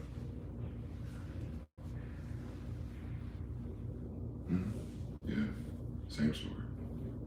Deja vu's and everything, same story. I know. Not too many people I know who can stop time like that. So I can imagine what that bullet's made out of. If it made a ring hop fingers, he wasn't shot in the hand. Shot in the fucking neck. And his hands changed. So either the whole fucking thing is sloppy AI, CIA, or he was hit by something more exotic than a goddamn hunting rifle from 200 yards away. Neither one makes sense, by the way. The only thing that fucks it up is that ring. The gold. Follow the gold. Don't miss the dancing bear. Don't miss the elephant in the room. These motherfuckers are arguing about values to a nigga they didn't know. No. Why the fuck did the ring change fingers? There's only two alternative answers to solve it. AI or aliens. It's the only two things I know that fuck up something like that. Time and then fucking CGI. So you're gonna tell me they have a real-time CGI of him getting shot and all the people around him are live, including the people doing all the hand language behind him. Don't miss it. Then you have to go into a really woke conversation. Did that even happen at all? You know the people like to lie a lot. You know real niggas ain't in Utah waiting for Charlie Kirk. So you could have had a whole fucking false flag operation there. Lockheed Martin loves throwing them. They have employees and family members too. That whole thing could be a psyop. And the weak ass energy is a civil war over this motherfucker? Eat a dick. One more time. You couldn't even question that shit if his ring didn't switch fingers. That'd be the only reason I would question that, because I know that's impossible. I know that's impossible, unless you want to bring in aliens. Other than that, if we're not gonna bring in sci-fi, we ain't talking about a hidden white boy shooter with an agenda. We ain't talking about 200 meters. I used to be a sniper in the military and you can do it. Fuck you. His ring switch fingers. Either that's AI or he got hit by something else.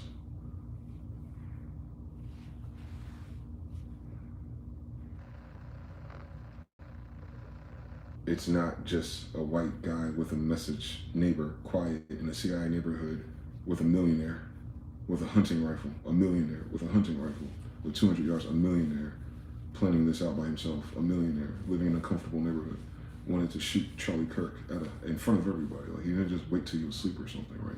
Like a psychopath would. But yeah, he's the best sniper ever, and he's the neighbor of Charlie Kirk, and then he like shoots it once, and then we're looking for a second bullet now. You know, JFK Part 5, and like, see all that CIA narrative shit?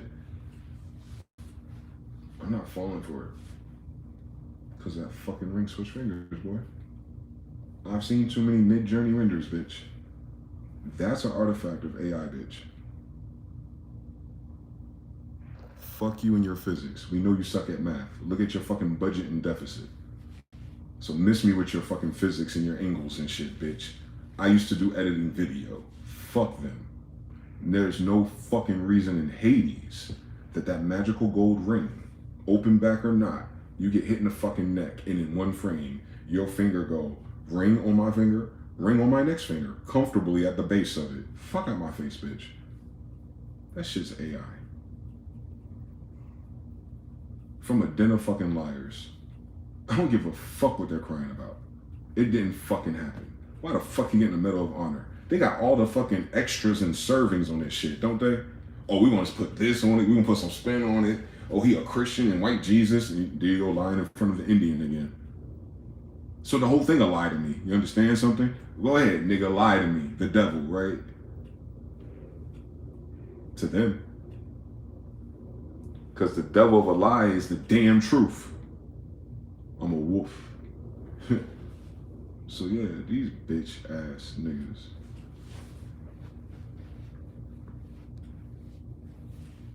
You can't avoid that dancing bear. Ain't nothing else to talk about. Why the fuck his finger move fingers? Why did his ring move fingers? That's fucking impossible.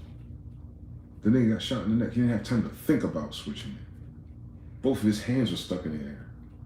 So it wasn't because he said, all right, let me rub this off and then put it on this one. And oh, now there's a bullet in my neck. Shoot. No, nigga. Nah, nigga. No. Don't let them put you to sleep like that. No, that ring can't jump fingers like that. No, he got shot on top of that. No. So either that whole fucking thing is AI. Or you're saying out by angels.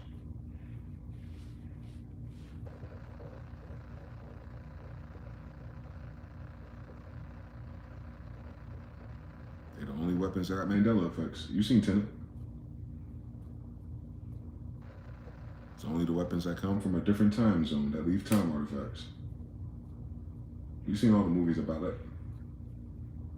Adjustment Bureau types. I know that's right. So you want to tell me he was that important to get hit with the Adjustment Bureau? Or is it likely AI with a bunch of lying motherfuckers? Which one do you think it is? They all losing their jobs anyway. Might not go out with a crazy little CIA false flag. You about to go to colleges that don't even have enrolled students. Did you see those other reports? Stop fucking playing with me. That motherfucker an agent. And that look like an AI fucking video.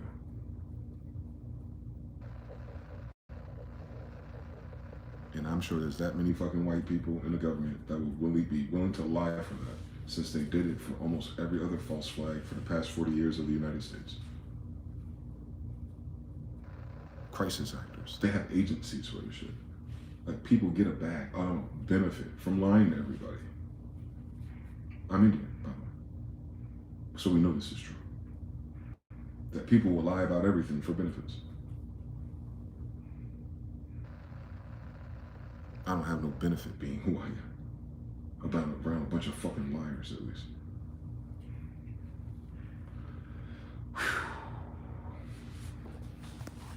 They push all the buttons, but couldn't correct the fucking finger problem of AI.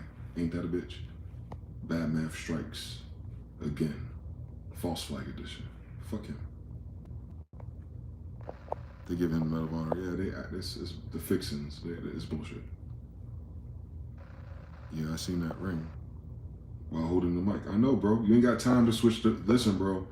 You dying of shock. You ain't got time to be fucking fidgeting with no goddamn ring on your finger. I don't care how fast you can flip it over and put it into your pinky. Why are you thinking about doing that, getting shot in the fucking neck, answering a question, talking about niggas?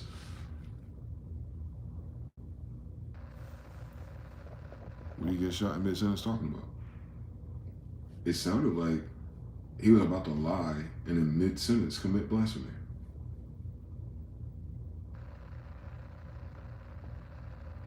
Because you know he's about to lie about that shit. In fact, if a white boy shot him, he lied about everything. So he's about to lie and commit blasphemy against people not bothering him, who don't even know who the fuck he is yet, for no reason, in 2025 again? Yeah, all right. Either that's divine timing, or it's the whole thing's AI, man. However you want to spin it. These motherfuckers are still liars. So there ain't no fucking civil war if they're lying about what's going to cause it. He's not the reason why the economy's cooked either way. His death or life wasn't going to get you more jobs here. You weren't going to get a better deal on your $137 trillion in debt either way. Nothing about that shit for a fucking citizen or civil rights activist would change what the fucking country's problem is. I'm Indian. Their problem is that I'm Indian and I'm still here.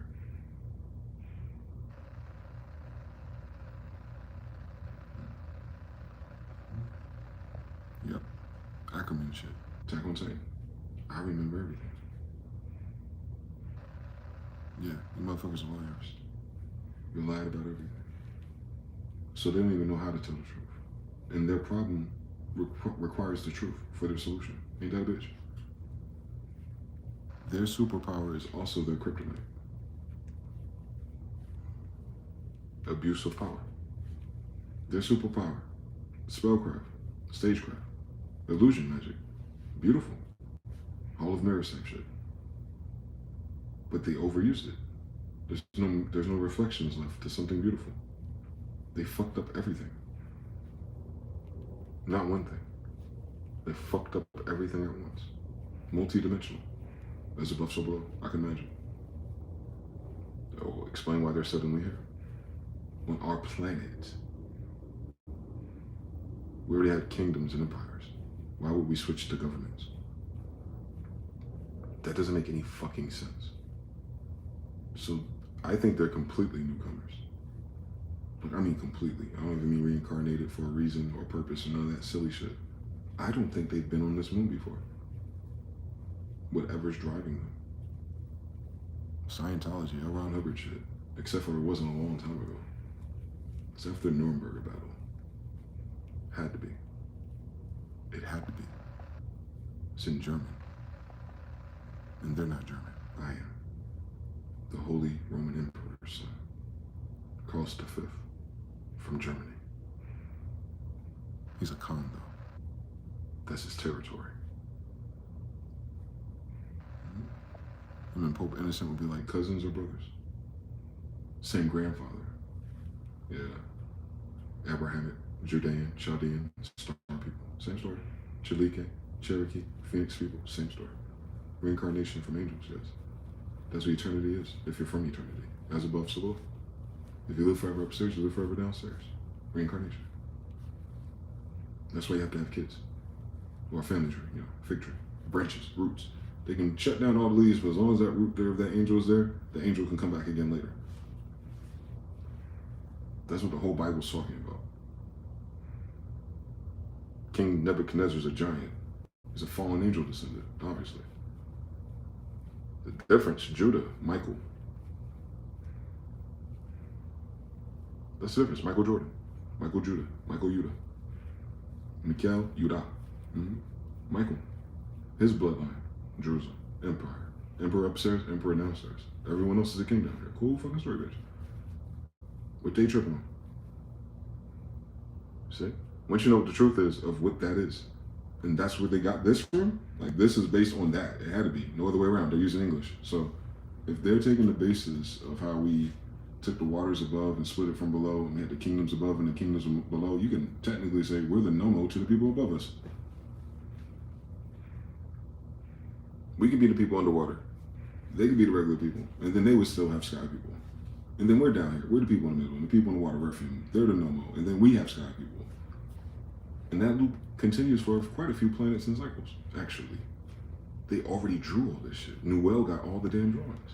It's just they look at it and don't understand it. Because they don't believe in the right things. I know that's right. Thank God it's not a fucking belief or an opinion piece. I'm still Indian. John Smith and Pocahontas is my parents. They united the kingdoms of the world. I'm their son. It don't get crazier than that. So everything's a damn lie on top of that. That's the first lie, though. That we are slaves or Africans or no. And all that could have happened, I'm sure. Something happened. But it's worse than that. One thing to call me a slave, but it's another thing to deny I even fucking exist. As a king of where they are in all of their shit. Blasphemy, blasphemy, blasphemy, blasphemy every day. Blasphemy, blasphemy. Out of debt every day. Treason, treason, treason. Now they're starting to die. It sounds like their curses are getting more severe with time. And you know it ain't you and you know it ain't me. We've been online this whole time.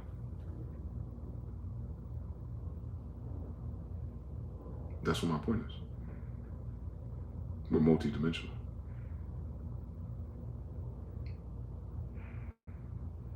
I'm incapable of doing anything if I'm on camera all day. But most of the things that I say just keep happening anyway.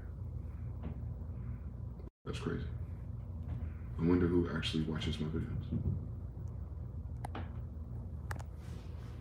So, hopefully you enjoyed the math over. I'm just here so I don't get fined. So So some of the riddles and mysteries we'll find out in due time. I know whoever hit homeboy don't miss. I know Jupiter don't miss. I know Mercury don't miss. I'm trying not to miss. I'll get there eventually once I get the rest of my arrow together. I might write down something like Benjamin Banneker. Death Notes. Japan, I understand where you're going, brother.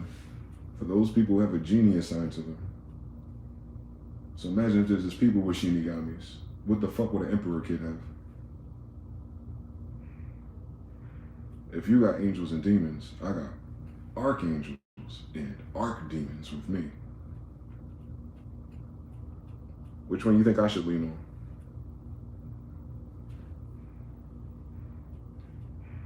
What would you do if you were Indian? Till next time.